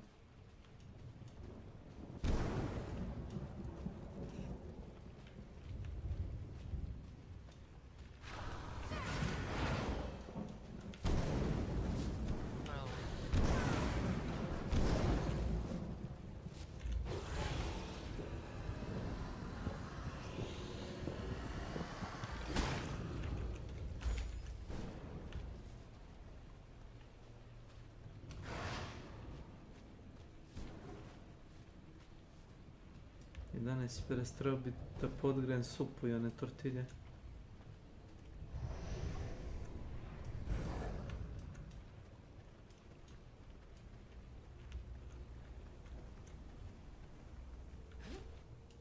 Obično odem oko 1 to da napravim, ali malo mi je to baš ono, kao Milan juče jebote. Sjetio se čovjek u 5 do 1, mogu bi doći da popijem kafu kod tebe. Ja rekao, čovječe, idem na posao za 15 minuta, a ja sam mislio da ti radiš od 2. Da, za ljude koji nemaju obaveze nikakve, da, to je tako, tačno tako. Nikakve obaveze ni brige, znaš, sve u minutu, ono, programirano. Koji ludak. Aj. Kako je njemu jednostavan život.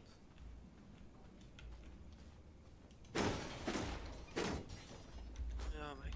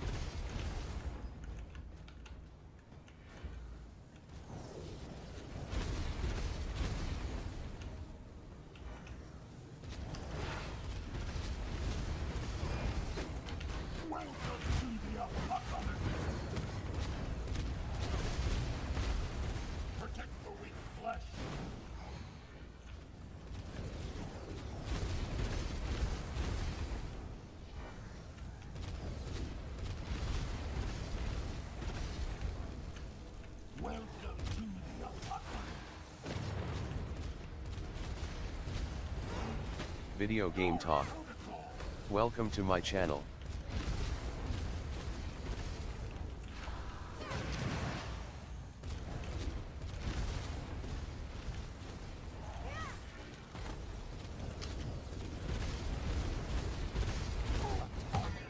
I will destroy it.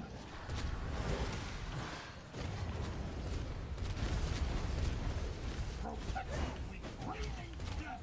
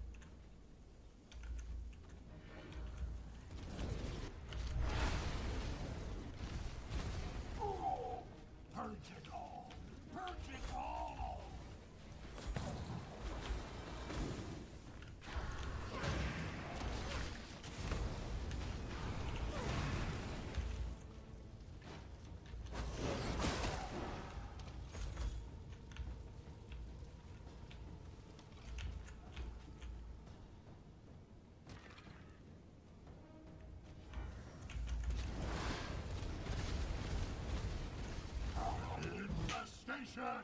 Extermination! I am invincible!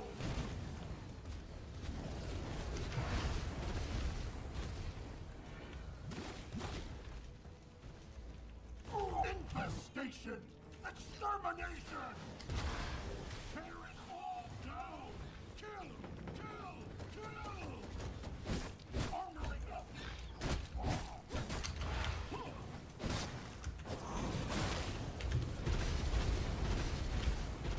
Oh, brother.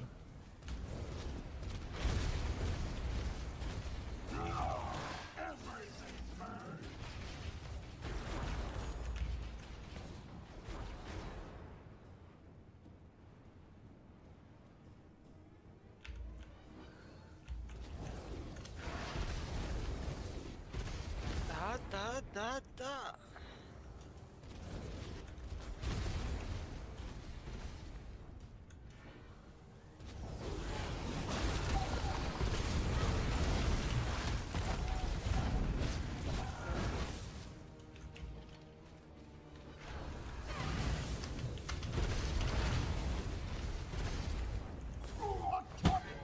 Ma važi, jo! Ma važi u snu. Samo u snu ljubav postoji za nas. Mnogo se toga izgubilo. O, Snake, bre.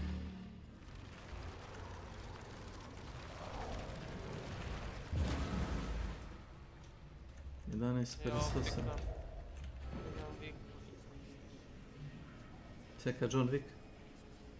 A? Koji si rekao John Wick? Weekly priority assignment.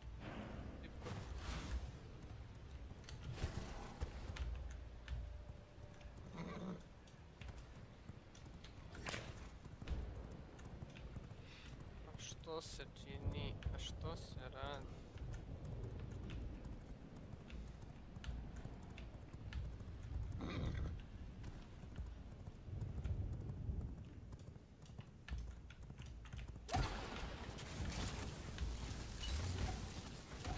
Probao sam onaj Bov od brate skauta, kurcu ne valja, ono je meni toliko loše. Jezdi ima velik damage. Ti si probao svaku klasu, ako se dobro sjećam. Jesam, nego ti kažem za ovo. Za ovaj bow. Taj bow... To nisam probao. Crossbow. Jedina vajda od njega ti je da ti ja kažem... Da ih stanujemo s onom strujom. Ne. Imaš one feromone. I onda oni idu na kao jedni na druge.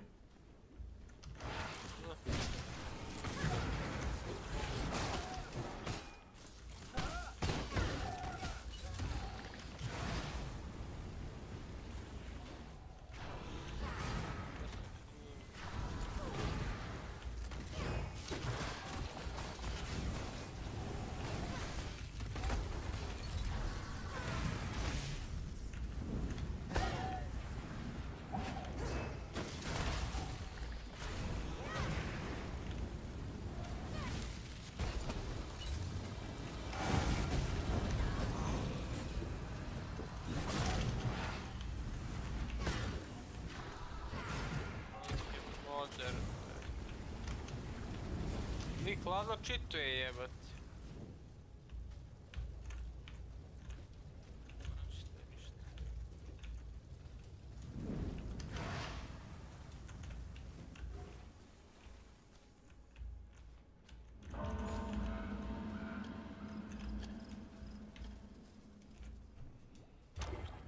Kako mi se čita? Ništa, nego ima onaj second. Kad ga nokuju, kad je nokovan može da se oživi. To ti je Ironville, to nije čit. Nisam znao jebati.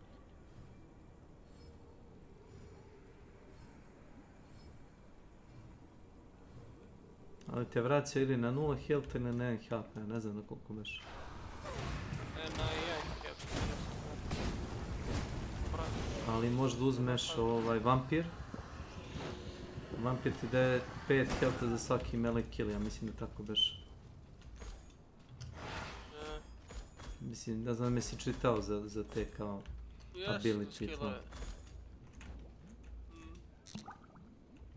Ja stavio za one patike da mi budem brzo. Zbog skauta inače bi stavio drugo nešto.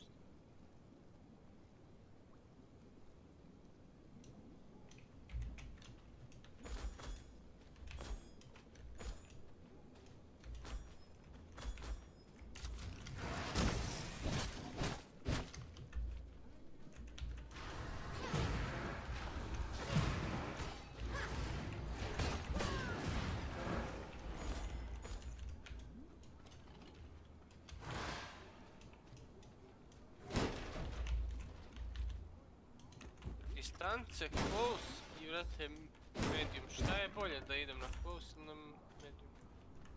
Kako misliš? Distance kao prema misli. Close je kada skoro počelo, tako?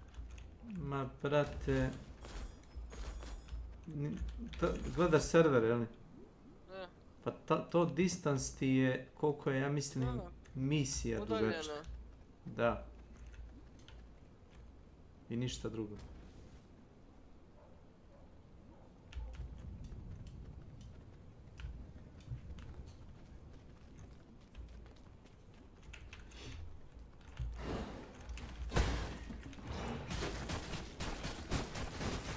Chat.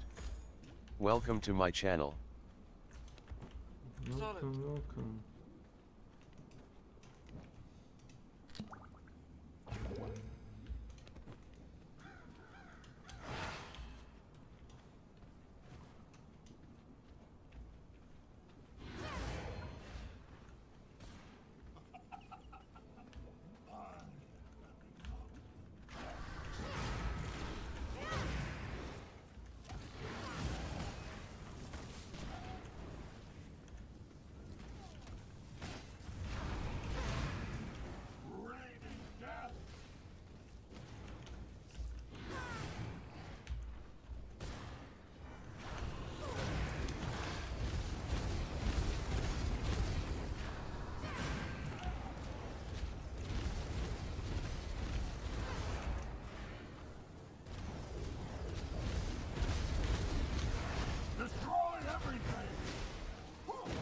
Ja sam vidio da neki ljudi čitaju ovdje, vrate, level, ima toga. Možda... instaliraj one modove, razumeš, za mape. I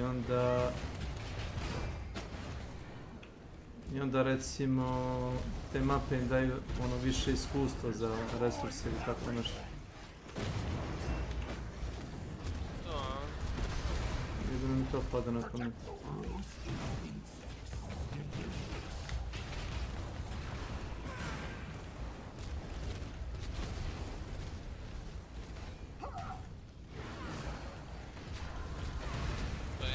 To je brate glupo što brate možeš da moduješ igru. Nisu oni zato stavili modere, ti možda čitaš resurse. Mislim to je... možeš uzmeš cheat engine pa da lakše uradiš, ali...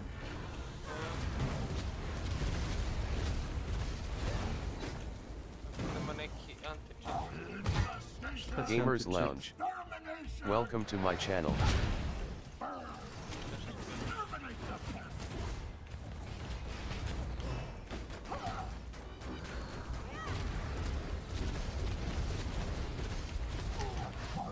Baš.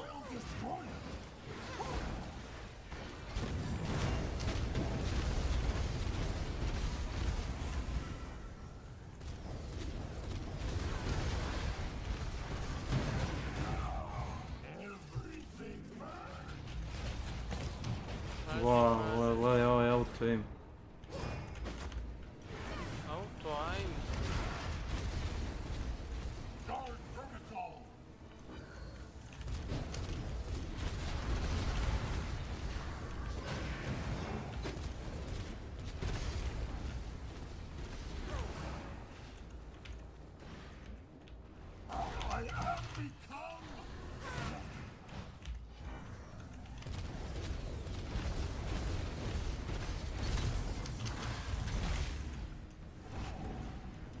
Ne. A, ne. Brat. Da. Infestation! Extermination! Start! Purge it all! Purge it all!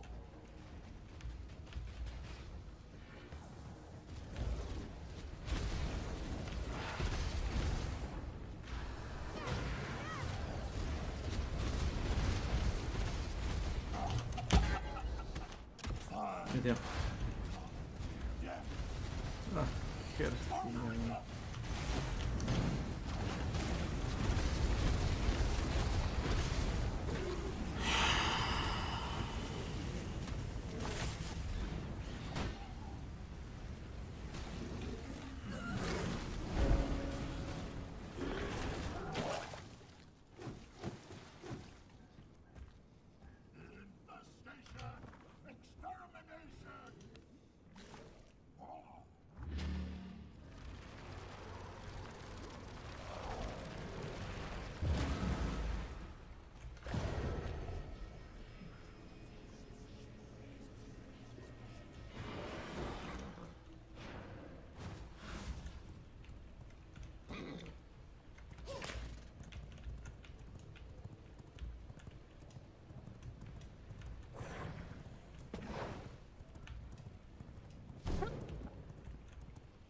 Sti to kino?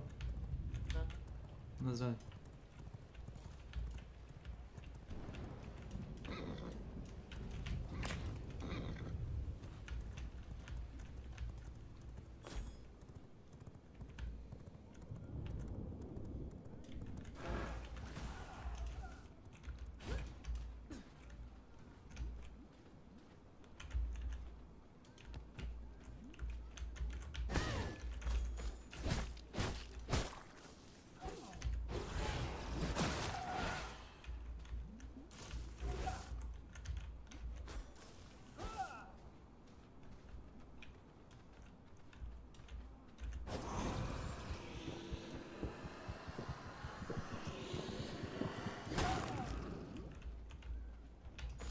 Ma da bre, full health. Aršu pičku materinu. Tardirano.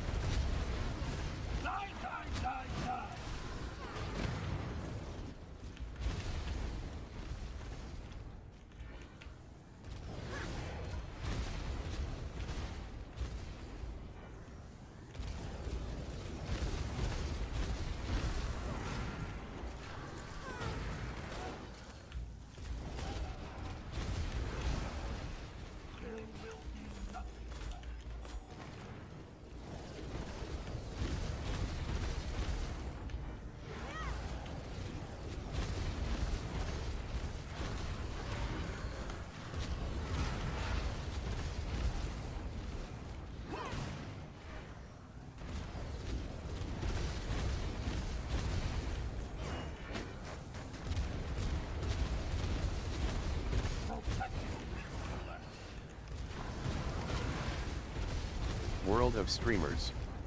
Welcome to my channel.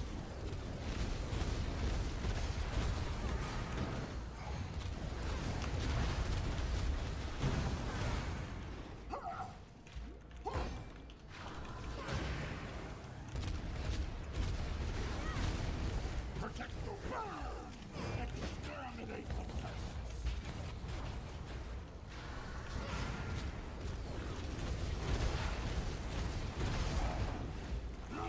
Target! I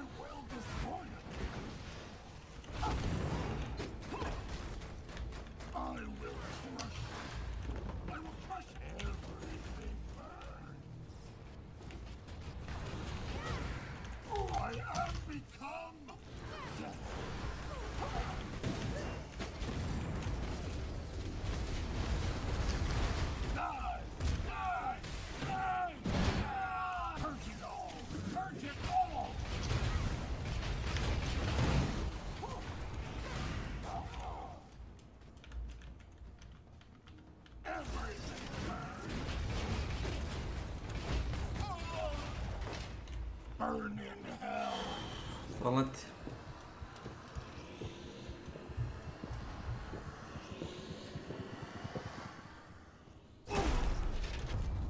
I feel strong. I must make room if I want to carry that.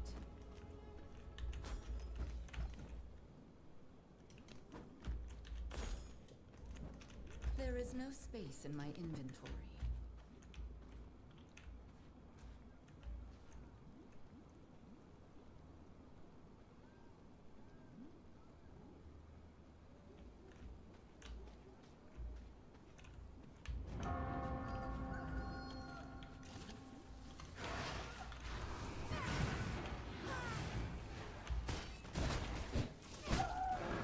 There is no space in my inventory.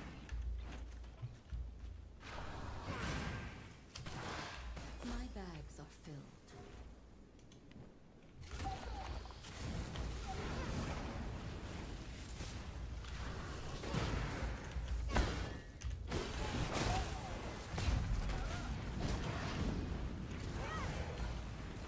Ne mogu, gorim, skrepik me zaglavio, ne mogu da te dignem.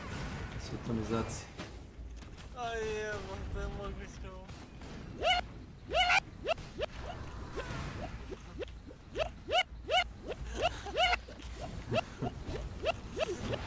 Vidiš kako je meni.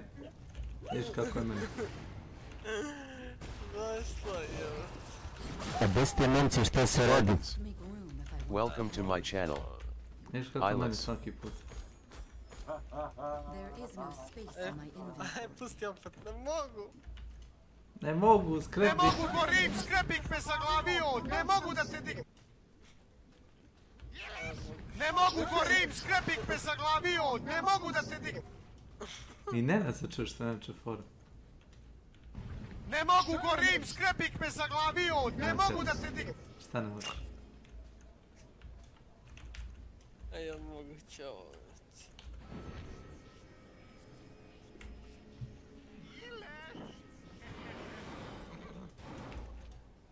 Japex, ima li igre Japex? Pa, morat ću sačekati malo. Uvaliti između butina, tu je. Zašto?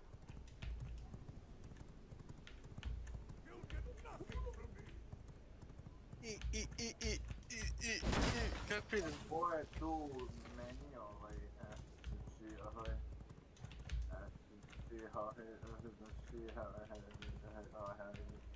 Kako ide na vaše?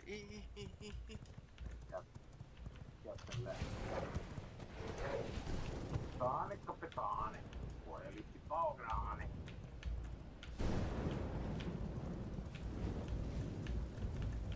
Kapetane, kapetane, koje li ti pao grane? Dobre ođe. Tiki dođeš.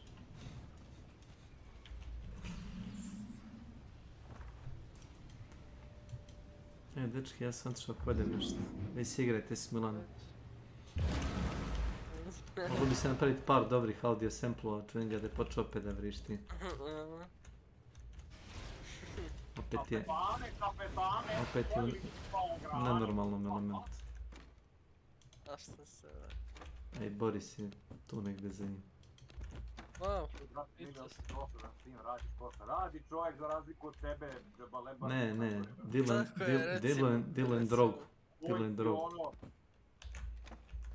Dno dna. On si bre ono, znači ovaj, znači, vidi, znači ovaj, znači.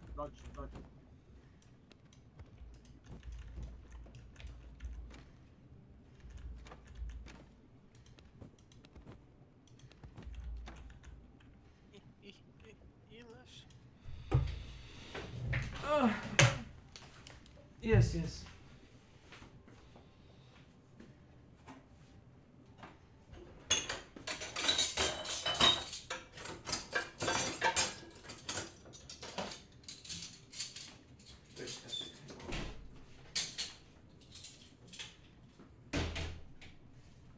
Ane kapetane. Pojeli si pavo grane.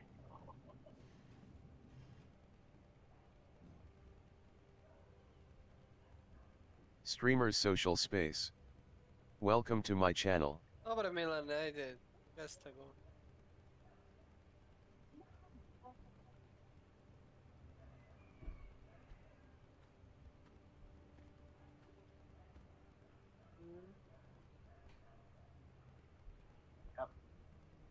Captain.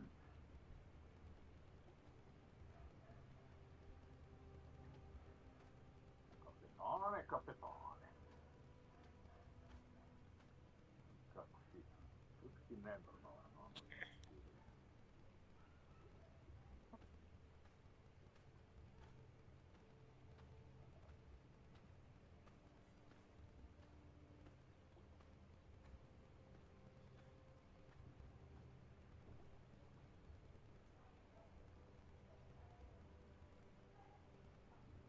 Koji su to pogravani? Jeli, kapetane? Kaži bre, dosta, sačekaj Drakulu jebote, de gori? Brate mili, znači ono da si toliko naporno dosadan nerealno. A šta je rekao? Ništa, ja ću s randovima, ajde pali, ajde ovo, Pali, ajde ono, slobodno pali bre. hitno, gori, znači, gori, ej, gori. Nema čovjek drugih obaveza nego dođe. Čuš.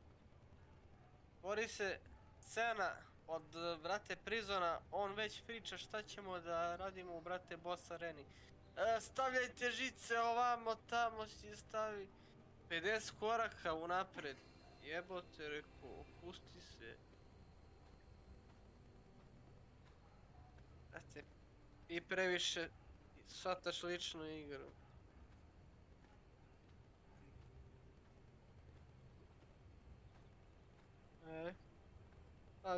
Pa vidiš da ne zna. Pa ne zna niko, vidiš ti da se sve to gura.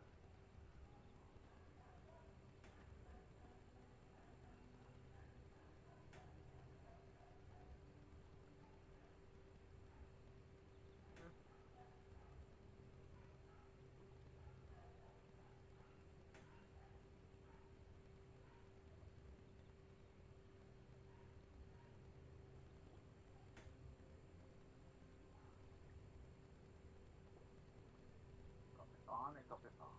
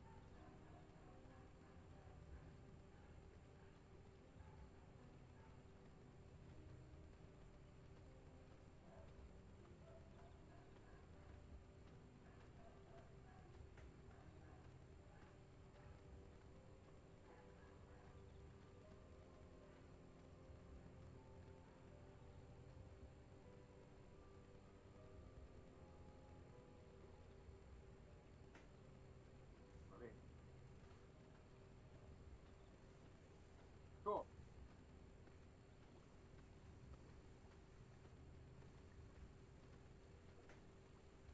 Dai, Nanceret. A Nanceret. A Nanceret.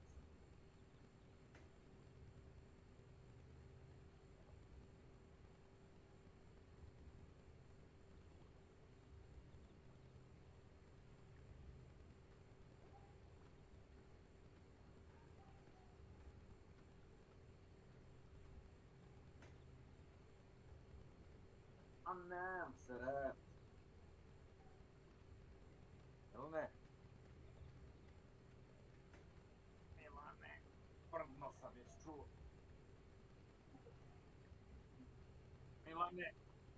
Milane, prdno sam je čuo. Čuješ mi boju glasa?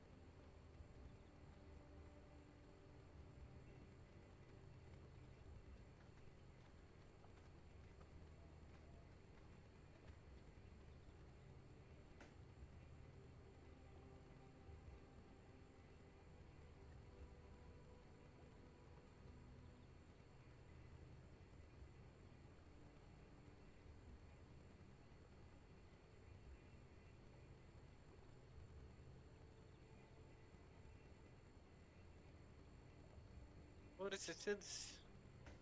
A? Ništa. Ne mogu gorim, skrepik me zaglavio! Ne mogu da te dignem!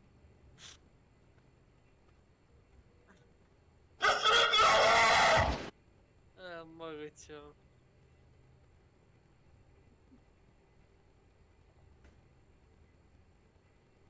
A nema on 5000 sati kao ti.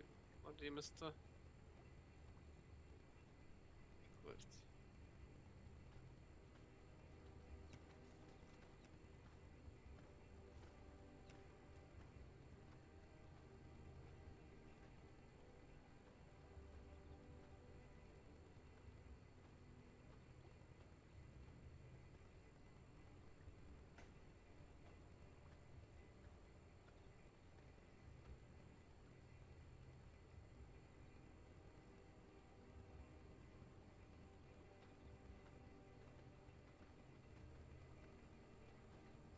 A?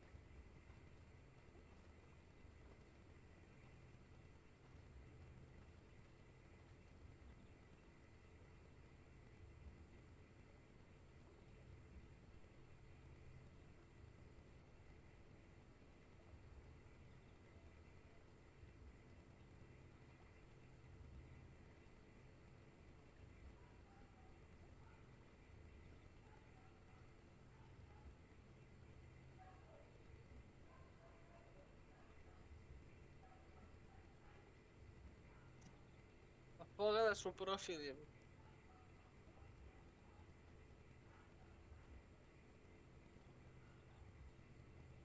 Kako voli on Hunt, a? Materi.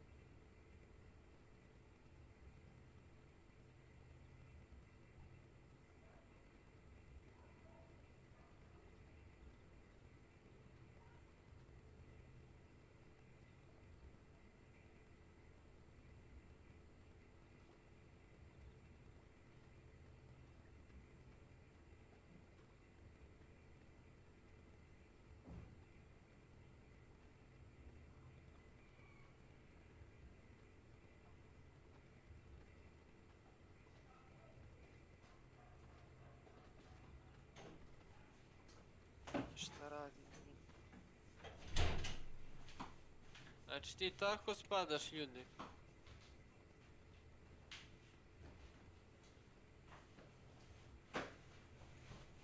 Dobro, neka traži.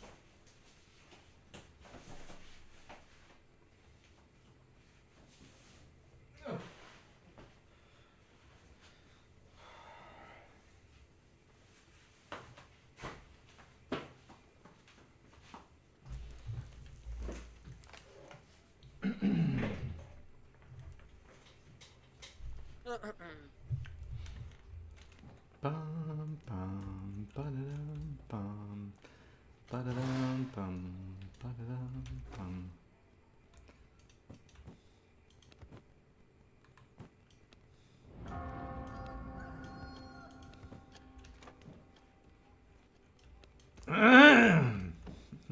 Znaš ko to radi?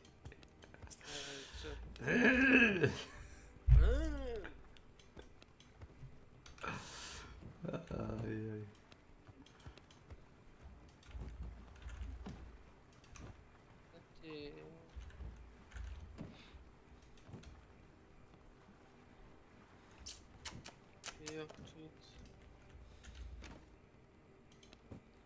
Trolj pizi. Ja ću zbode dobra, ko što nikad bila nisi.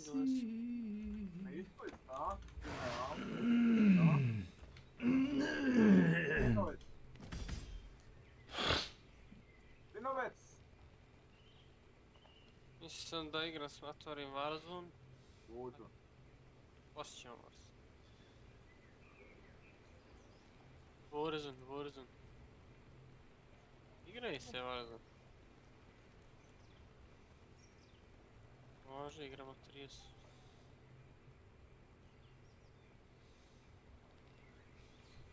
Nemaš tu team, tu nema friendly fight.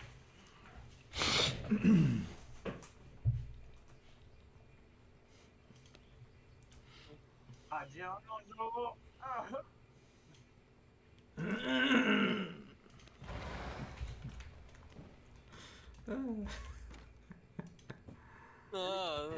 Gdje se toga seti?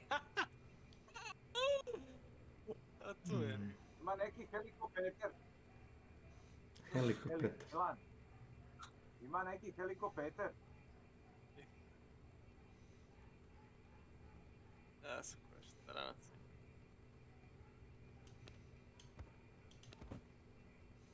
Neurotik? O, neurotiče. Šta će biti? Čekaj sad tražim ovo.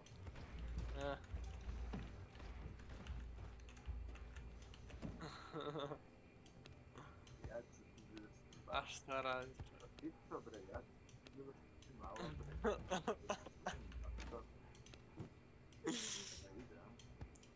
Završi mi to. Joce, mogli bi svi da upalimo Warzone, brate, tamo nas četvoro, ono... Warzone. Čekaj, jesi mislio Warzone, a? Warzone ili Warzone?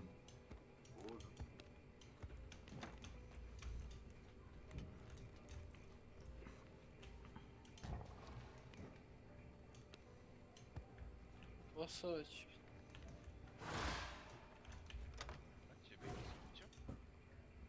Sad se prešalta. Biti će s kućom će? Šta će biti s kućom, govori bre!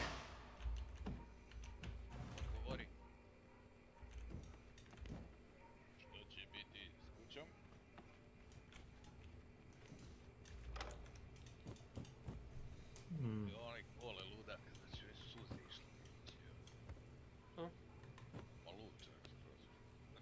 Šta kad se druži s nama nije ni šut.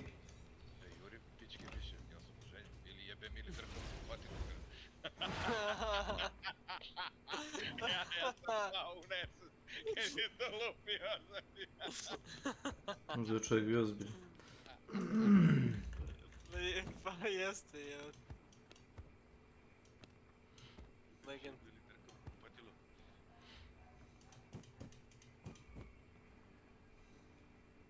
Čovek ljekra, a?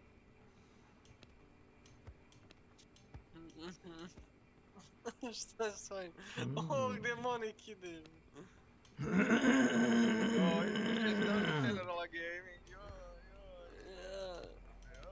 Ne, ko ovaj tebi neki klip šalje nešto. Ne znam. Vrišti, urla. Cimuje tamo, bre. Opet te nešto cimuje, bre. Nema kurac za to. Odo da pišem. Gdje je show? Evo ne, ti će mi kaži.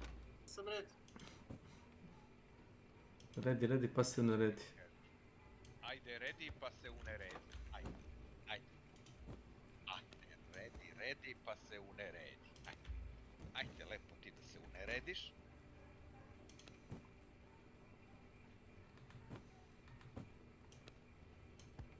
Jebem ti sunce, viđe čoveka s bradu. Sunce ti jebem.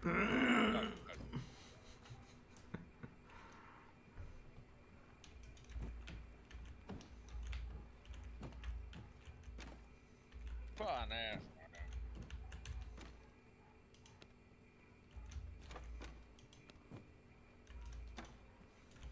Ja gledam, pošto sam se logovo na Baušiće, oblačno već 2 dana, sutra i preko sutra kao sunce, pa onda 6 dana kiša, 7 dana kiša.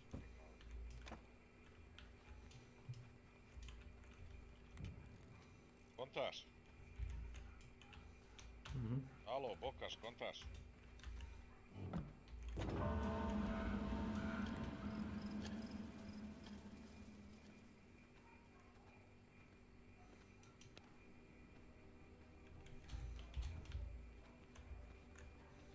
A ne znam, Saškin brat je u Herceg-Novom trenutku, kaže da su svi ukazali ono i da nije vreme uopšte baš.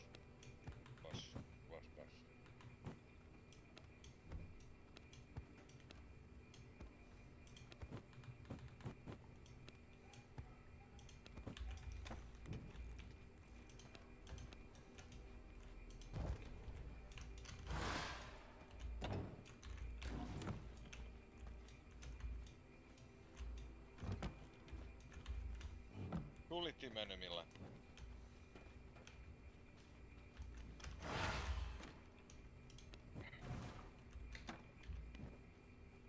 A šta si mi čuo, šta sam rekao?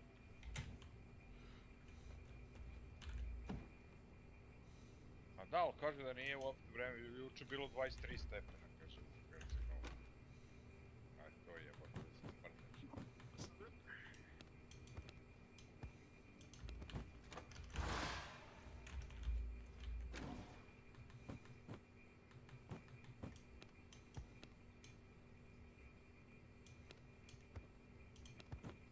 Jo, imam poziv. Sad nisam otišao i šta da radim? Aj sad čekajte me samo poziv jedan da obavim. Jedan poziv menja sve. Pratim vas ja sve. Ne može. I ti želiš AFK? Ovo nije ozbiljno. Je возможно.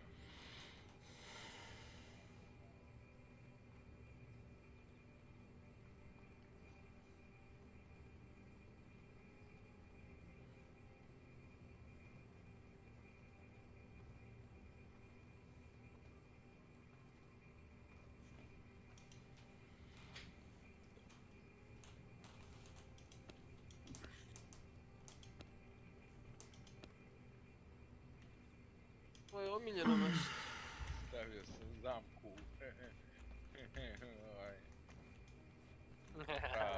Trag. Znate koliko sam ja zaostao, ja sam tek sad provalio za ovu aplikaciju Genius. Scan, znaš motori. Ne znam šta je to. Au, bret. To vam je aplikacija, svaki papir koji hoćete skenirate preko kamere i on taj papir privuče kao da je PDF file, a ti ono slikaš taj, brate, papir, znaš. Znači ne treba ti skeneru, brate, foto tamo, sessionu nekom, nego ti sam sebi možeš preko telefona. Svakako imam skener na kompjuteru, ne znam što mi drku telefon. A dobro, okej. Ali ovako, kažem ti, preko telefona, samo kameru upališ i on skenira papir. Na iPhone-u se plaća ta aplikacija, probao sam i ne radi. Jebi ga. Uglavnom, to je super stvar, a ne ja svaki put kreten odem skeniran kao debil svaki put kad sam u, brate, firme bio radio. Jebote, ovako sačuvaš samo sebi. Voli? Da, dobro. Dobro. Da, dobro.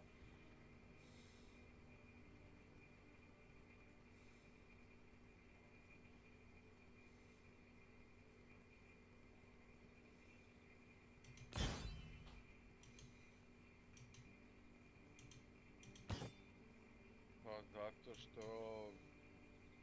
Pa ti onda nemaš pojma, jebi ga. Isti kurac, da li u Americi ili kod nas. Znači, telefon jednostavno ne osjeća nikakvo opterećenje, ne treba ga restarta. A dobro, drugo je sve to, znači imao sam sve najjače Galaxije, Samsunge i jednostavno imaju jači hardware od iPhone-a i iPhone radi bolje. I tu nema boga. Bolji je sistem, osmišljen i to ceo svet. Boris, mogu li da sebi dopustim te prekinem? Za iPhone? Android majka, bete, mogu li sebe da... Androidom možeš da... Slušaj me, Boris. Ne to! Imaš 1000 modela Android smartfona. Kakve veze ima Amerika i Srbija, šta lupeta? Pusti ga, on je retard. Alo, idioti! Kreteni. Ja slušam ovog... Vidio Snake, vidi stream. Vidi ovo dvoje. Imaš, zrni si se o priči, znaš kako je to. Pogledaj! Nisu ni tu, AFK. Šta rade? AFK se oni prema izlazu gore. Znači uopšte me boli kurac ono za sve, ali je bolje, jednostavno stabilnije radi. Boris. Ne može da imaš 7 miliona aplikacija otvorenih, on to ne osjeća. Boris. Molim. To su sve aplikacije za jedan hardware. Nemaš 20.000 modela iPhone-a. Imaš samo sljedeću generaciju, šta ti ja znam. To je jedan hardware i software je, razumeš, samo drugačiji. A kod Androida imaš 1000 modela i pola njih, 90% njih je crap. Znači, to kaže Dracula, smeće. E, o tome se radi. Zato što pišu isti software za različiti hardware. I zato se dešava to što se dešava, zato je smeće. I zato si ti u pravu i nisi u pravu. U pravu si zato što imaš jedan te isti uniformni hardware za koji pišeš software i on radi. Jer znaš koje su mogućnosti. Kod njih je loša baterija, dosta loša. Baterija, moja koleginica nema dobar punjač i niko u firmi kod nas nema iPhone, ne može da napuni telefon. Znaš?